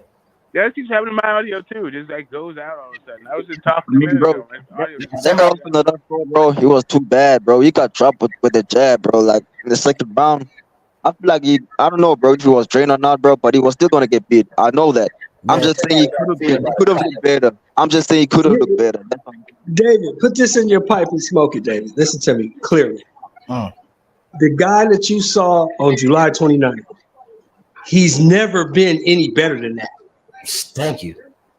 How He's can you never get been any dropped? better than that. How It's can you just get been dropped? the guys he's been fighting. He's been fighting guys who aren't that good. I've been telling you that for 3 years. Yeah, Ugas, this Danny, Mikey, fucking Peters, them guys aren't that good. Yo, exactly. my When you bad, get man. in there with somebody who's really, really good, you see what you Let get. me tell you this, Shelton. hold on. I The faded. Earl I Spence, faded. I dropped off real quick. I Go dropped ahead, off. Phil. Go ahead, Phil. What Yeah, you? I dropped off. This the thing, man. I don't know what's the last thing you heard me say, but look, this is the same guy. Okay, my man mentioned that he wasn't the same Earl Spence because of the layoff. I mean, granted, I do agree that when you do have layoffs, that's why you have tune-up fights. Let me just leave it with that right there. But this is the same guy that came off the car accident with a similar layoff and said, "No, put me straight in there with Danny Garcia." Right? People praised him when he went in there and outboxed Danny Garcia. This is the deal. Bud Crawford ain't Danny Garcia. You understand what I'm saying? I say that to say this. Earl Spence Jr. is the same guy through and through. He thought that he could come off a layoff and go in there and whoop a guy ass named Bud Crawford, and it's just fucking impossible. You didn't do anything to prepare yourself for that fucking monster that you faced. Okay? And the truth of the matter is, and everybody agrees on this panel, that the rematch is not very intriguing because of the result. You understand what I'm saying? Bud Crawford demolished him. You could see that it was absolutely levels to it. And people who are not emotionally involved knows that 154 pounds, a little bit of extra weight, is not going to be the telltale for Earl Spence to have the bounce back of his lifetime. So, I appreciate you guys being honest, man. He's not a different fighter. He's the same guy I think who's you're been doing the breaking up a same little bit. shit. He's Okay. the same. He's the same guy that's been doing the same shit for a while. And the result of him and his poor habits Maybe? was him getting his ass whooped by Bud. And that just is what it is. Yeah, the rematch is not so exciting. I agree with that, bro. But I'm just saying, bro. I'm not saying that Earl Spence could have won the fight, bro. I'm saying Bud would have beat him in regardless. I'm just saying that at least it could have been better because he couldn't even eat a jab, bro. Like, come on, bro. Earl Spence, I don't know, bro. People are saying that Earl Spence is better than him. Yeah. So I think David's audio just went out also. Too. So I'm not making no excuses. I'm not making no excuses, bro. Don't get me wrong. He could have lost regardless. He could have been knocked out regardless. I'm just saying he could have looked better. You could have let it more jab. He could have looked better. I'm just saying he could have been more competitive like we thought, bro. But I'm just yeah, I saying, don't know. I think that dude is comfortable on his farm and wants to be around his family. I think he's good. Yeah, I and I mean, Maybe it doesn't mean a being lot that the more. fire will be lit in his somewhere again. I don't think so, but I know it's not. I don't see it being there now. But another thing, and this is just the general overall thing. This rematch dovetail into yet another rematch that I don't give two shits about. Isaac Cruz and Tank Davis. Yeah, I mean, Yeah, let's all, what you say is more people if, cruising tank. What yeah, about it? yeah, if we rotating, hold on, Phil, go ahead. I go up to Phil, David, we rotating it good, and there goes Shelton. But Phil, I mean, I think tank gonna stop people cruise this time. but hold on, man. Back to the Spence thing, because Shelton dropped off. I I'm gonna say this. I got tank by KO. I don't like Earl Spence at all, but I would offer this because I like him suffering the way he's suffering because I just didn't like how he moved in boxing. It was personally for me always phony and it was always fake. And just being a person that I know that I am, I've seen that get you your ass whooped in life before. Is what I'm saying. This is beyond sometimes boxing. I'm just what makes it personal for me. If I am looking at it from a personal perspective because that's life. Like there's boxing and then there's lessons you learned in life. And Earl Spence can fight. I know what you guys are saying. For those who's like, man, I know what Earl Spence is gonna do. I see what you guys see too. Like it feels like Earl Spence should have technically, to be honest with you, he should have mowed Terrence Crawford down. Crawford should have been a little bit more feistier than most of the other opponents, but it should have ended with respect for Terrence Crawford, but Spence being the bigger man, becoming undisputed and getting this shit done, right? Not to say that that would have been a knock on Bud. It's just that that's what we saw physically. But this is the problem. What people were missing. Earl Spence ran into a guy who takes boxing seriously. So when you say Smoke checking out, I absolutely know what you mean. He does that a fucking lot. I don't know why, but he gotta stop. Because yes, Earl Spence has been great with being, ill prepared to a degree, coming in the half cock, bullshitting. He said it himself. He said, "Man, every camp is the hardest part. These other guys are easy." So he thought that's what it was again. And I'm not knocking him, and I'm not knocking his fans because if it ain't broke, why fix it? And you should have done this to Crawford, really in this man's mind. I believe him, and I believe the fans. But dude, on the opposite end of the spectrum, how y'all love Floyd Mayweather and understand the whole concept of preparation and didn't see that this guy lack of was going to pay a heavy price to a guy who is absolutely dedicated to the sport and can fucking fight. Like I don't understand. Like you guys already know you can't be getting in car wrecks. You guys know you can't be doing that shit. You guys are historians. You know what happened to Roy Jones going up, coming back down. We know the bullshit weight games and what it does. We know all about catch weights and all that. So I just don't understand how you guys who know boxing ignore that reality about boxing.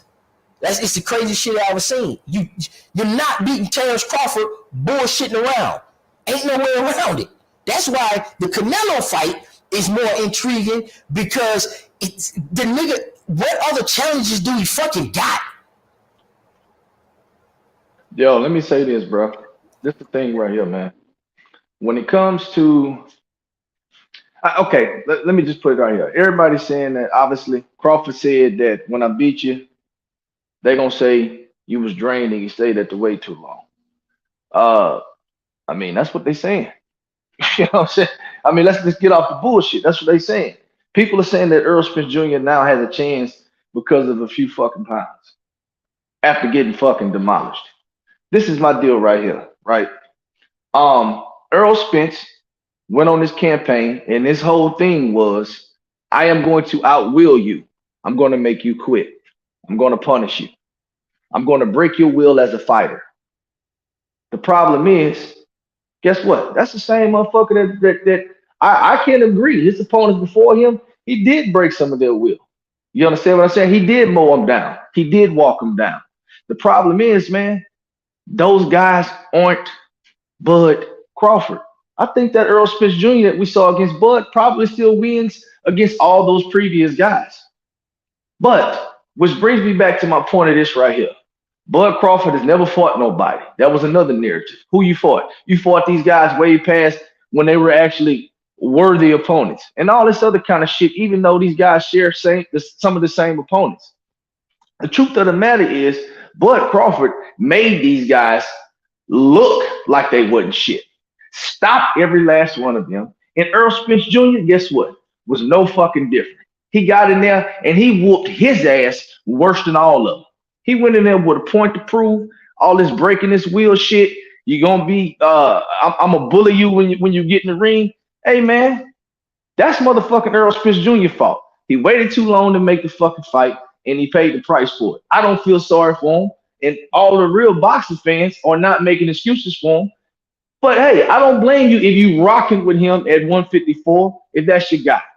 At the end of the day, that shit is not gonna be no different because guess what? Bud Crawford was stronger than him, more physical than him, had a better jab, had the better inside game. He beat him at every fucking aspect of the boxing game, man. So let's just cut the bullshit and let's talk about this Canelo fight, man. Because that, like Zone said, that really is the only challenge for him outside of Jamil Charlo. Yeah, Let me ask Smoke a question. Flo, let me ask you this. Long as you've been knowing me, long as I've been knowing you, have I ever been impressed with Earl Spence? No. Listen, you and Zone goes to one step further. Zone is where Destiny Black is, where she don't like him as a person. Right? She just don't like dude, and you guys don't like him as a fighter and don't think he's as good as a fighter. But that's not what the issue is for me. The issue is an assault happened in the ring. It was hard to watch. It went on too damn long. So why the hell would you want to see more of it? Why was it going on? Why does it go on too long? Hold on. Why was there an assault in the ring? Wait a minute. This man, as I told you a long time, he talked himself into this ass whooping. That doesn't mean wished that this the assault upon didn't himself. happen. Like what you trying to do is assign blame after the fact. We're talking about the interest in watching more of it. Like if you just don't like the guy, you want to make it more of a point to it. I'm just saying, as a boxing fan, Don't save him. Don't save him. It's not like he's doing it for free, Smoke. It's not about saving him. I'm not interested. He wants it. Hold up a second. Get his ass back in there. I think what Smoke is trying to say. Let me ask you something, Smoke. I think what Smoke is trying to say is, I'm not interested in the rematch per se. I'm more concerned about how this shit is going to shape up going forward. He thinks Bud's going to win the rematch. Obviously, he's already stated that. So let's talk about these other motherfuckers. That's what I want to do. That's the breakdown that I want to talk about. This Jamel. I want to talk about how many fights does Crawford really have left in him before he actually retires. How many? Canelo's already said he's fighting for 4 more years. So we know that. So at the minimum, we're getting 5 to 6 fights from Canelo Alvarez, right? Where does Jamel fall in at if he loses to Canelo Alvarez? You understand what I'm saying? Because look, if I'm Terrence Bud Crawford and Jamel gets his shit splattered all over the ring, which I do think Canelo is going to beat him. Yeah, if I'm Crawford, I'm saying fuck Jamel because you know what? I can't even get the undisputed no more because you decide to go up and fight Canelo. So I mean, it's a lot of scenarios, and I think kind of Smoke, Zone, and even Sheldon. I think we all probably need to move on to that because we ain't got to beat a dead horse. We ain't got to beat this conversation like Earl Smith Jr. got his ass beat. We know what happened. You know what I mean? And I think that's kind of the premise of this whole conversation. The point of it. Yeah, and for me, I would like to see. I definitely want to see Bud and Canelo, because I do think I do like that style matchup.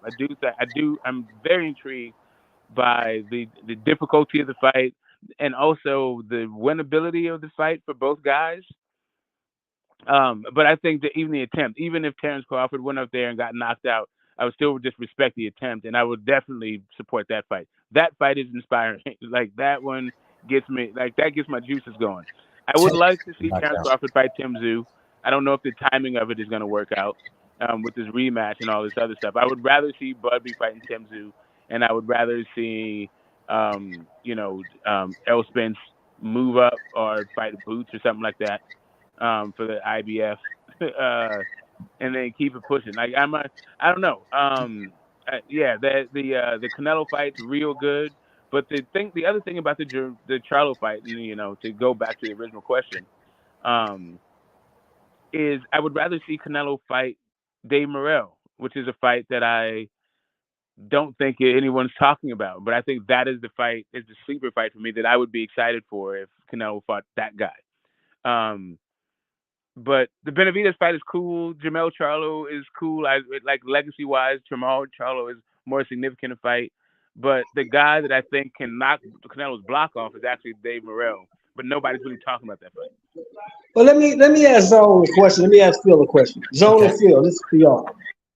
What do we know about Canelo and his business acumen? What do we know about that? It's some of the best in the world. It's not the best, but it's amongst. Well, I think so. I'll go first on that. Now, when we talk about Canelo Alvarez and his business mind in boxing, along with his accomplishments, because they do go hand in hand in his case. Let me say this. So Canelo fights on a schedule. That's the first thing I want to put out there. You know that you can count on a Canelo fight certain times of the year. You understand what I'm saying? The guy's fighting at the minimum 2 times a year. You understand? So he's chasing that bag. That's the first thing. That's the businessman perspective. He's not having these long layoffs. He's taking fights on certain dates, and he's taking significant fights on certain dates. So that's the first thing. So as a boxing fan, I know what to expect from Canelo, whether he fights somebody I think he should fight or he doesn't. But nevertheless, as a boxing fan, I still tune in. That's the whole purpose of it, right? Besides that, I think right now what he is in his career and what he's been doing, he's already accomplished so much in the sport of boxing. We all know that he's undisputed. He's scaled several weight classes. Look, he's in a position now where he's going to take these fights, hence Jamel Charlo, large reward, low risk, I feel as though. So for me, I think Canelo Alvarez is at the point now in his career where Floyd Mayweather was when he was fighting guys like Birdo. You understand what I'm saying? So this guy can pick and choose what the fuck he wants to do. And I think he's earned that as a fighter. Would I prefer to see him fight other guys? Yes, absolutely. But this is one thing that I can't count on, which brings me back to my first point. I can't count on this guy fighting 2 times a year. And he's come out and said that he's going to fight another 4 years. Who those opponents will be, I have no idea. But 4 years is a long time. We're looking at a minimum of probably 5 to 6 fights. And I can think of 5 or 6 opponents that Canelo Alvarez may step in that ring with that I would be excited to see. So we just got to see how the shit shapes up. It's 2023. This man talking about going to 27, 28. All right, so go ahead. Yeah, so what do we know about Canelo and his business, correct? His business acumen. Yeah, that's the question. That's the question. One thing I know about the guy is this: he gonna look for a big fight. Um, he may go. He might not fight Morel right now. Okay, he might not fight Benavidez right now. But what Phil said earlier was, here's the thing about Canelo that people kind of always, I think, miss. He telling you he finna be fighting for 4 more years, bro. That's 6 fights for sure. Come on now. We talk about this man finna go from 24, 5, 6 to 2027. And when Canelo says stuff, man, he really be doing it. Like, we give a guy a hard time, but the guy, once he make his mind up, the guy actually go through with the shit. And I'm not mad at none of the fights with Canelo, because these are big fights on the PBC. He signed with PBC for a 3-fight deal. The Jamel Charlo fight is overdue. We would never let this man live this shit down if he didn't fight the man. This is the perfect time to fight him because Jamel is asking for it. It doesn't feel, we might be rooting for Canelo, but it is some people who root for Mel, but it doesn't feel, to be honest with you, bro, it feels like we getting a good fight. To me, that's just for me, because this needs exposure. Let's knock it off. Like, Mel does have the good body and size to make it respectable. Now, let's not act like Jamel can't fight at all and like this shit ain't intriguing and it doesn't lead to bigger things. Because see, if Mel goes in here and pulls some crazy shit off, this stuff gonna be stupid. But we gonna be on here acting a fool. And it ain't, listen, it's in 3 weeks. Mel going here and pull an upset, it's gonna really be an upset for me because I don't see no way this motherfucker win the fight. But if he does that, I'm sorry to say, even in a loss, Canelo strikes again by making this shit exciting, and he's still gonna fight for 4 more years. He ain't gonna do nothing but want his lick back. So my thing is this with Canelo. Canelo always makes the big fights. He always signed with the right promoter at the right time. And I think the 3 fights we're gonna get may include Benavidez. And for the record, I want Benavidez to fight Morel and Andrade. I like what Benavidez is doing on the side as well. So if it is a playoff scenario for the 3rd fight, because let's say Canelo smash Mel, Crawford come up with that dumb shit, and he smash Crawford, and then it leaves him and Benavidez. I'm fine with that being one of the possibilities for Canelo. And I'm also fine with if Crawford go up there and whoop his ass and then it's no Benavidez. I'm fine with that. You see what I'm saying? So Canelo does big fights all the time. He always delivers. Not necessarily when you want him to, but he does ultimately. Now, the reason I asked that is because of what Smoke said. So I'm gonna get to my point, but I want to make one thing clear. If Bud moves up and fights Canelo, he's not gonna fight no Benavidez or no Morel, none of them dudes. He ain't there for that. Bud got about 2, at the most 3 fights left at this level, and he's done. That's just my opinion. Agreed. Now, to Smoke's point, why would Canelo, looking at his business acumen and what he's done post Floyd Mayweather, why in the fuck would you think that he would even entertain a fight with David Morrell? David Morrell has 10 fights, maybe 11, somewhere between 10 and 11 fights. That is not enough to even sniff at a Canelo fight. Because if I beat this motherfucker, I don't get no credit. And if I lose to this motherfucker, everything I work for is gone. Because David Morrell ain't fought nobody. He ain't fought nothing but cab drivers, Walmart workers, and forklift drivers. That's all he's fought. Facts. Right. You So put this dude in there with Canelo.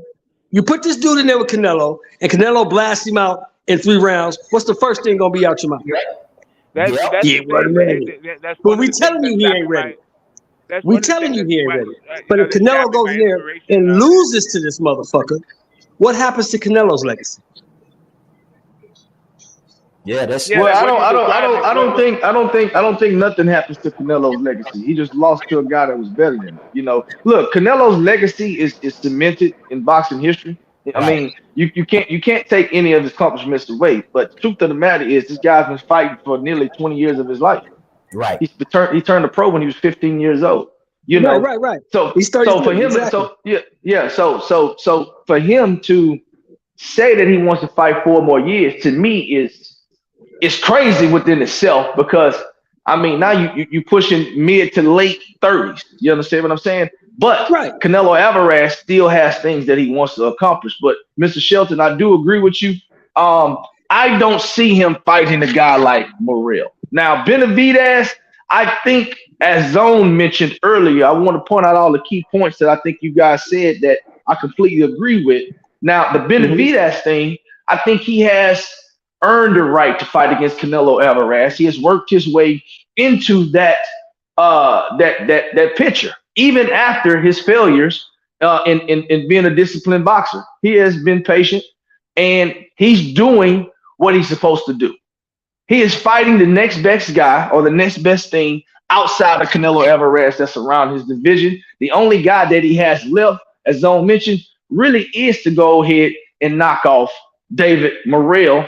And that's a wrap for 168. I mean, for Benavidez, there's nobody else left up there for him to fuck with after Morrell. And I know people are just mesmerized about how Morrell looks in the ring. But the truth of the matter is, yo, bro, get in there with somebody that's really gonna push you, homie.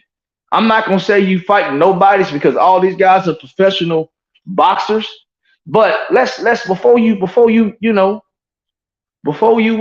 jump up to the front of the line, hey, you gotta wait your turn, homie. You gotta wait your fucking turn. Period. See, Morel is a fight that I'd want to see, and I know all the challenges of getting that fight anytime soon, and that's fine. That's just one that I want to see, and I'm excited to see it when it happens.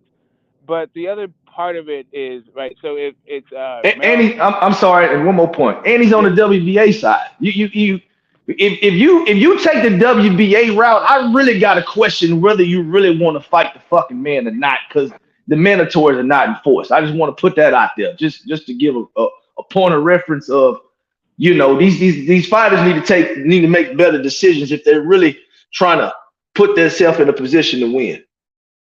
yeah. So that's part of it, right? So the guys that I would like for Canelo to fight at 168 don't seem to be doing everything in their power to get those fights. So like it's hard for me to get like, oh, Canelo's ducking this guy or like get excited about even these guys' chances since they're not even pressing it as hard as I think. Maybe they don't want to fight as much as I want to fight. That's the impression that it gives me. But the other part of it is just like the closer we get to the Mel Charlo fight, I'll get more excited about it. If the fight was this weekend, I'd be geeked. It's just we don't really have big fights this weekend. I gotta wait for the Charlo Canelo fight, and that fight I feel like I already know the outcome to.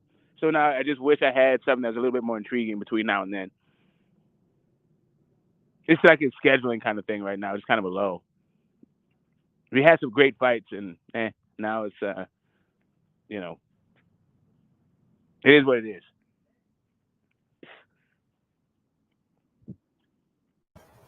So, all right, so man, Well, Smoke, I tell you how David Morrell can get the fight, though. I tell you how he can get the fight.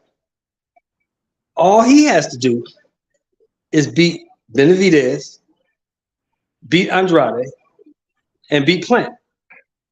Then he can get the Canelo fight. Well, really, all he has to do, presumably, is pick up the phone and call the WBA. Now, honestly, looking at the history of Alvarez, just looking at what we've known for the last, let's say, 10 years, do you think he actually gives a fuck what the WBA sanctioned body has to say? Yeah, if he wants to go around with like talk about undisputed versus undisputed, like I don't think that Canelo. Nah, I don't think if they look, ordered the fight, I don't think if they ordered the fight that Canelo would say no. I think that's how he could give the proper cover to take the fight if he thought he could beat the guy. But if guys aren't stepping up, and like David Benavidez, he's not petitioning the WBC the way Shakur did. Dave Morrell is not petitioning the WBA the way that Shakur did. Like they're not doing that shit. Why shouldn't Canelo? Like you said, Canelo's done whatever the fuck he wants. Even if they did petition and he let it go, that's fine. He's petitioning and they let it go. But they're not even doing that. So what am I Yeah, I supposed to mean, say about what am I supposed to say about their desire to fight Canelo? Yeah, I mean, that is an alternative. Obviously, they can't. Morrell and these other guys can take that route. Um, but the truth of this is a logical uh perspective on my end. You can take that route, right? And I think if you really want to do it, it's all about exhausting all your options. So I can agree with you, Smoke, in saying that is an option, but I don't know how much weight that particular option would hold. But you never know until you try, right? So I do agree with you. Those guys should try and petition those sanctioning bodies to get the Canelo Alvarez fight. But the truth of the matter is, historically, when it comes to specifically to Canelo Alvarez, I don't know how much success that's going to yield those guys. The Listen, only sanctioning body that I can't honestly say that holds his feet to the fire would potentially be the WBO. I think the WBO was the host feats the Yeah, fight. The IBF stripped him. Yildirim got his fight from the WBC. I don't want to see that damn fight. Everyone, but the reason why they said like gave it cover was because it's supposed to be a mandatory that Yildirim petitioned for. Like, I'm not seeing why all of a sudden when it comes to these dudes, I am supposed to like give them a pass for not pressing them for a fight that I want to see. Like, I mean, I don't know that they want to participate in the fight. Is my issue. Like, I want to see the fight. Do they want to see the fight? Do they want to be in the fight? Fuck if I know. Yeah, but just the thing about it though, it's a lot to go around, and there's a lot of things that got conclusions on them. Like, for instance, 447 has a conclusion on it, right? So it's Crawford has to go somewhere else, and it's unfortunately Jamel, like I said, had the same ambition. He just was like, man, 154 was done. Let's be all honest with it.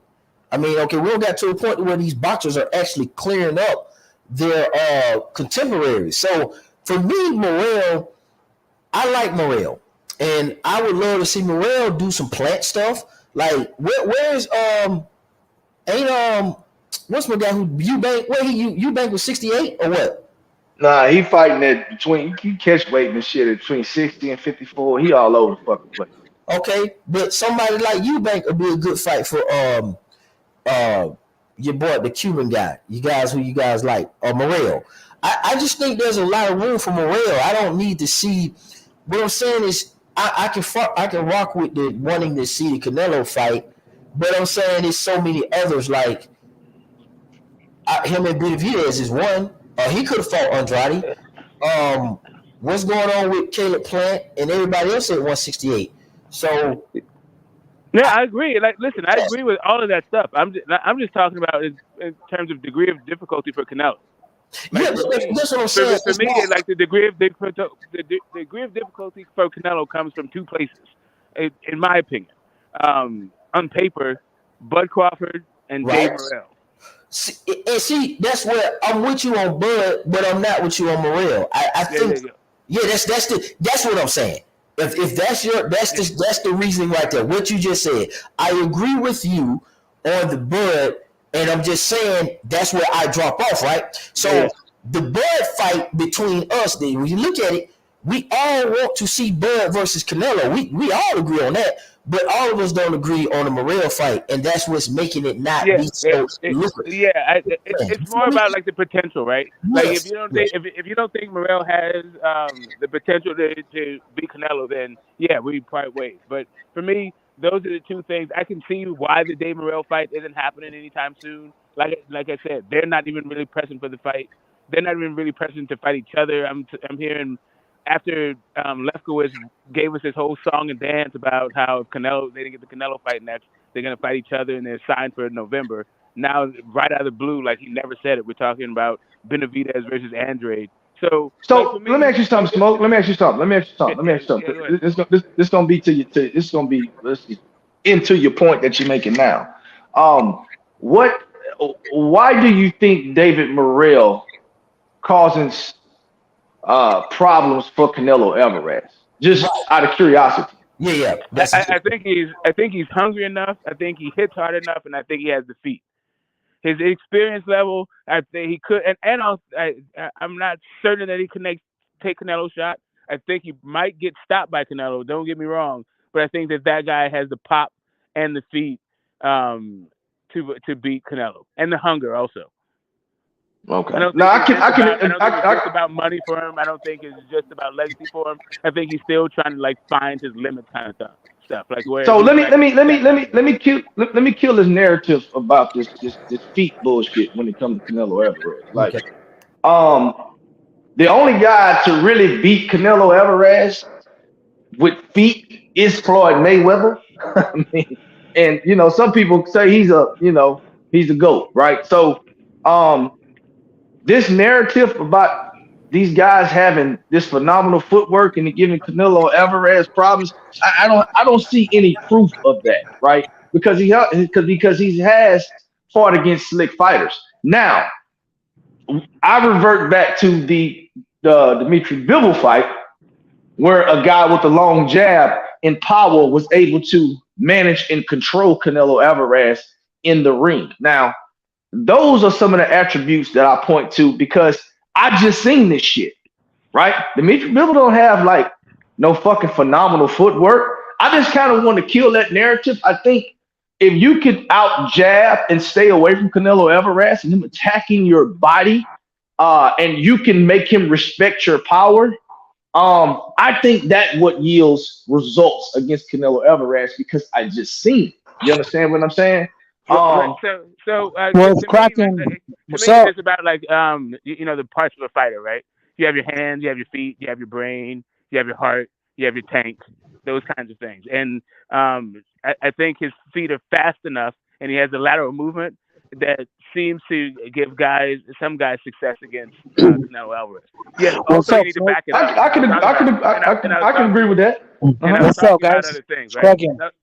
Yeah, go ahead. I was talking about Oh, I was go ahead, also go ahead. talking about the power of him. He is long enough, but also like he has some intangibles that I think that like pair up well. Like a young lion that's hungry versus the old like the guy who is the more experienced guy who might be on his way out the door. Like that kind of stuff I find compelling. But go ahead. Okay, no, I was just Let curious. I me. appreciate Can you. I jump in real quick or what? Yeah, go ahead. Is that Go cool? ahead. What's up, Raider? What's up, man? What's cracking? Good afternoon to everybody, bro. Nah, bro. I was listening to you guys talk about Canelo real quick. Let me jump in real quick. Uh, I think what attributes to a fight where Canelo has issues is footwork and great defense, bro. Defense is what beats Canelo. Floyd Mayweather, you saw his defense. He beat Canelo. Eddie Lamy Lara had good footwork and a great defense. A lot of people say he beat Canelo. And Bivol has the best defense in boxing. He gets hit the less, according to a lot of stats. He's a less hit guy in all of boxing. So you have to have good defense to beat Canelo, bro. Not just the jab and all that shit's not gonna work if you don't got good defense. That's what I think. That's my take on the Canelo issue, as far as what how you can give him trouble. Yeah, and I'm saying this. I agree with both of y'all assessment, and that's why I don't really want to see Morel try to fight Canelo right now because I just haven't seen enough of Morel. That's where if you're wondering why people are not clamoring for that fight and you try to figure out, man, why ain't that much motion on this fight? Is because it's people like me that are really telling you, bro, I don't consider it to be a duck. I don't consider this guy to be as strong and tough as you guys say he is. I just don't see him as a threat. Kind of like how no matter what Earl Spence was, I didn't see him as a threat to Crawford. So it is what it is. And at least it was value in that, the undisputed thing. Right now, there is nothing in Morel. I don't see anything, I don't see anything threatening about him. And then on top of that, I don't see anything attached to him. The pay-per-view numbers is not gonna be that big because this nigga fighting in what Minnesota or Iowa, one of them shits, man. Come on, bro. He gotta galvanize a crowd first. He need to start selling out that arena up there in Minnesota and bring boxing to Minnesota first. Let him do his shit locally first before he You know what it is, Zone? It's like this. Sometimes It's what it is. It's always what it is. Sometimes we talk about what it ought to be, and then other times it's just what you would like, right? So what I would like is this thing, right? I understand that that's not what it ought to be, and I also understand it's not what it is, right? But it is what I would like. Um, and it's just like Wilder versus Usyk. I don't know that. I don't think that's how it ought to be. I don't know. I'm sure that's not what it is, but it is what I would like. You know, it's like that. Like it's stuff that I see in fights that I would like to see, even though, yeah, like I agree with everything you guys said. Like the Well, guy, like Yeah, I literally think No, I would look. I would everybody like who's to worth see the it too. damn, everybody who is worth the damn is a step up fight for Dave Morrell.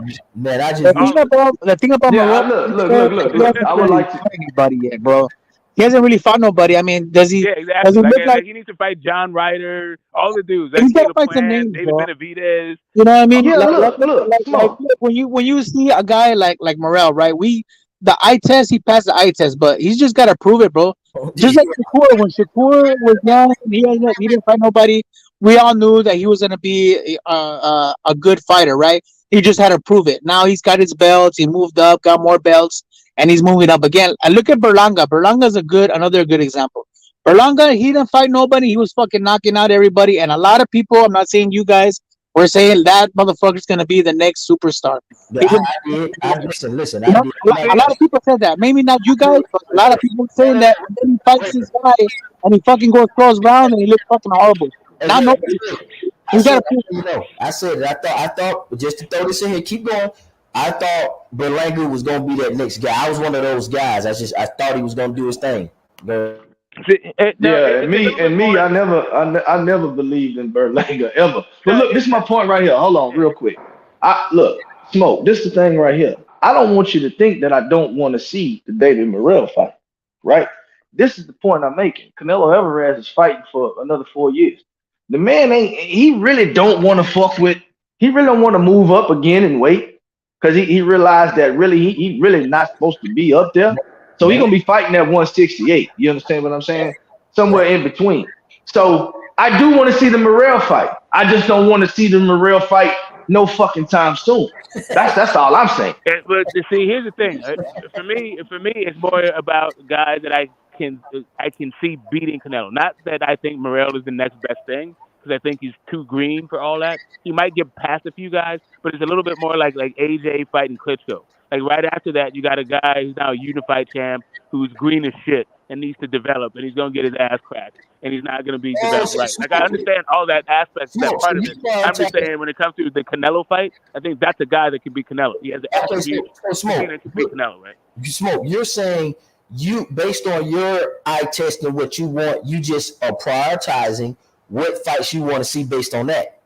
Yeah, well, I'm saying who I think Yeah, has who's a exactly who right? I think has the best. Really, is who I think has the best chance to beat Yes. Canelo. I don't Whoever, know that any of them do, right? yes, But these are the but guys I think have the best chance of doing it. but who you think, right? It's just about Canelo, and you go number one guy who has the best chance, number two. I got Yeah, you. And what I'm yeah, yeah. saying is, when you wonder why there's not, listen to what I'm saying. When you do your rankings, me, you feel and Raider could do the rankings right now on what fights we want to No, see. like the why not? I understand. I understand why there isn't. No, I And got I understand why you. somebody else wouldn't have him as Right. high as I do, right? No, I get all but that. this I is I I think Benavidez has a better chance of beating Canelo than Morel. right, I but think Morel is not experienced enough yet, bro. here's the point. I don't think Benavidez is as good as boxer as Baby Morel is. He is more I experienced. agree. I Let agree, bro. me say this. I mean, but the experience going into a ring with a guy like Canelo who has a lot of experience, you have to have a little bit more experience. I mean, how many fights does this guy have in the pros, Morel? Yeah, yeah. I mean, Yeah, I mean, I mean, hold on, think about man. it. Hold Think on, about hold it. on, hold on, hold on. It's not all about skills neither, bro. There's experience that's involved. There's stamina. There's a lot of things that come into play. There's a lot of people get what is it, stage fright for the big main yeah. events. There's a lot of shit Yeah, all right. I mean, So listen, look, both of them could get hold caught in on, the light. Smoke, Yeah, both could get caught in hold the light, but hold on, man. I think this better boxer shit gets thrown around a whole lot, but Yeah, really don't have no fucking substance to it, honestly. exactly. Um, yeah, let's put because some on if it. Let's yeah, drill down. let's put something on it, right? okay, we on some eye test shit, right? That's what because that's all we can do with Morrell, right? So I can't say he's a better boxer than David Benavidez because it's guys like Caleb Plant that look like great fucking boxers, Yeah. but you see what happened to him. This is the thing right here, man. It's guys who can do certain things well, and it's guys that can do things better than what those guys do well. And hence, that's why you get your ass whooped, right?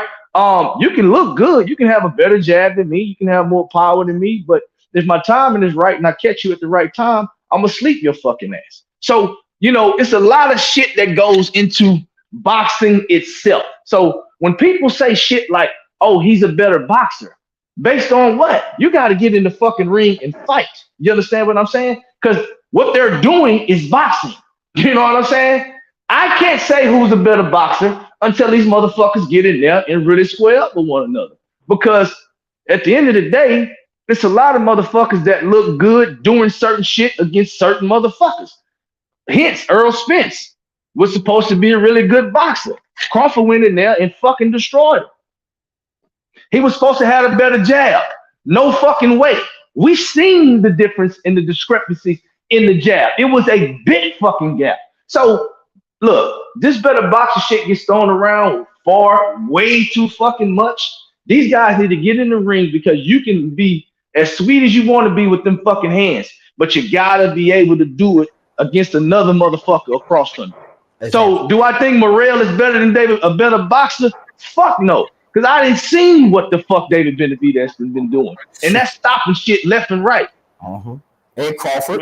Right. And So I can definitely I say think that. Morel is a better boxer, but I Yeah, think yeah, Benavidez has a chance of beating Canelo because he's got more experience. If Canelo's gas tank is not there, and you got a guy like Benavidez who can come in, smother him, and use his fucking jab and come in and go to the body, and Canelo gasses out in the fucking sixth, seventh round, bro. He not only has got a shot, he's got a nice shot of beating Canelo. and But I mean, I'm talking about a better chance than Morel though. Just because you're the better boxer doesn't mean, for me at least, that you automatically can beat somebody else better than another guy who's got a more experience. You know what I mean? I think yeah, Crawford yeah. got a better shot. I Right. think So Crawford got I a just better want to just shot right than quick. Benavidez. I'm gonna let you. You can have it right after this. I No, just want to. I just say I one just want to thing. say it's zone six. Mission accomplished. I'm awake. I'm moving around.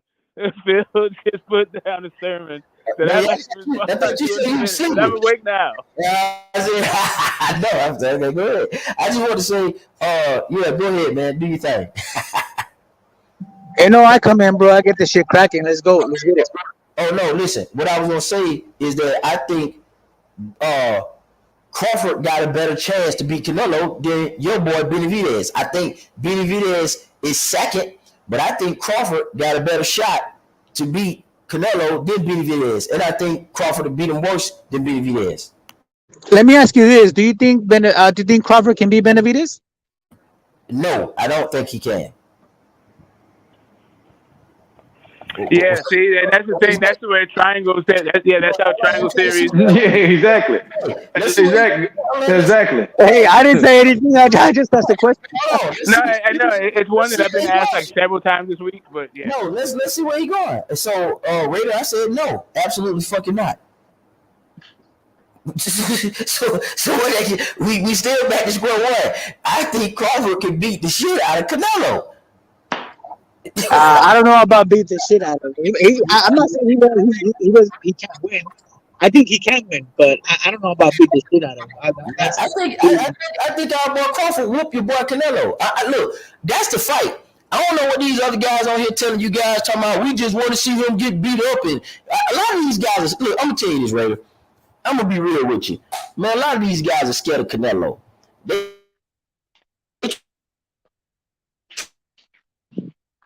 is that me or is he breaking up? Nah, he breaking up a little put bit. You breaking up, Kendall. Canelo, like Canelo ducking and all this shit, man. But the truth be told, these boys career. Oh, that yo. Yeah, you're breaking up a little bit. Say it again. You in Start a all over. bad area, zone. You in a bad area. Oh my bad. Man, you unplug the goddamn laptop and do what it want to do. But anyway, we back. what I was saying is your boy. Hold on for a second.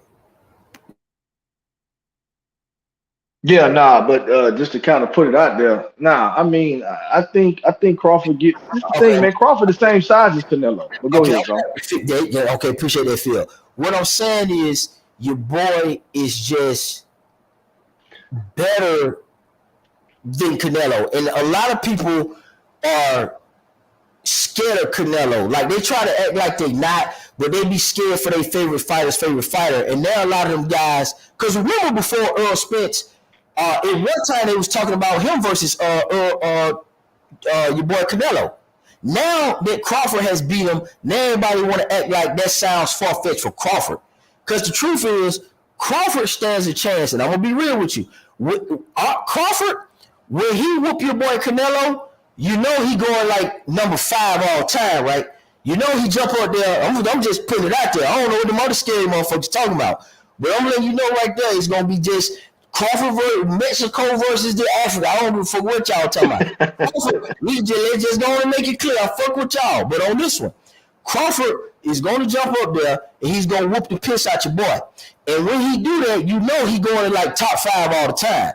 So let's not act like we don't know where it's at stake. The rest of them scary dudes, we're not talking to them. Let them be scary because they mad about Earl Spence. And it's not Earl Spence, but Crawford is gonna whoop your boy Canelo Alvarez at 168. Cause he do everything better. Outside, mid-range, lateral movement, foot movement, hand punching, speed, lift, switch hitting, IQ, everything. The only thing Canelo can technically do in the ring is set traps and probably play possum, and he stands a chance on the inside.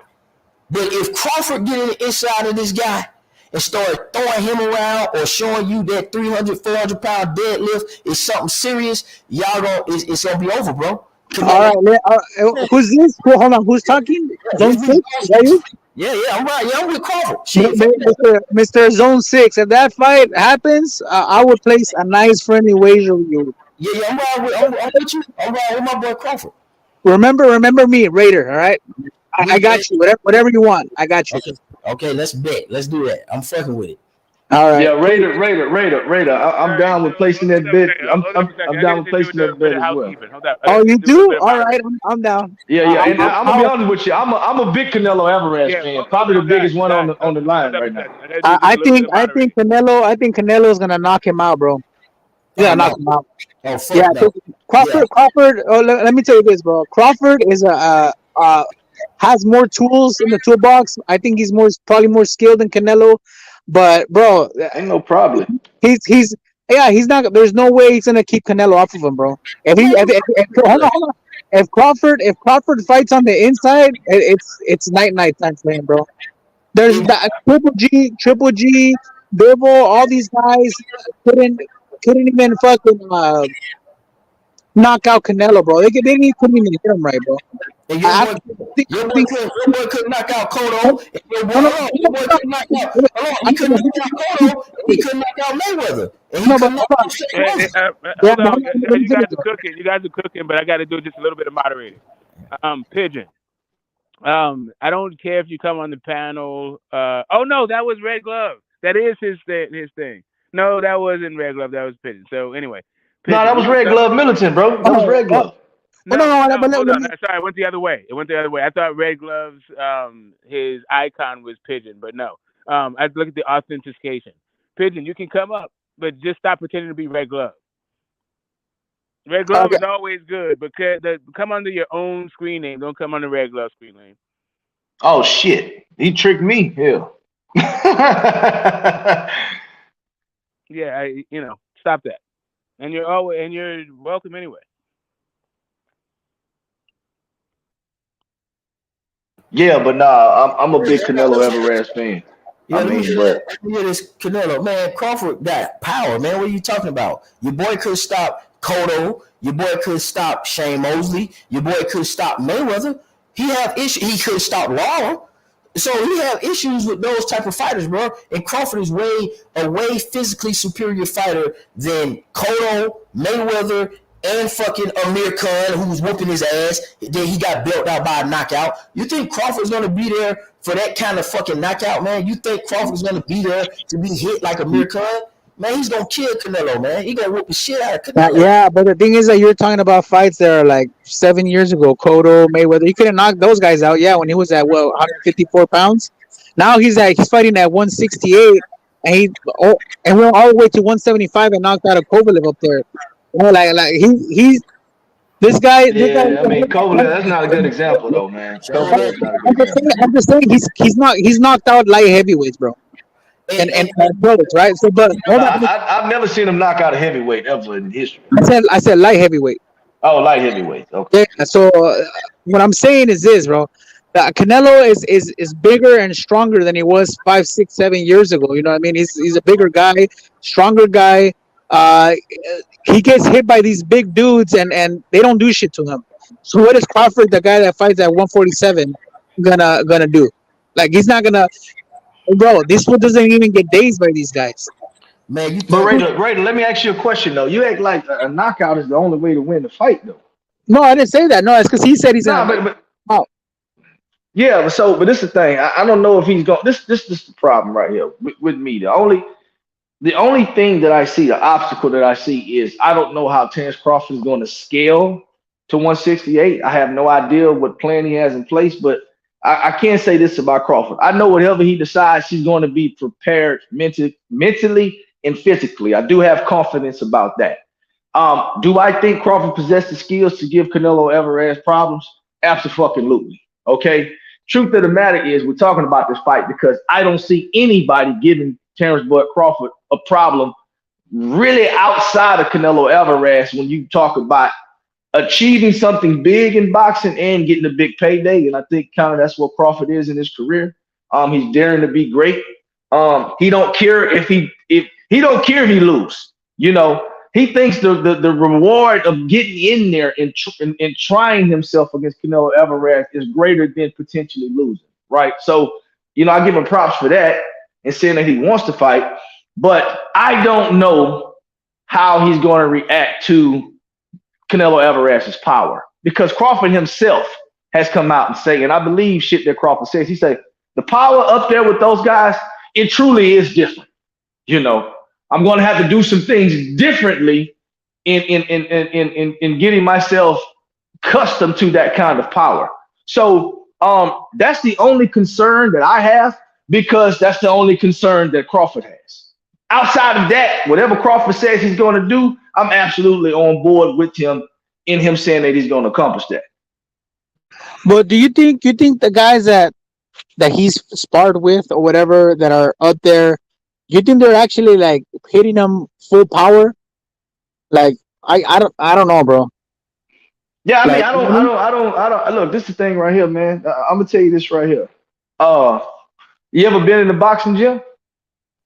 yeah. I've never fought in the gym, but I've been to Oh, gyms. okay, so have you seen any sparring sessions where guys are literally in dog fights? Have you been in Hell situations like yeah, that? yeah. Okay, so this is what I'm this all right. So this is what I'm telling you right here. Those guys are getting paid to provide a service. People who come in and spar. If you're not going 110% when you're sparring with me, I have no use for you. This is all about preparation. So, do I think those guys are going full speed and hitting Crawford like they're supposed to? In seeing Terence Crawford's preparation for fights, I would venture to say probably so because he's always prepared, right? So yeah, I do think those guys are hitting him with their full power. Like I said, the only concern I have is the one that Crawford mentioned. He said the power is different when you move up there to 168 pounds. I'm going to have to do something different to get myself prepared for that kind of power if I do want to step in the ring with a guy like Canelo Alvarez. This came straight from his mouth. So I believe him. And if he say he wants to do it, I also believe that as well. Yeah, but one thing about the sparring too, when you pay a guy to spar your guy, right? You're specifically having guys come to work on certain things as well. It's not just go ahead and just spar. It's not just a sparring session, right? It's training as well. So when I think when he is sparring these bigger guys, it might just be sparring, right, and not actual sparring for to train for a fight. There's a difference, right? You know that, right? Not when you're talking about it getting adjusted to the power. As far as what? No, I'm talking Like about okay, when I said it. Okay, let's go back. So when he's sparring these bigger dudes, right? It might not. What I'm saying is it might not be sparring for an actual training for a fight, right? It could just be sparring yeah, sessions that are in the yeah. gym. So what you're speaking on is style specific sparring is what you're speaking on. Correct. Correct. Okay. Okay. So you're speaking on style specific sparring. Now, part of somebody's style is having power. Some guys are power punchers. So if I get in there with a guy who's a heavy puncher, regardless of if I want him to mimic somebody's particular style in sequence with his power, he still possessed the ability to hit hard than a motherfucker. So these big guys, whether you're going in there to give him a specific style, whether it's him jabbing, whether him going to the body, whatever the situation may be, still doesn't negate the fact that Crawford's biggest concern is getting accustomed to the power of guys that fight at 68, to fight that fights at 75, that fights at light heavy. That's what he's concerned about. He's not so much concerned about the skills in mimicking Canelo Alvarez's style. He is concerned about being able to take the power at 168 pounds. So if I bring in a guy who's heavy handed, that's preparing me to be hit by another guy that's fucking heavy handed. Is this something that I really want to do? I really don't know if I really can take this power at 168. Then you start to see what little tweaks and things you can implement inside a training camp that can prepare you for that fight. Because you may get up there and be like, nah, ain't no fucking way. These motherfuckers really thumping up here. I don't know if that's something I don't know if that's something I want to put myself through. You understand what I'm saying? That's what I feel. Yeah, and also too, they know when they're sparring, they have the headgear. So as I'm saying that it's different. You know, you're Yeah, not gonna well, go. now You're not gonna go. some guys spar without headgear though. Some Yeah, guys spar without headgear. some do, but I mean, not Yeah. before fights, bro. Not before fights. You know, like when they're training for a fight and it's closer to the fight, they don't fucking not wear headgear. I mean, sometimes, but I mean that's not smart. You don't want to get Yeah, I mean, knocked out and go into a no, fight. of course, it's not smart. But this is what I can tell you right here from somebody who's been in the ring, who sparred. Let me tell you something. Headgear itself. Let me just put this out here. It does protect you in a sense, but this is what I will tell you right here. Headgear, you are a bigger target, and it is easier to hit. So, still in all, it's kind of like a football helmet. Regardless, you have protection around your head, but you are still absorbing that impact. And when you put on headgear, some of those punches that you may have slipped by millimeters, they're now hitting that fucking headgear. So headgear within itself, it is in place to be a sort of protection. But at the end of the day, that shit is not like as efficient as people think it is. You know. No, no, I know, bro. Like, I mean, Yeah, yeah, yeah. you're still gonna feel it, right? It's an impact, and it's an impact. You Oh know what I mean? yeah, it's going. You're It's still that gonna shit feel it. still hurt. Yeah, that shit still Exactly. hurt. But my, Yeah. my point is that the accuracy, right? Like you just said it yourself, right? Some spots where you might not get hit by half an inch or whatever, you will get hit with the helmet. But at the same token, there's a flip side to that. You might you if you a hit on the button might not knock you down if you had headgear. But if you don't have headgear, a hit on the button, a jab can bring you down. You know what I mean? One that's on the button. That. There's a always flip side to both things. Yeah, that Yeah, applies for to sure. Canelo I too. agree with that. That I agree applies with to that. Canelo. We know Terrence Crawford got power. We know Canelo got power. No, I So didn't never say that Terrence Crawford doesn't have power. Yeah, he has power. I mean, at 147. I didn't say you didn't. I'm just telling you what he got. I'm just No, saying. I I'm know. saying. I'm just saying that I don't think that's enough power at 168. Is what I'm saying. Okay, so we talking about power. and we're talking about how somebody could get knocked out, and I'm saying, yeah, that could be Canelo too, because Crawford's on a stoppage streak. I mean, he's been knocking out people for the last 10 years. Look, I don't think it's enough power, but I'm not gonna say that he can't not knock out Canelo because you don't need a lot of power to knock somebody out, right? All you need some good accuracy and timing. Because Yeah, I'm with you on that. Accuracy for we've sure. seen Let's do this. before, we've seen before. Let's dispel a Hold on, myth real quick. hold on. Let me finish. Yeah, Yeah, I'm saying, we've seen you we've finish, seen go before. ahead, but let me dispel a myth. No, hold on. Let me finish though. We've Yeah, seen before you can knock people out with jabs, like knock them down. So I'm not. I agree with you to a certain extent. You know, he could possibly knock them out. But I'm just saying we haven't seen it from the bigger punchers yet. Guys who are accurate. A guy like Bivol, who's at 175. You know, what I mean, stuff like that. But I mean, man, Yeah, it's we just seen Crawford knock motherfucking Spence down with a jab. man. First off, listen. This what it is. Okay, I'm gonna tell you like I told everybody with this Earl Spence guy. One of the biggest issues is, yeah, when we look at it, you could say Canelo has an awesome resume, but what thumpers was he really out there fighting? He fought Mayweather. He's not a fucking knockout artist at 150 something. Cotto ain't no knockout artist at no fucking 150 something, 160 where he fought him at. Like, let's not play these games. that was Canelo, at 155. no, man, hold on. No. Don't interrupt me. Don't interrupt me. I'm going down the list. You had your time. Don't interrupt me.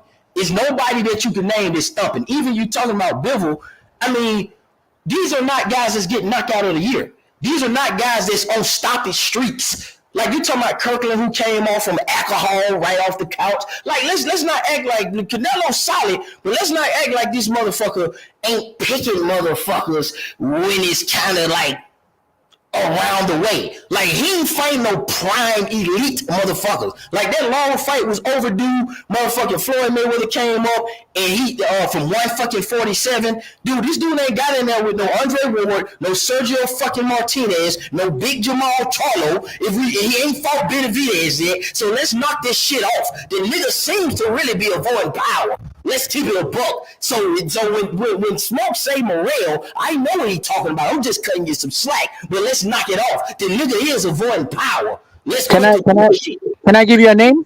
That fight Bertavia. Can I give you a name? No, hold on. I ain't done yet. He ain't fight Bertavia. He didn't jump up and he won't dare say it. And you niggas know it. So let's not act like this nigga, he ain't that goddamn good. I know the trick. The motherfucker is avoiding power and catching people at the right time like Floyd Mayweather did his ass. So let's stop the bullshit. Crawford is obliterating people. And your boy next. All right. You good or what? You good? You sounding a little too anxious, but I'll give you a name, bro. Triple G. Triple G was the monster. He was knocking out everybody, right? Just like Crawford was. And not only did he fight him once, he fought him 3 times. There's a name, and there's three fights right there. And name, What okay, are you gonna got you. And name, and I watched Triple G run. Name the elite knockout artist that he fought. It was nobody at 160 when Triple G had his run. Boy, stop. Kelly Pavlik was going out the division. Jermaine Taylor jumped up to 168. Edison Miranda, like these, it was nobody at 160, bro. Sergio Martinez had bad wheels, and Cotto caught him slipping. What the fuck did Triple G do besides hold down the division and be cool? Like he didn't do nothing. He was doing his thing, beating up 160s and doing it like he's supposed to. And then as soon as he stepped up to the plate, he got his ass whooped. Remember, he's also the guy who ducked Andre Ward too. He also never fought Sergio Martinez. Who the fuck did he fight at 160? All right, I'll answer that, bro. First, you said who has Canelo fought that has been knocking out guys. I gave you a name, and now you're saying, now who did he knock out? That's not a name, is what I'm telling you. I'm No, no, naming no, no, no. But what I'm saying is, you said the exact words where you said who has Canelo fought that has been knocking out guys like Terrence Crawford. Terrence Crawford has been knocking out all these guys. elite That's what fighter. you said. So I gave you a name. I gave you a name in Triple G. And Who who's was the elite? guy? Hold on, hey, can I finish or not? No, you asked me a question. I said elite fighters, and you didn't answer the question. You just said he knocking out people. The question is Oh, about elite fighters. Crawford is knocking out elite fighters. Therefore, I can conclude that he may knock out Canelo, who's an elite fighter. Triple G is somebody that was knocking out who? No one elite. No, that wasn't your initial point, bro. Yo, that's what Yeah, my yeah. point You jumped the we're goalpost a talking little about bit, which is stiff. fine. No, the point is we're talking about valued competition. Here's my argument. I don't give a damn if you talking about power. Don't confuse what I'm saying with you. What my point is I respect Canelo, but he's not fighting prime people that you go to 175. Why you don't fight Baturbia? Okay, why didn't you fight Andre Ward? You fight Kovalev and drain Kovalev after the Kovalev got old after Andre Ward. He never wanted to go up there and fight him when Kovalev was knocking Bernard Hopkins the fuck out. See, that's what I'm saying. Like, let's not look, man. Canelo is a respectable fighter. I'm telling you, my point is what I said was the guy is really maneuvering around people that are really thumping. Like the all right. Jamaican. Can I talk? You done or no? If you're gonna keep saying that, then I'm gonna keep talking because you ain't All saying right, that. no, but I let you talk, bro. Like No, we waiting on you. We waiting on you. Say something. all right, cool. So first you said that Canelo hasn't fought the top guys at 175, right? He didn't fight Petriev, but he fought Bivol, who I think is the best at 175, and he fought Kovalev. When he fought Kovalev, Kovalev was one of the top three guys at 175. There was a fight between Vodzik and Petriev that was between the two champions, and before that fight, Bivol was the champion. Bivol was the best. Then it was either Kovalev or Petriev. Petriev beats Bodzik, and Petriev gets the belts, right? But at the same time, a month after that, Kovalev fought Canelo. But at the time that Kovalev and Canelo, the fight was announced, that was before Petriev and Bodzik. So he had fought the top two guys at 175. The only guy he needs to fight next is Beterbiev. So how is he not fighting the top guys? He fought two out of the three. Go ahead. Okay, I'm not talking about rankings. I'm not talking about accomplishments. I'm talking about thumping. I'm talking about these fucking hands. And you want to tell me about your fucking dude's trinkets. I'm not talking about who's rated number one because of some political bullshit. What I'm telling you is we all know on this panel and in this chat that the Kovalev that fought Canelo wasn't the Kovalev that we would have wanted him to face in his prime.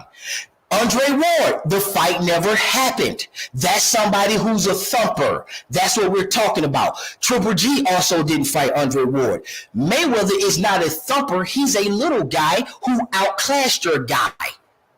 Amir Khan ain't no fucking thumper. It was a bullshit mismatch. We don't know why he fighting Amir Khan in the first place. He get his ass worked and then he stops him. What don't you understand about what I'm saying?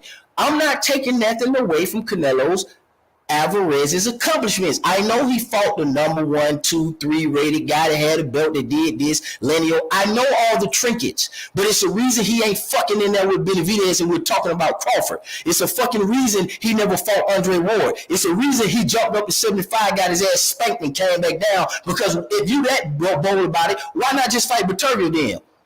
If you so good on the Bivol, why not fight Beterbiev? And another thing too, bro. You brought up Andre Ward. When Andre Ward retired, Canelo was at 160 pounds, right? So there's no way they would have fought. Canelo wasn't even fighting at 175 at that time, Man, right? So let's get that out of the way first. Don't bring up his name no more because that wouldn't have happened, right? because Canelo didn't want it. Huh? Because Canelo didn't want to fight Ward. No, Canelo was at 160. He wasn't even at 168 yet. So you wanted him to move up. So you wanted him to move up 2 weight classes to fight Andre Ward. Yeah, everybody do it to fucking Canelo. See, that's the shit we talking about. See, caught you. I just wanted to hear it out of one of you niggas' mouth. Caught you. So you wanted him to Caught me with what? 160? See, that's what I'm talking about right there. I rest my case. He ain't fought no thumpers, and you niggas know it, and you just trying to play games. But you want everybody else to jump up 2 weight classes and 3 weight classes. And I don't want nobody to jump up 2 weight classes. he did it to Metcalf. He did it to fucking Floyd Mayweather. He fought Cotto, who's a fucking career 140 pounder. Let's stop with the motherfucker fought goddamn Josecito Lopez, man. Come on. Let's not act like he Wait a a real. minute. Wait a minute. Wait a minute. Wait a minute. When Canelo fought Cotto, Canelo was at 160 I don't pounds. watch Canelo, bro. I break the dude shit down for real. You just So playing. no, but you said that Cotto was a 140 pounder. But when he fought Canelo, When did Cotto start his Canelo, career? hold on, let me finish, bro. No, where did he start his Miguel career? Cotto, hold on, Miguel Cotto just won the championship from. Man, where did Miguel? I just said something. You see, you talking about no, and I'm telling you, this is why you missing it. I said he fought a Miguel Cotto who started off at 1 40 and came up. Don't act like Miguel Cotto was a nigga at 160 that been there for years. This is a guy who was fighting Ricardo Torres. Same But Canelo, motherfucker. hold Man, on, bro. Hold on, but Canelo fought Cotto. Cotto came down from 160 to fight the fight at 155 with Canelo. So Cotto's actually coming back down. Well, I don't get it, bro. What was the point? okay, this the point. We all know he's not fighting Morrell. We understand why. We said it earlier, but it's a reason why. It's a reason why he's not fighting Benavidez. It's a reason why we're talking about Crawford. And we're not talking about Benavidez. We shouldn't even really, for real, be talking about Jamel. He should be fighting Benavidez. If we want to be honest, we just fucking rocking with it because it's male and it's overdue. And Crawford has to. This shit is all fantasy, but Canelo should really be fighting Benavidez. Let's All right, not. all right. I agree. I think he should fight Benavidez too. But let me ask you this: who do you think has a better chance to beat Canelo, Benavidez or Jermell Charlo? Benavidez. Benavidez? Yeah. I agree too. I agree. But does that mean that he's not gonna fight him? I don't know what it means. I know he ain't fighting him right now in his prime, and he's a thumper. I wouldn't be surprised if we don't get the Benavidez fight. Nah, we're gonna get it. He's gonna Yeah, fight him. yeah, sure. Whatever you say. I'm almost 100% sure we're gonna Yeah, get that. sure. Okay. Well, I didn't get the Batavia fight or the Andre Ward fight, so I'm not sure. So yeah, sure. Yeah, no, the Andre Ward fight. To be honest, bro, I'm not even trying to argue with you. It just didn't make sense to me, bro. Like, cause Canelo was fighting at 160, and Yeah, Andre Ward, 160, and Andre Ward was at 175. yeah. You know what I mean? The Amir Khan fight didn't make sense to me either. Yeah, sure. I understand. Yeah, it makes plenty of sense. Yeah, cool. Whatever. No, what do you mean the Amir Khan fight? Yeah, that didn't make sense to me either, but it happened. So yeah, it ain't like he couldn't fought Andre Ward or Batavia. No, Not yet. Amir Khan. That's another guy coming up. That's not Canelo going down. No, I know. I'm just saying, it's fights sometimes that don't make sense to me. Sometimes fights happen that are easier than others. Canelo tend to kind of like find his way in the easiest possible scenario out of all the choices. Right now, I ain't saying he'll come back, but he do find himself picking the easier option that he has all the time. I don't know. I don't know about that. You're gonna have to give me an example, bro. Okay, I'm finna give you one now, and we can go backwards. What's the Yeah, best? Hold on. Canelo is the face of boxing. He's the man. Everybody knows this. If you get sent the contract from Canelo, you're signing it. He's the man. He call your name, you gonna take it. Why isn't we getting the Benavidez fight? That's what I want to know. no, but that doesn't happen all the time. Just because you get a contract from Canelo, you don't take it. We just listen. This is where we at. You said, give me an example. Like I Yeah, said, I'm not gonna make up one. I'm gonna give you a real one, which we all are living right now. We're talking about Crawford because your boy is fucking fighting Jamel instead of fucking Benavidez. We wanted to see Mel versus Crawford, but your boy, it ain't just his fault because Jamel accepted the shit, but your boy is fighting the person he shouldn't be fighting. He the problem. He should be fighting Benavidez, so Jamel should have fought fucking Crawford. That's what we telling you. That's but what what- do. but but why not Jermell though? That's why Smoke is not interested, dude. That's why. That's why he's saying Morrell. I listen. I completely get it. I'm just okay with Mel because it's overdue. I get tired of hearing the complaints. Crawford, technically, Crawford kind of shouldn't be in the conversation because we wanted undisputed. Exactly, Okay, exactly. we gonna put him there now because your boy ain't fighting Benavidez. He's taking a fight from Crawford, and he's also talking about fighting Crawford. He always targets smaller guys. There's no excuse. but he always trying to go that route, bro. Why not just fight? Say, Mel, I'm not fucking with you. I am going No, to. but here's the thing, bro. I don't get it. So you're not okay with Canelo fighting uh Jermel, but you're okay with Canelo fighting even a smaller guy in Crawford. No, that's not what I'm saying. I'm okay now because I understand the series of events. I know how Canelo move. I knew he wasn't fighting Benavidez. I knew he was gonna find somebody else to fucking fight, bro. I knew he was gonna do that shit, and I didn't think it was gonna be Mel. That shit surprised. Let's knock this fucking shit off. We all are really surprised that the motherfucker got to fight. We just support the shit because we here now. Nigga, we thought Yeah, because that. initially it was projected to be Jamal Thank you. Yes, initially. correct. Yes. And Mel's supposed to been fighting for undisputed between our two boys down here. Your two dudes, your two brothers, supposed to be fighting and getting on at 168, making their own play. Our I two boys supposed to be fighting at 154 for undisputed, and then we well, can see what happens after that. let Your me let me dude, let me let me give you my little take on that, bro. I think Canelo's gonna fight Benavidez, but I think they're gonna make it for the last fight. bro. They'll make it. Hold on, let me finish. They're gonna make it a bigger fight, right? They're gonna make a Canelo versus Benavidez, the biggest fight they can make because they're gonna try to make Benavidez fight. They made him fight plan already, and now they're gonna make him fight Andre. But if Benavidez keeps winning, it's gonna make the fight bigger and bigger and bigger. If they do it now, who if they fight Benavidez now, right? Let's just say as a I don't like getting into the business part of it because I'm a boxing fan. I'm not really a fucking. I'm with you. I'm with you. But hold on. Celebrate. But let me give you my take. No, I'm I with you. I'm with you. if you're Al Heyman, right? If you fight Benavidez now, right? Uh, and Canelo, and just say Benavidez loses because he is going to be the underdog. Let's just say he loses. Who are they going to throw Canelo? Who's going to fight Canelo next? Like they already fought Plant. Who else?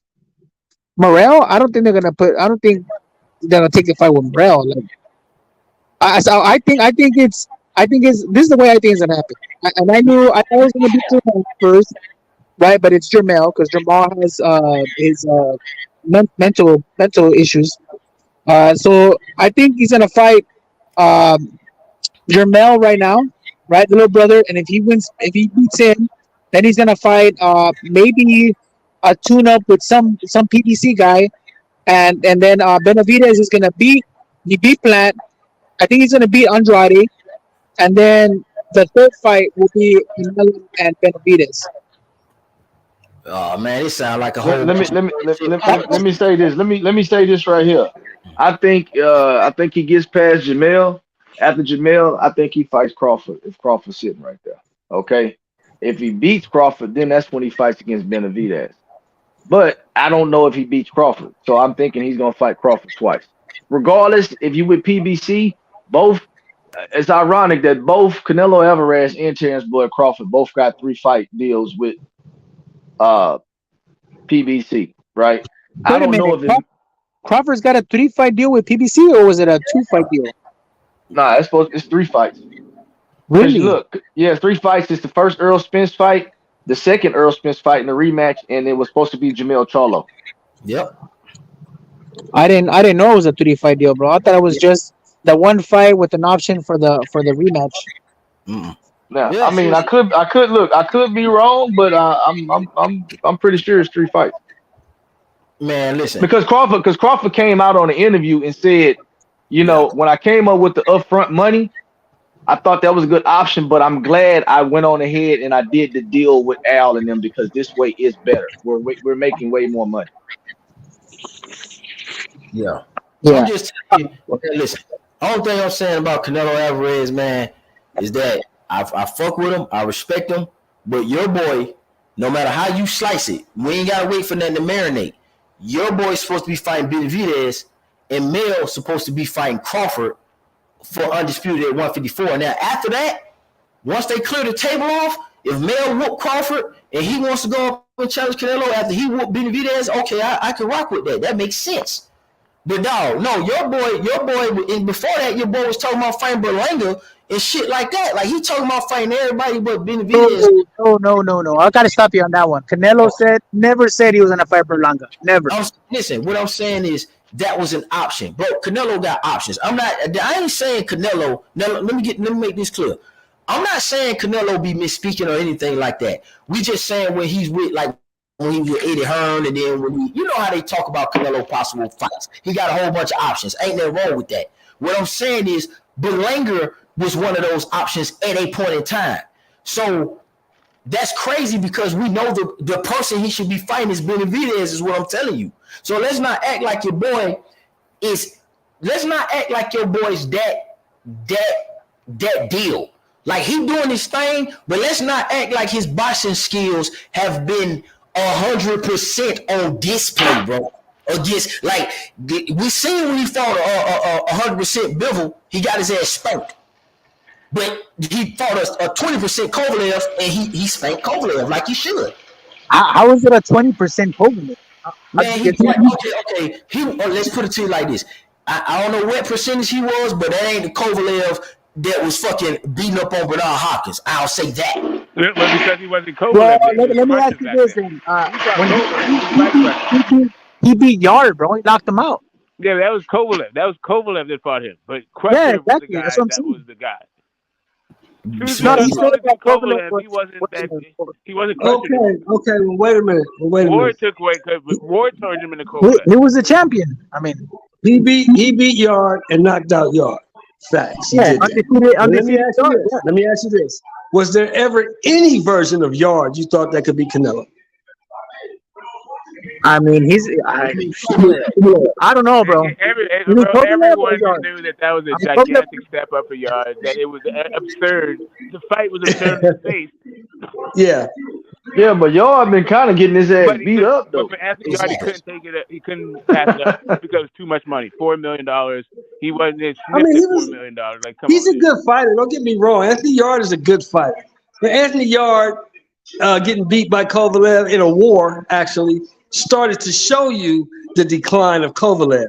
Because Kovalev a year and a half prior to that would have destroyed Anthony Yard because Anthony Yard makes too many mistakes. Well, Alvarez showed you that before that. Yeah, but look, the leader showed you that. Leader Alvarez did it before the Yard fight. Say what'd you say? Look what Yard did and what? I said look at the Yard. Alvarez showed you that Kovalev showed you that before Yard stepped up. Like he just No. Canelo fought Kovalev 11 weeks after Kovalev fought Yard. That's when they fought. But he fought a leader Alvarez twice before he fought Yard. Yeah, exactly. Yeah. Oh, you said a leader Alvarez. Yeah. Leader Alvarez showed you that he started to slip. Because we got knocked out and came back to knock him out. So he showed you that he started to slip. Yeah, Elito Alvarez was also undefeated that time. Yeah, but Elito Alvarez is just, you know this, Raider. You've been watching boxing a long time. You know, just because the guy's undefeated doesn't mean he's good. No, but what I'm trying to say is that at the time that fight was announced with Canelo, he was a top three guy in the division. Top two, maybe. Yeah. We're not going to take that away from Kovalev. He still was a top guy in the division. But it doesn't change the fact that wasn't the same Kovalev that knocked out Bernard Hopkins, and that wasn't the same Kovalev that fought the guy, my man out of Oakland. Andre Ward. That wasn't the same. I mean, is there a little everybody knows now, hold on. Everybody knows. Everybody in boxing knew that Sergey Kovalev is an alcoholic. Everybody knew that. Yeah, he was Sergey Kovalev was 36 years old. Everybody knew that. But he's always been like that, though, bro. Yeah, that's cool. Yeah, but I'm just saying to you, man. Don't offer. Go ahead, Zone. Go ahead, Zone. This is what I'm telling you. Your boy is always finding himself in a fight that's kind of on some shaky shit. His resume is impeccable, but the night of the fight, that shit be shaky. Well, I'm telling you, if he fight Crawford, outside of the curiosity of what Crawford can do at 68, nigga, that's the only reason this shit is fucking close. If Crawford had 2 fights at 68, bro, it's nobody gives that nigga Canelo a fucking chance, bro. The only reason we giving him a chance now is because it's Terrence Crawford who's doing the unknown. But if Crawford is 90% of who he is at 147, 154, and he at 68, bro, Canelo is toast, bro. He I do think everything I, than I Canelo. think if Canelo was at 147, bro, I think he would probably beat Crawford as well, bro. That's You, boy, you know better than No, that. you don't. No, you don't. You don't believe that, yeah. man. You No, don't I believe. do. I do. You don't. I'm not saying it's a loss or anything like that. I think that style, bro. I don't know, bro. There's something about that fight that Man, listen, Canelo at 154, you see what Mayweather. Listen, this is what I'm saying. I know it was a long time ago. I know y'all like to lean on that. Y'all let Lil Mayweather, who didn't hardly punch hard, beat up on your boy. What you think Crawford gonna do? Crawford is worse than Lara and Mayweather put together. And the only issue is him jumping up 2 weight classes. Bro, listen, this shit gonna be an upset, man. let me tell you this, bro. The you keep bringing up Mayweather, bro. Mayweather is an all-time great, yes, and I'm not gonna use as an excuse, but what I am gonna say is that Canelo had just turned 23 years old, bro. Yes, he was a champion, but he didn't Red, Red, I can't let you. You my guy. I can't let you get hold away on, with that because the hold on, motherfucker had over 40 fights and he was a world champion. So you subject, can't say he was too young and he wasn't ready. You can't use that as an excuse. I subject. can't let you use that, Yeah, bro. yeah. I can't. Hold on, Brother let me was finish. unified. He wasn't just a world champion. He was a Hold unified on, world champion yes. Hold on, let me finish though. Like I said, with a yes, Hall he of was a Famer on his unified. resume already. Let me finish though. What I'm saying is he had just turned 23 years old, bro. That he doesn't have the experience he has now that he had back then right now, bro. It's a big difference. So you're telling me the Canelo that was at 22 years old or 23, just turned 23, has the same experience that he has now? No, no, we're not saying that. But what we're saying is you can't use the excuse that he wasn't ready because at 40 fights and a unified world champion, when the fuck is he gonna be ready? Right. Don't say he wasn't ready. He No, was no, no. ready. He just was Did I fucking say he outclassed. wasn't ready? That's Hold on. all. Did I say he wasn't ready? Yeah, you said he That's was what I you're never saying. said. That's what you're Well, alluding no, to. no, When you say no. he was I only said no. 23 years old. If he was only 23 years old, then he should have never took the fucking fight. He should No, have no, signed no. Listen, I didn't say that, bro. He's comparing what Mayweather did to Canelo is what Crawford will do to Canelo right yes. now. Okay, Both. Canelo has way more experience than he did at 22. I'm not saying he wasn't ready. He was a champion. If you're a champion and the other guy's a champion, who cares what age they are? Let's get it on. Let's get it.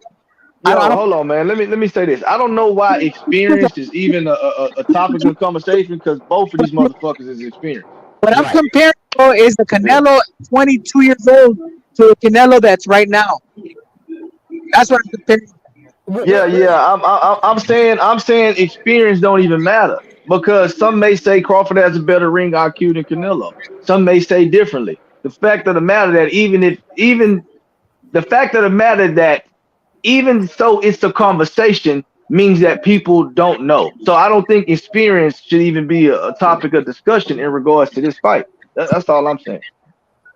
Yeah, yeah. The thing is, we gotta see. And the only We gotta reason, see the it. only reason I'm saying that, bro, the only reason I'm saying that because is if Mayweather was in his prime, just say right now, and he fought Canelo at that same at the same weight class, and with the experience Canelo has now, it might be a different fight. I'm not saying Canelo will beat him.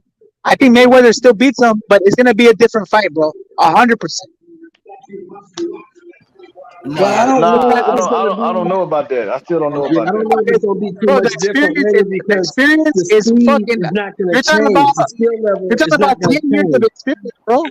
You're talking about What beat? he's But fucking 18 years back. what beat? Listen, Randy. What beat Canelo that night when he fought Mayweather? What beat Canelo? You know what beat Defense, him? bro. Defense. It was skill. It was the skill level. Defense. The defense. Yeah, Yeah, Mayweather experience. stood right in the pocket with Canelo, slipped his shots, and got his shots off. He didn't Correct. run. He didn't backpedal. He stood there and outboxed the man It because was his skill level was it was higher than experience. his. He has Correct. more skills. Yes, And that's correct. not Every going to period. change. That wouldn't have changed then to now. If Floyd was in his prime now, he would still be more skilled than that guy. He's just a better fighter. Yeah, yeah. I That's mean, just because all look, it is. No, no, he was exactly. more So experienced. Yes, and more let me skilled. hold on, hold on, hold on, Absolutely, hold on, hold on, yes. hold on. Let me say this, bro. Let me say this real quick, Correct. right? This is the deal. So the way Floyd Mayweather beat Canelo is the discrepancies in Canelo's game. His experience, okay, wouldn't have played any factor in that because the truth of the matter is he just couldn't hit Floyd Mayweather Jr. It was fucking almost Yeah. practically impossible. He Defense. made him look crazy. So in Floyd Mayweather, speed was head over heels over Canelo Alvarez. Hence why he was able to pop shot the guy, get out the way. Canelo Alvarez was swinging for the fucking fences and he couldn't hit him.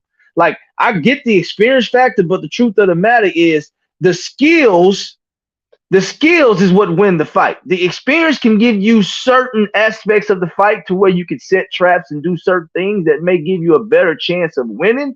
But the experience isn't why Canelo lost. Canelo lost because he couldn't fucking catch the rabbit. That's the problem. And just because he's got more experience, don't mean that Floyd Mayweather is still uncatchable. He's still uncatchable, even with the experience. Like he was hitting him whenever the fuck he wanted to, and he was getting out the way whenever he wanted to. It's just the truth All of the right. matter. All right. Let me tell you this then. Do you think Canelo's skills are the same from when he was 22 to now? I think Canelo is. I think it's. Look, let me say. Do I think his skills are the same? Yes, I do think his skills are the same, but I do think he's a smarter fighter. Now, when I say a smarter fighter, I think he does stuff in preparation for the fight to prepare him. Such as, let's not act like Canelo still don't be making mistakes. With all this fucking experience he got, he went up to 75 and he fucking gassed the fuck out. With all this fucking experience he got in there huffing and puffing on the fucking ropes and getting his fucking face punched off, Mr. Experience 10 years later. So let's not act like this motherfucker is an impeccable fighter when it comes to his preparation. So do I think he has the same skills? Yes, I think he does small things to preserve his energy because obviously his gas tank has always been somewhat of a mystery when it comes to Canelo Alvarez. But yeah, I think he's just more methodical and calculated in his attack when he goes in there. But the skills, I think his game plans have improved, but his skills are the same. Go ahead. Nah, the skills are not the same, bro. He didn't when he fought Mayweather, bro. He didn't have his head movement. He didn't have the defense he has now. He didn't have the waist movement he has now. Come on, bro. It is way different, bro. Way different than when he was 22 years old. Way No, different. it's not. It's not way different. Okay, let me ask you a question, right? Okay, what weight class did Canelo Alvarez start out in? 147. Okay, 147. So he's a smaller guy, right? A smaller guy compared to who? No, Mayweather? no. Fucking Canelo Alvarez is small for his weight class. Right or wrong? Absolutely. He shouldn't be at 168. Correct. Okay, all right. Canelo Alvarez is even small for 160 pounds. My point is, Canelo Alvarez started off at 147. Really, his size and his dimensions suggest that he should probably be fighting at 47 or 54. Would you agree with that? His dimensions, his I, size, a traditional I size, agree. Yeah. welterweight or super I, welterweight, right? I Right? concur. Correct. Yes. Okay, all right. So when you fight at these lower weight classes and you move up, do you think you're more agile than the bigger guys, or do you think you're moving up and you just kind of stay the same speed, or what do you think? I think because the bigger guys in most cases are not as agile and not as fast. They're not as quick as a guy at 147 hand speed wise. What is the suggestion that you have on that? What's your opinions on that? In general, the smaller guys are always faster than the Oh, heavier guys. That's a fact. okay, all right. In general, right? So, from a logical perspective, if my dimensions and my size and my skill set suggest that I should be fighting at 147 or 154, right? And I move up two weight classes above that, based on both our answers, I would traditionally be faster than these bigger guys, right? So, do I think Canelo Alvarez has improved in some aspects of his fighting ability? Yes, I can concur with you and agree on that. But I cannot sit here and say that it's just completely way different because it's not way different. Because if it was different, then those same skills and those that head movement and the ability to get out of the way would have translated to 175 against Dimitri Bivol, and it did not. Exactly. Who against Bivol? Yeah. No, It did yeah, not. but Bivol doesn't get hit, bro. Yeah. Bivol's a whole No, hold on. Time out, bro. You talked about you didn't mention anything about Canelo's Alvarez's offensive ability. You specifically spoke on his movement, his lateral movement, his hip movement, his ability to evade punches with the head movement. You didn't speak about his offense. You specifically spoke about his defense. Canelo Alvarez has always had he was always a legitimate offensive threat in boxing, and he's going to continue to be. But where he lacks and where he has problems at is the things that you highlighted in your point. This is hence why I spoke directly to those things. no, yeah. So let me say this, bro. All right. So Canelo, the reason I think he lost against Bivol, one of the reasons, not the main reason, but one of the reasons is because he gassed out. When you gas out, your offense and defense is fucking gone, bro. He gassed out in the fourth round. Same with Yeah, Plant. with that experience, he gassed out. I mean, look, No, Dimitri Bivol. I don't think that had to do with the experience. On that particular fight, he had gone into a fucking vegan diet that he's never done before. See, this stupid. See, bro, hold up, man. It's See, true. that's what I'm telling you, bro. This is Yeah, what I'm saying. Why the yeah. fuck would any motherfucker go into a vegan diet right before going up to fight at 175? Look, this is my deal That right here, was bro. stupid. So That was dumb. I agree. okay, but that speaks And to that's experience though. That and that's speaks to Canelo's. experience though. No, that's Canelo's No, fault. that speaks to hubris. That speaks to Nah, arrogance. That I speaks don't to know if it's Canelo arrogant. Alvarez. I don't know if it's arrogance or not. Hold on, Raider. That just speaks to Canelo No, that Alvarez. wasn't me. That wasn't me. What all y'all thought? Y'all thought Bivol was a cherry pick. Y'all thought Bivol was not that good. Nah, And I hell no. I told never you said that. then, Chris, no, I heard you. Yep. And I told y'all back then, Bivol is You too heard big, who? You too heard me? young, and too good for Canelo Alvarez. I told you that. Mr. Shelton Moore, I'm gonna tell you this, bro. Before you even came on these YouTube streets, bro, me and a couple other guys were the only ones said one of the only guys that can beat Canelo is Bivol. This is about 4 years ago, bro. Oh yeah, that's way before me. Yeah, that's way before me. Yeah, Yeah, you can even yeah. ask Smoke, bro. Me, I'm biased. I don't know who else used to say that. And the only Yeah, thing is, on this fight, I had a 51-49% Canelo on this fight, just because I thought Canelo uh, had a little bit more experience. There was yeah. I never a know. I know. version. There I was still never a was version of I still Alvarez that could I beat still that guy. He's too big. That's why not he said after the fight, I don't give myself credit for this win because this is not his weight class. He does not belong here. That's what Bivol said. no. I know he's small. He's a small guy. Dude. I think Crawford might be even bigger, taller than Canelo. Man, that's what I'm trying to tell you. Listen, Man, this is what we've been trying to say, bro. Like this is the thing, man. This is the thing, bro. If motherfuckers gave Earl Spence Jr. a shot at Canelo Alvarez, you damn those same motherfuckers better be screaming for a fucking shot that Crawford can whoop Canelo Alvarez. You exactly. seen what just happened, bro. You got to Man, keep that same pressure across the board. Oh yeah, I go up and I fight Canelo. That's what they were saying. Oh, Canelo needs to fight Spence. Let's not act like they weren't saying that shit, bro. Oh, I think Canelo Oh can yeah, give him yeah. problems. I think I Spence can give him agree. problems. So, But so, exactly. you know so, what? so what I'm saying is, I don't Yeah. even know why this is debatable. Because Exactly. if Spence can go up and do it, and it's a topic of discussion, damn sure after this slaughter we just seen, we at the very least we can say, well, Crawford definitely has a chance. No, That's all I'm saying, bro. let me That's ask all I'm Zone saying. Six a question. Hey, Zone Six, let me ask you a question, my boy. Would you rather see Canelo versus Benavidez or Canelo versus Crawford? Be honest. No, I want to see Benavidez because I want to see Maul. I want to see Really? Miller versus. I want to see Mail versus. Right now, what I would like to be seeing is Mail versus Crawford and Benavidez versus Canelo. To be honest, bro, I think I'd rather see. I think Canelo versus Crawford. Canelo versus Crawford is the biggest fight in boxing right now, bro. And we know y'all think that. Y'all always want to pick the fight No, where you I think it is. hold on. I know you think it's the biggest fight because you think it's the path of less resistance. No, but Benavidez, who's an English speaking Mexican guy, that shit is huge. Between two Mexican fighters at 168 for undisputed, man, you tripping. That shit is huge. Now Crawford, we know y'all want the Crawford fight. We cool with that. I'm just telling you that what this was gonna change everybody's mind. What's gonna happen is when you see how Crawford put on the weight, because Crawford's in shape right now.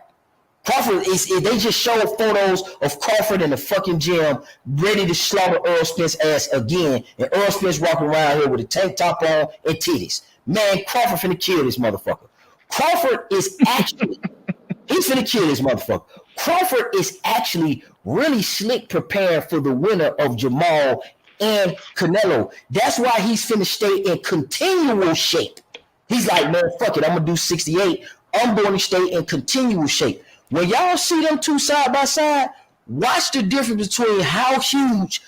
Man, y'all gonna start accusing this man shit. Watch how huge Crawford gonna look at 168 compared to Canelo Alvarez. Y'all gonna want to back up out the fight. When y'all see how big, look, man, go look at the dude photos, man. This dude ain't cut down to 147. This dude probably like 150 something now. Man, this dude is huge, man. I'm telling you. No, bro. Here's the thing, bro. I think you think I want that fight because Crawford is a smaller guy. No, I want to see that fight because it's a skill fight. It's a Yeah, skill. sure, You know sure. what I mean? It's a good skill fight, but Yeah. that doesn't mean I don't want the Benavidez fight, bro. And when your boy get his ass whooped, That's gonna happen. That fight's gonna happen. 100% is gonna but happen, bro. they're not beating the Benavidez, bro. He gonna get beat up by Crawford, bro. I'm gonna tell you something. What's gonna happen to Canelo? What goes around comes around. What always in life, bro, it's a balance. He spent a lot of his time fighting your Cottos, fighting your Mayweathers, trying to fight Pacquiao. Remember that was a fucking thing. No, Canelo never said he wanted to fight Pacquiao. Man, No, be no, quiet, no. bro. Listen, you Oh, come probably on, bro. man. Everybody, you the only person. Yeah. That was a thing, man. That was a thing. So Eh, eh, anyway, Let me tell you this, bro. If you listen to Canelo interviews, listen, you'll never see. If they ask him who do you want to fight next, he never says, listen, "I want this guy next." And the man. only time he did that was Listen, against I Triple told G, you bro. earlier. I Bro. told you earlier, Raider. I told you earlier. I didn't say Canelo misspeaks. Canelo does well with PR. I ain't even here finna argue with you about is he the best speaker in boxing. He may be that shit right there. I don't know. He a better speaker than goddamn Crawford. Way more articulate. I'm not trying to talk to you about that. I'm talking about these hands. I didn't say what Canelo said wrong or right. What I'm telling you is he gonna pick. He's finally finna pick the wrong smaller guy. Is what I'm telling you. That's what I'm saying. He's gonna get away with this shit with Jamel. Okay, Jamel finna put some chinks in his armor. And I'm gonna tell you when it's gonna get even closer. When you see how big Crawford is, and when you see what Jamel do to Charlo. I mean, when you see what Jamel do to Canelo, because Canelo gonna get some work in this fight. I think he gonna stop Jamel, but he gonna get some fucking work. And once you see that work, you gonna be like, oh yeah, Crawford definitely finna beat this motherfucker. Tell you, all right, we'll see. No, no, that's all good. I'm gonna for sure. We're gonna get together, bro. We're gonna make a little friendly bet, bro. 100%. If that fight happens, hopefully Canelo can get past Charlo, and then after if they do fight, 100%. Even Phil, if you want some of that action, I'm down. You know, Yeah. I definitely take some of that action, bro. I, I pay my bets, and we can put that money into an escrow account with smoke and Yeah, stuff. No, bro. Raider pays his bet. We Raider pays nah, his bro. bet. We Yeah, man, it took me forever to get my act together. He waited patiently. It was damn near a year later he paid. He Yeah. was look, on man. me. I don't. He was We bothering ain't me even about it too. Like he was on my helmet about this damn debt. Like when can I pay look. you? We don't even have to do all that escrow and all that, bro. If you say you're gonna pay your bets, I'm gonna trust you. If you Yeah, don't, I yeah. just know you're a No, Raider sucker. good. It He ain't made no it solid. problem with it. Yeah, Nah, no worries. No worries. yeah. Man, we good, No, Ray. but personally, when I do bets with people that I don't really talk to, I like to do escrow account because I know I pay, but I don't know you guys, and you Well, guys don't know me. well, So you gonna get to know us. If we sitting around here, we've been here around here for a while. Obviously, somebody paid their bets. Yeah, So Yeah, yeah. if we I've been say, here for Not about everyone on 10, this 12 panel. years. I've been Yeah, like 10 I plus vouch years. for it. Yeah, No, I he remember. did. Yeah, I don't remember. worry. You know what? I know. I remember know. this. Butch is looking for Mr. Moore for I do some damn remember reason, this. but we all here You to say so. didn't you have that avatar with a Cadillac or something like a convertible car? Yeah. That's the drop top. That's a 1970. Yeah, for sure. That's me. What is it? 70 what? Just a 70 DeVille. Oh, all right. Yeah. I remember that shit. I remember that. Yeah, yeah, That's yeah. what I've used to been go here. over there Yeah, I've to been the 10 UGC plus and years. over there. Yeah. I've been over there with them guys. Yeah, I remember. Yeah, that's Well, when I'm biased. if we got Yeah, yeah. unbiased, all those guys, man. That's what I'm saying. Like, yeah, man. Look. I'm gonna tell you, Zone really been no long, man. Zone been on here longer than me. Yeah, Shit, Zone, yeah, Zone. What you been with? By 08, 09? Well, how long you been on here, Zone? since 13, it's 10 now. It's 10 years. Yeah, I've been on here. Yeah, 10 years? I wouldn't be able Yeah. to show my face if I ain't pay no bets, man. Come on now, Raider. Think about it. No, I'm not saying you don't, bro. The thing is, I don't know I you got you. guys, and you guys don't know me, you know. So it's just a simple friendly bet, bro. It's all good. I mean, Yeah, we good. When the fight happened, your face card good. We chill. Ours good. That's what we operate on. We don't all that. but I tell you this, bro. The same way that Crawford told Spence not to get out of line, Crawford did not get out of line with Canelo, bro. Because he better stay in his lane. Man, you better hope your boy don't get. Listen, I'm gonna tell you something, Raider. You gotta worry about. I'm gonna tell you. You better worry about Jamel. I got Canelo winning. Okay, I think Mel is gonna get reckless and open up and get caught with something. But I'm finna tell you right now, your boy finna be getting his ass whooped up to that knockage. Don't think Mel, don't think Mel just finna go ahead and not do nothing now. I got Canelo winning, but Mel finna. I wouldn't be surprised if Canelo hit the canvas this time. I ain't Look, saying he look, was. I'm not gonna count nothing out, bro. I wanna I wouldn't be surprised if Mel wins. I won't, Oh, because he's okay. a good fighter, bro. He's undisputed, bro. He's undisputed. I'm not gonna count him out, bro. He's an undisputed guy. You know, anything can happen. It's fucking boxing, bro. You know, so I'm not gonna count. Let's wait until that fight's over, and then if Canelo does win or if he loses, then we can make a little simple bet on something else, bro. So why you Man, surprised? this is what I hold up, man. This is what I can tell you right here, bro. I'm gonna be real with you. I don't think Mel stands a chance, and I'm gonna tell you why. For the simple fact that I've never been a big fan of Jamel's fighting style since he's got with Derrick James. He's very, very telegraphic. He's impatient.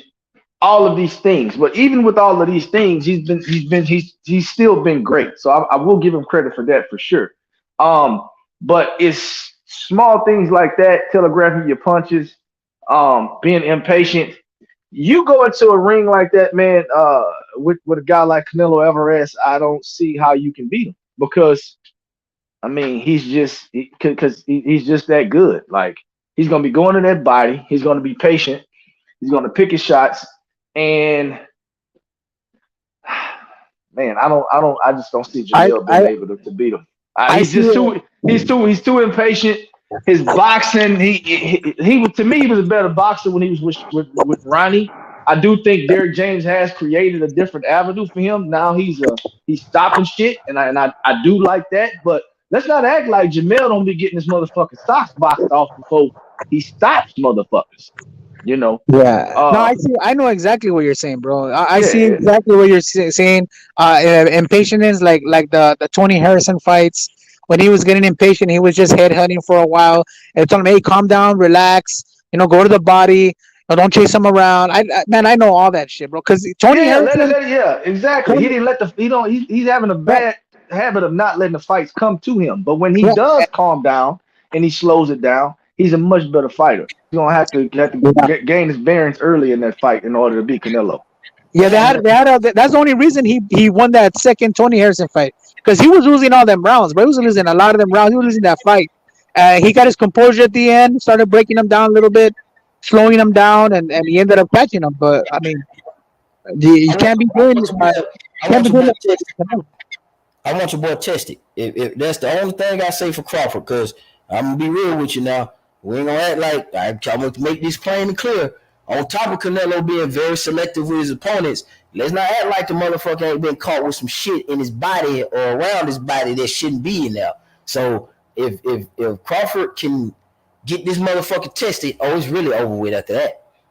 We want to make sure he don't have no tainted nothing. We want to make I mean, sure he.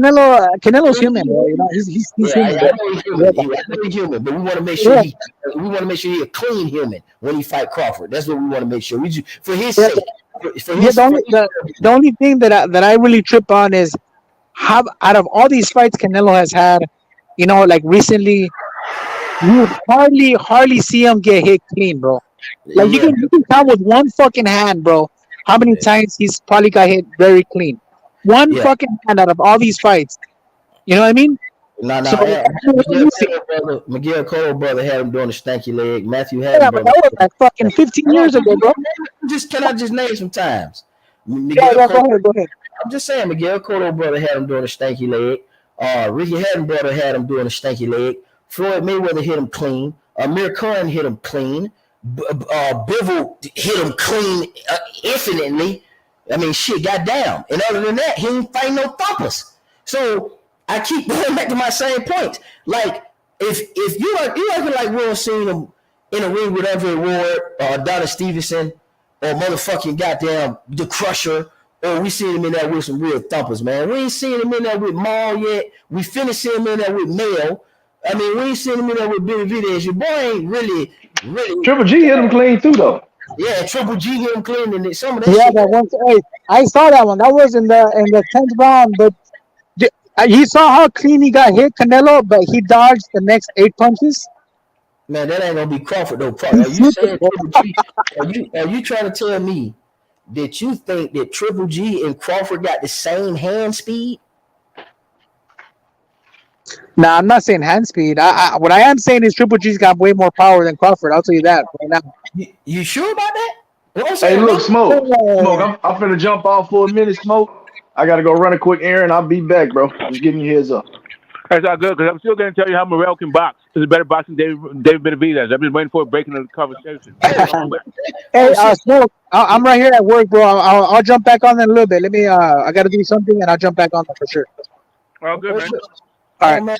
Okay. All right, Zone. I'll catch you in the next one, and Mr. Moore, catch you guys in a little while. Peace Okay, out. no doubt. Yeah, you definitely Oh, brought the energy level of the conversation. I appreciate it. That was we gotta hear that. We gotta hear what you and Phil talking about. I gotta hear this one about Morel. yeah. I'm waiting for Phil to come back. You know, I was just waiting. I was waiting for my shot. Phil went on one. I was like, okay. We had to You know, bring you I have back. a very detailed answer for that one. You know, I'm not just like using platitudes or jargon. Like there's a reason why I'm saying what I'm saying, and I'm happy to Well, share the concept. I see what you're saying. I understand. So I see what you mean when you say who do you think could because physically Morel does look physically as if though he would be a challenge outside of accomplishments and resume. I know what you're saying. Canelo don't really fight those guys at that particular time in that particular situation. Yeah, yeah. I mean, a guy that can change his entire the trajectory of his career, his whole family, like everything is riding on Morel. He's as hungry gets.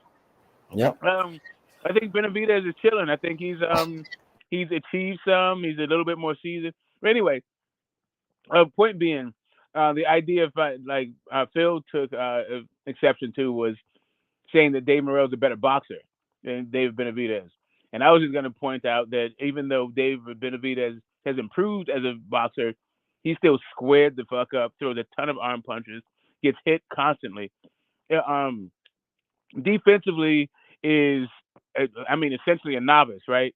Um, yeah, his feet are absolutely trash. He's stuck in the mud, damn near, but he's getting better. Like it's not like he's like I don't think he's plateaued yet. I think he's um like the night of the fight, we could see the best version of Benavidez, and and I'm not saying that I don't like his improvement, his development, but at this point, David Benavidez doesn't show those kinds of like really amateurish flaws, right? He says he has his own issues, but I think his defense is better. I think he has a more power on his shots. I think he has a better shot selection. I think he's more economical with it. I think he's a rangier guy. Like, yeah, I think he is Like I said, the hungry of the two, uh, the hungry of the two guys. But I also think he has the lateral movement and the foot speed, and to give Canelo some issues. I think he has a pretty good. I also think his ring. I also think his ring IQ is his boxing mind. I think is a better. I think he has a better boxing mind than David Benavidez. Also, but yeah. Hold on one second. I don't want to chop in your guys' ears.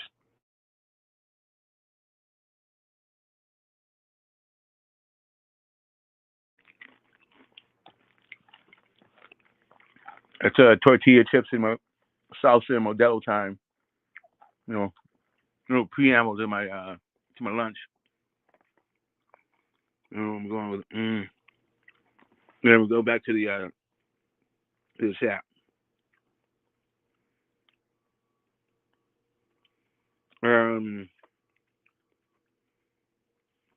Not being yourself isn't a real excuse. All right, we're talking about the Spence fight. I don't know. Right. The things about Bud that are just better than Spence won't change. Whether or not Spence can overcome those things um, seems to be the limitation of Spence, right? Um, yeah, my issue with it, but yeah, my issue was just his being able to take Bud shots. If he's not able to take Bud shots, he's never being Bud Crawford, not ever. Doesn't matter what doesn't matter what weight, doesn't matter how you try, doesn't matter any of that stuff. He can't take that shot. It will be over, and it will be ugly. You know.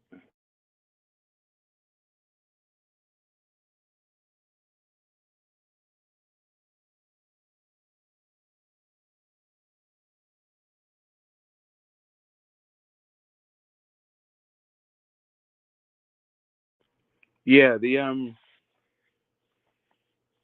this idea of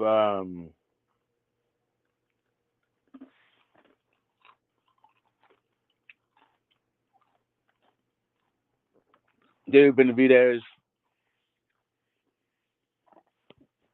I mean, he's a decent boxer. He's all right. Don't get me wrong, but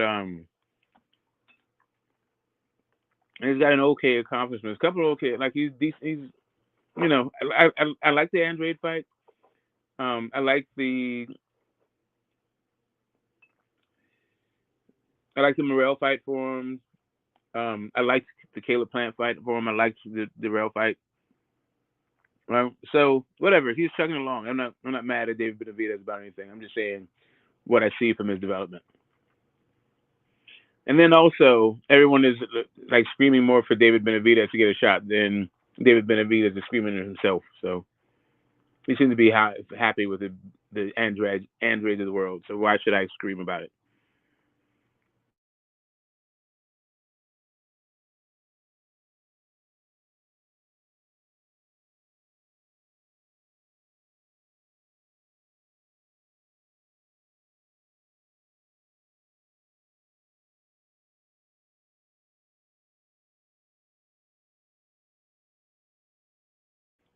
Yeah, I'm not sure what you're referring to there, Thomas. Okay. Um,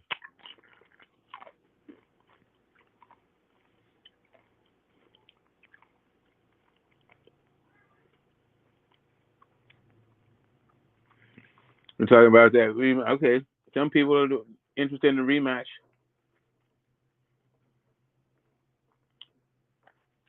Yeah. I'm not. Nah. I'm good.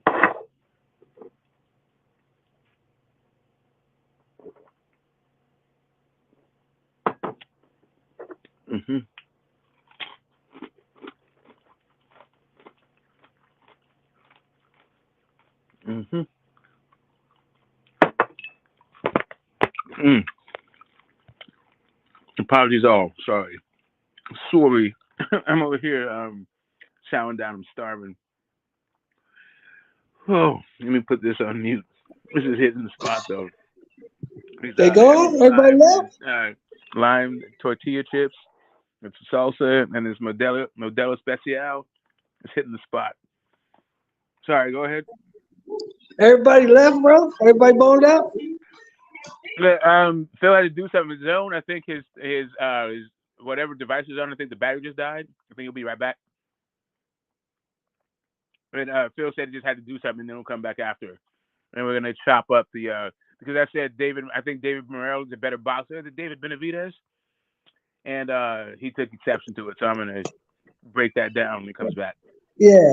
I'd like to hear how that plays out because I can't say that David Burrell is a better boxer than David Benavidez. I haven't seen him in with the quality of opposition that David Benavidez has had. You know what I'm saying? Well,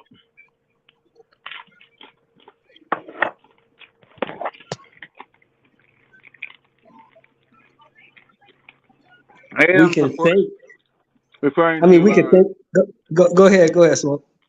I want to hear your so take. Go ahead. I am referring to the difference between their technique, right? Right.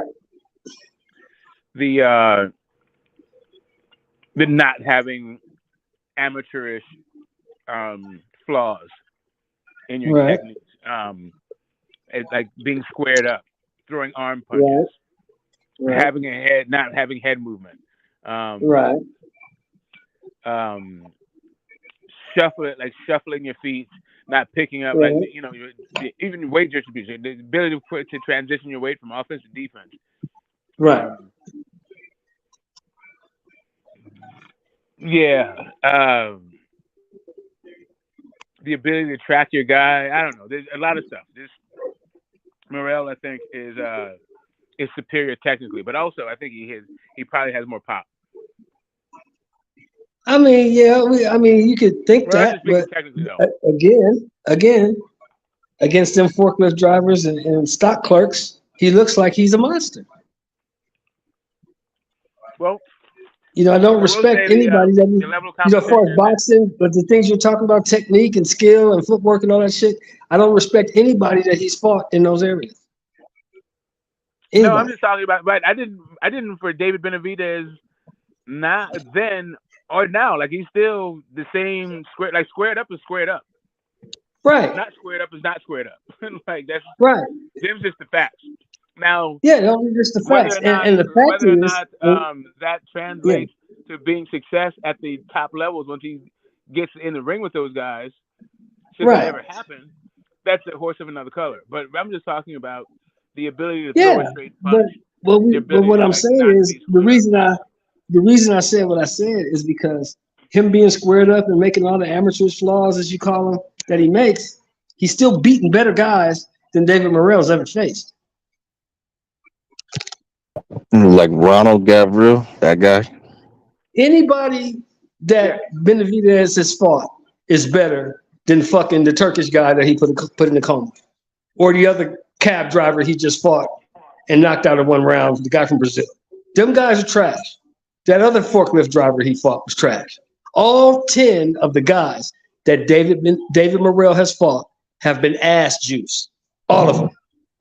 And most of the people David Benavidez fought have been ass juice. Minus But he Caleb Plant, fought who's like half ass juice, but still, but a he's bit of fought ass juice. 28 more guys. He's fought 28 guys. David Morrell's only fought 10. So you can't tell me that he's better than the other guy. He hasn't fought anybody and he hasn't fought long. Bro. Most of the guys David Benavidez fought are fucking bums. You look at his early career, they're all fucking bums. That don't mean shit, bro. Okay. Okay, well, everybody that David Morrell's fault's been a fucking bum. So what's your point? No, they have not. That's the difference, bro. That nigga's Okay, been who's started he fought off that wasn't a bum? Who has he fought that fighting wasn't a bum? people who are actually Who? worth the fuck, while Who? David Benavidez has been moved the Who? traditional way, fighting Tell shit me cans. who.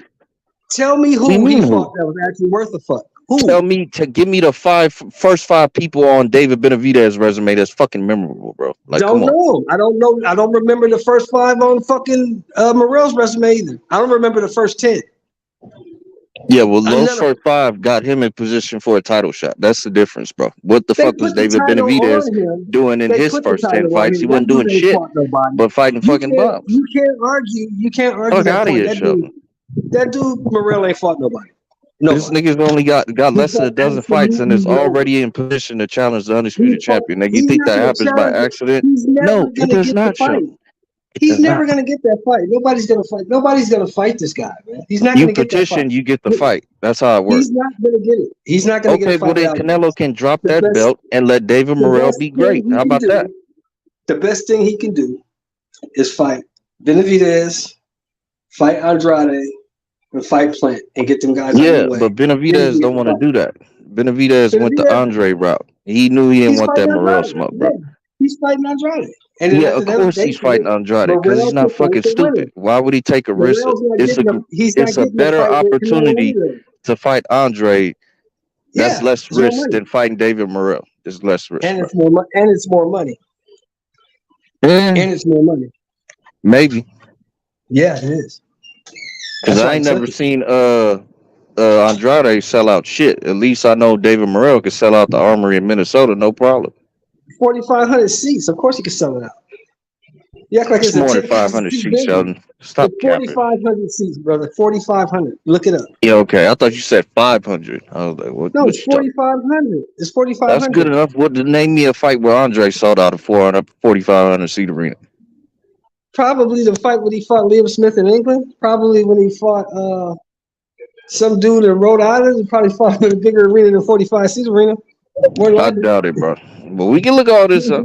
I doubt it though. More likely, bro. I mean, it's just you're looking at it for what you want it to be instead of what it is. And the fact remains, none of the top guy, a guy like Canelo, is never gonna fight David Morrell because if I beat this guy, I don't get shit.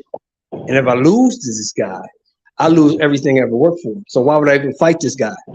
He's Because nobody. that's I'm who not you're gonna have to fight if you want to end up unifying the division, or Canelo you will could just never fuck have to around and fight him. bullshit. Canelo has all the belts. He'll never have to fight him. He can chase Oh, I thought you Canelo. said David Benavidez. My bad. My bad. No. He can chase Canelo. Canelo never has to fight him. Yeah, he don't have to, but if he don't want to, and David Morrell petition, well, he gotta drop the belt. Simple as that. He's not going to do anything. He's not going to listen to the WBA. They're not going to make him drop the belt because he gives them way more money on that 3% than a David Morrell or David Benavidez Rules the combined. rules, Sheldon. But The they don't give a fuck WBA about the regular rules, gotta fight the bro. WBA Bro, super within a time bro, frame, bro. Rules the bro. rules. And so You already know far, the rules. they've They been don't listen to that exercising shit. that rule. No, they haven't. No, they haven't. Because if they did, there wouldn't be no 140-pound regular champion. It would just be a super champion. It would just be rolling. That's what it If is. they did. Ain't no regular champion right now. Broly got the super. That's the only champion at 140 for the WBA. Yes. Oh, okay. Oh, not bad. Maybe they are listening. Hopefully they do. I hope they strip all these motherfuckers a damn fight. That's why I'm glad that Crawford went on and dropped them fucking belts. Fuck them belts. I'm moving up. Yep. Already won the motherfuckers. Fuck them. I'm moving up.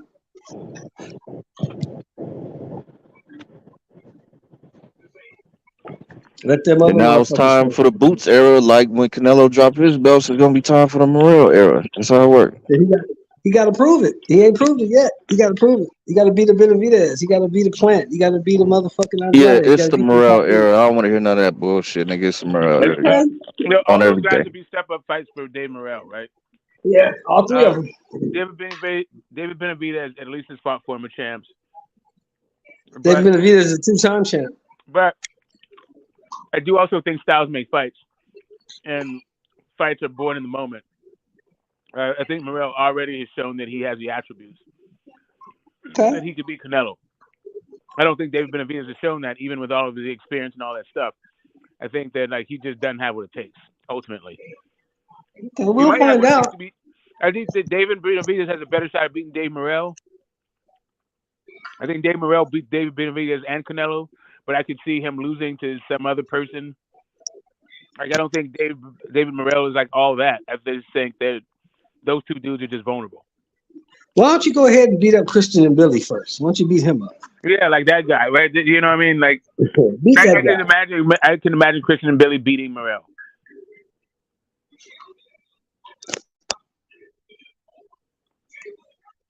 And you beat that guy up, then I'll have some respect for your resume. Go and beat that guy up.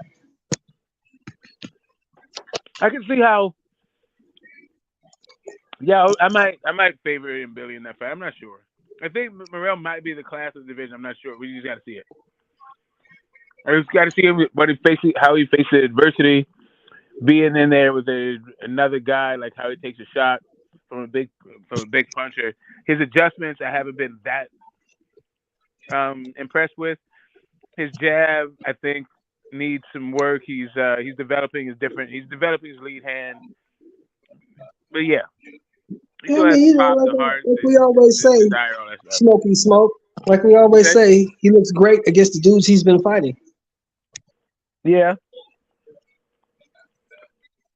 How's he gonna look against guys that can actually fight? We don't know. Haven't seen that yet. No. Yeah, I get it. Trying to put the cart before the horse. Yeah, I ain't gonna anoint this dude because we I have a mean, but problem in this but community of that's more of a anointing these testament to dudes. long. But a lot of times Huh? it's more of a testament to longevity and making sure your guy, once he Yeah. gets to the top, he'll stay at the top. But Right. sometimes you can beat a guy because you have what it takes to beat a guy, but then you're probably gonna get your ass whooped in a couple years, kind of stuff. Right. Right. Right. You got rushed too I just fast don't because you like. could just beat a guy, kind of stuff. I just don't like the fact that people anoint these guys uh, before even put these guys in position to earn it. You know what I mean? They make him the next uh, Sugar Ray or the next Hagler, or this guy's the next Carlos Monzon. This guy hasn't beaten nobody but sparring partners. You know? Monzone had some guys. He had Emil Griffith. He had. He had some dudes. Uh, No, I'm saying they anoint these guys the next Monzon, the next Hagler, the next okay, the Limit, next Monzone. Yeah. yeah, the next Duran, and these guys ain't fought nobody but fucking sparring partners. Yeah, see, to me, I'm not saying he's the next great or anything. I'm just saying, well, he beat Canelo and Benavidez. that's where it ends for me. I don't think he beats Bivol. I don't think he's beaten Better Beef. Um, 168-pound division is not that good. I don't know, whatever. There's a So you're huge not one drop of off. those I don't know that guys. he beats Christian and Billy, but So you're maybe not he one of gets those by guys Christian that and Billy. run I don't know. around. So you're not one of those guys that run around saying, "Oh, he got the Cuban style. The Cuban style will beat Nah, everybody." nah, no, no, no, no. It's just like Canelo just got bad knees and slow feet, and he loads Yeah, up and gasses out. you know what I'm saying. So it's just funny to me how these guys just they make their picks on emotion. It just kills me. I'd love to see him go ahead and win and beat somebody. I just ain't seen it yet. I would. Yeah, the future 168. He might be like. See, I think if he develops correctly, yeah, he could be 168, 175, all that. You know, maybe in give it a cruise. I don't know, but probably but definitely 175. But like Yeah, he right could be now, I the next think, guy. He could be the yeah, it's next just guy. guys who I But, think are likely to beat Canelo. Like I think Bud and Morrell have the best shots at it, but it's not, it's not leagues above Benavidez. It's just, I think Benavidez has more respect and a lot more self doubt than David Benavidez than Morrell. I think Morrell is like, I think there's more rivalry there with Morrell than there is with Benavidez. hmm I So, think like you David always say, Benavidez will Smokey, be happy to like be there, whereas Morrell would be like, this is a means to an end. I got to go through you to get to where I'm trying to get to. But like you always say, Smokey, styles make fights, bro. Yes, yeah. But yeah, I'm You know now what I'm getting more a saying? little bit to the intangibles. But yeah, the styles also like stylistically is like Canelo has been fighting the David Benavidez of the world a bunch. I think he came up on those dudes. The stationary guy throws a million shots. It's the Yeah, I movement just that think gives it's you a a problem. bad. I think Morrell is probably a bad matchup lengthwise and maybe speed wise for Canelo. Hmm. I just don't think for them other guys he's that big of a matchup because they've seen that guy before. It's not like David Morrell's an anomaly at 168. He's just very good at what he does. He's just a good I boxer. think he's probably one of the harder hitters, depending on like who he got. Like it's not like guys might be fighting cans and but like sitting guys in the comas. That was a more of a function of the ref letting the Accumulation. fight go too long, though. Some of that Yeah, was that was that. accumulation. That was an accumulation of punches that put that guy in that position. He kept taking shots, clean shots, because he had no defense. Yeah, that dude was almost adios, motherfucker. So what you do last night, Smokey? Did you watch the game? I watched part of it. I went over to the Rents and to the parents' house and hung out there for a minute I'll say this, bro. They don't and look watched the like the game. same old Detroit Lions, bro. They look fast. They look physical. They only had 3 penalties the whole game. They look pretty well coached. They look like a good football team last night. Yeah, but the Detroit Lions. Remember Megatron? Yeah. Hey, my God. Calvin Johnson. Yeah. Um. Yeah. For me, it's week one. The NFL is all about not peaking too early, getting in when you get in. But it is a week by week, and losses are like you do like to get like the anticipation of a loss becomes a lot when you don't win early, right? I mean, when you don't lose early. The longer the season goes on without a loss, the more tension in the locker room builds and all this other shit around the league. The more they talk to you about it, the more cracks come. Sometimes it's nice to have like a one or two losses, like early on. Yeah, now everybody all week had picked the Chiefs by annihilation. Now everybody said, well, Travis Kelsey didn't play and this guy didn't play. Well, if you're the Super Bowl champions, don't you have backups that are capable of playing? Right. Come out and lay an egg. Probably not the best start for a season, but if you're gonna get it at the yeah, but if you're gonna lose, I think losing early is kind of I don't know. Depends. Like if you're already in, you already got a slot, and it doesn't matter if you win or lose, then that's really the best time to lose.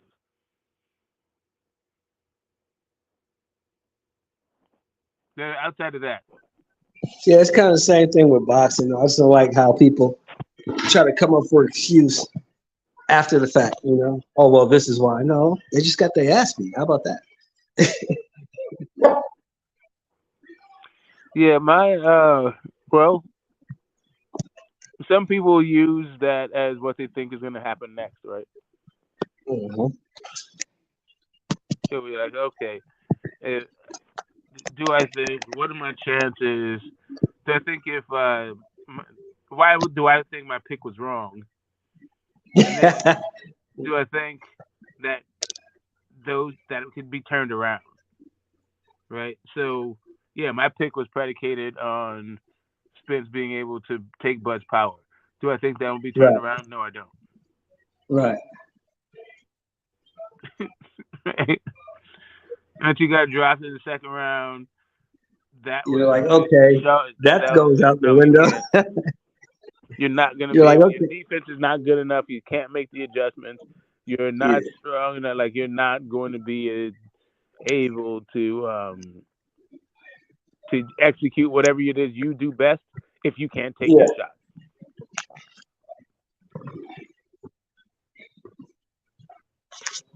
He and the said, way "I'm he gonna break reacted you. to I'm spending his durable. power, You you ain't can't never take been the with shot, so nobody." you'll never be able to shoot up. You're always going to be anticipating and thinking, "Oh, I don't want to get hit again." Usually, he's able to bite down and go through that.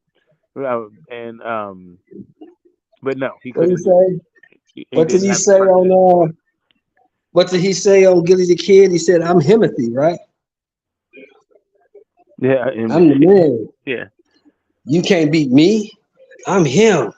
You've Hmm. never been in the ring with nobody like me." And Crawford kept telling him, "I've seen you many times before. I done beat you up on the way to beating you, and I'm finna beat you up too." Yeah, yeah,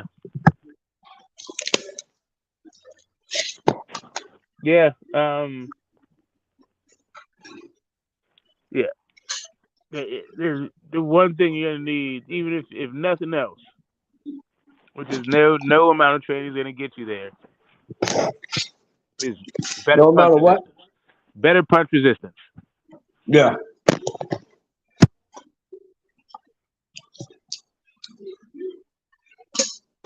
Yeah. I don't even care if it's like weight drained versus I mean, maybe, but that's counting for an awful lot. Weight drained and out of ring, maybe. But maybe it's now at that point is just accumulation. Whatever it is, this last one took more out of him. So I don't know, unless he's gonna come back like some Japanese manga where all of a sudden, even though they've been getting their ass whooped, or like one of those old school Ric Flair matches, you get your ass whooped for 2 minutes, poke a dude in the eye, Se- pin him, and then roll out of the ring, holding your back and shit. I don't know. Seven That's what they're pounds ain't trying to gonna do. help They're him, trying to bro. do a Hail Mary, but Yeah. nah. 7 pounds is not gonna help him, bro.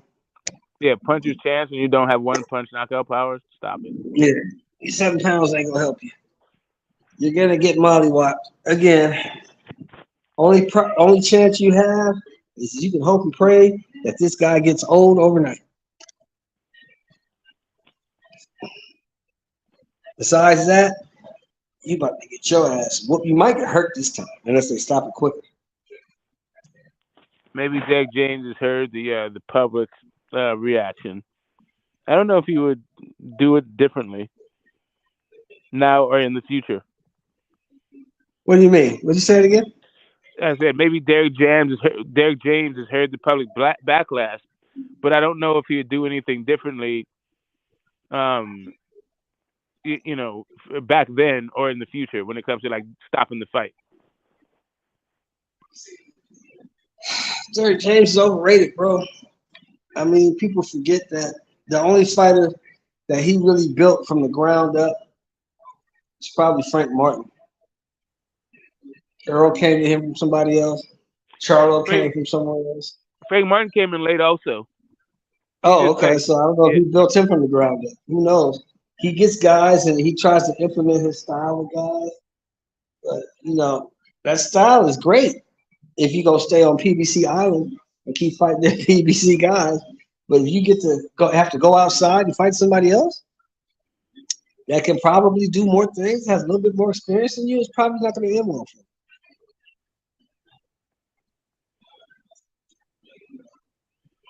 hmm. Well, I think as befitting a slow boxing week, Yes, it has been. I think I'm gonna have a short one. I was waiting for Phil to come back to call us then. Let's see. Yeah, that's why we see if the dude's gonna come back too. But you gonna end it? Let's see. What'd you say? I said I was still waiting for those guys to come back too. But you thinking about ending it? Yeah, man.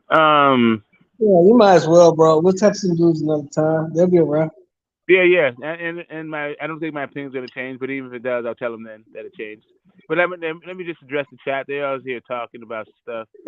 I'm let's see. Oh, Wilson. All right, let me see. Yeah. Why Tom Hanks didn't get a woman back in that movie? I would have had that. I would have had that problem. Um. Well, I don't know. it was probably not just that woman. Like the woman that he knew was a completely different person, kind of thing. Already with someone, but yeah. Once it came to okay. Hey, Smoke, somebody wants you to put up a free Smoke Friday. I typically do, but it's a different it's a different demographic over there. The youngsters, Yeah, yeah, yeah, all they yeah. do They is like to scream. they They like to don't really cuss each know other out. And, boxing. They yeah, just want they to talk boxing they for just like want to get two racial and seconds. shit. They think Free Yeah, Smoke Fridays is racial slurs. I'm like, yeah, I yeah. don't know. Yeah, it starts off boxing and it turns into faggot, bitch, hoe, punk, and I'll fuck you up and all this other dumb shit. Yeah, like I don't know. That's not Free Smoke to me. Like that's just dumb. Like I don't Dumb mind. smoke. I don't mind when guys get if you go at it and call each other in for it gets heated when it's about a subject. But if the point Right, is just to see who can yell at each other the longest, like right, right, that shit's right, fucking right. crazy and it's immature as shit to me. Like I'm Yeah. the best shit thing to my time. But yeah, But if you just feel like arguing, making a bunch of noise in the living room, that's cool. You know, if nah. that's what you feel like doing. You know what I'm saying? Uh, Terrence over everybody, huh? Okay, a boxing voice just came across my timeline. You know, Ness don't know who he want to root for. Ness will root for you this week, me next week.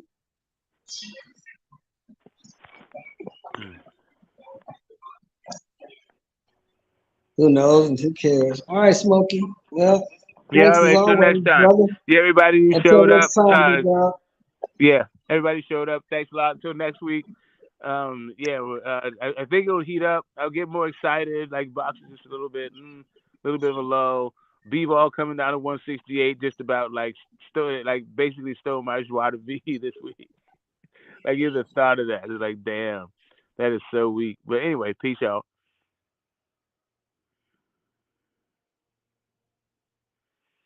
Yeah, kind of fuck you too, overdose. I don't know why you come here to always troll and talk other shit. The other thing it's the lame. It's just lame, It's a yawn. But um, one of these days, hopefully, what you have to say will be funny and not just the miserable ramblings of a miserable fool. Know what I mean? But on that note, everybody came through. Thanks for coming through. Shout out to you guys. Until next time, peace.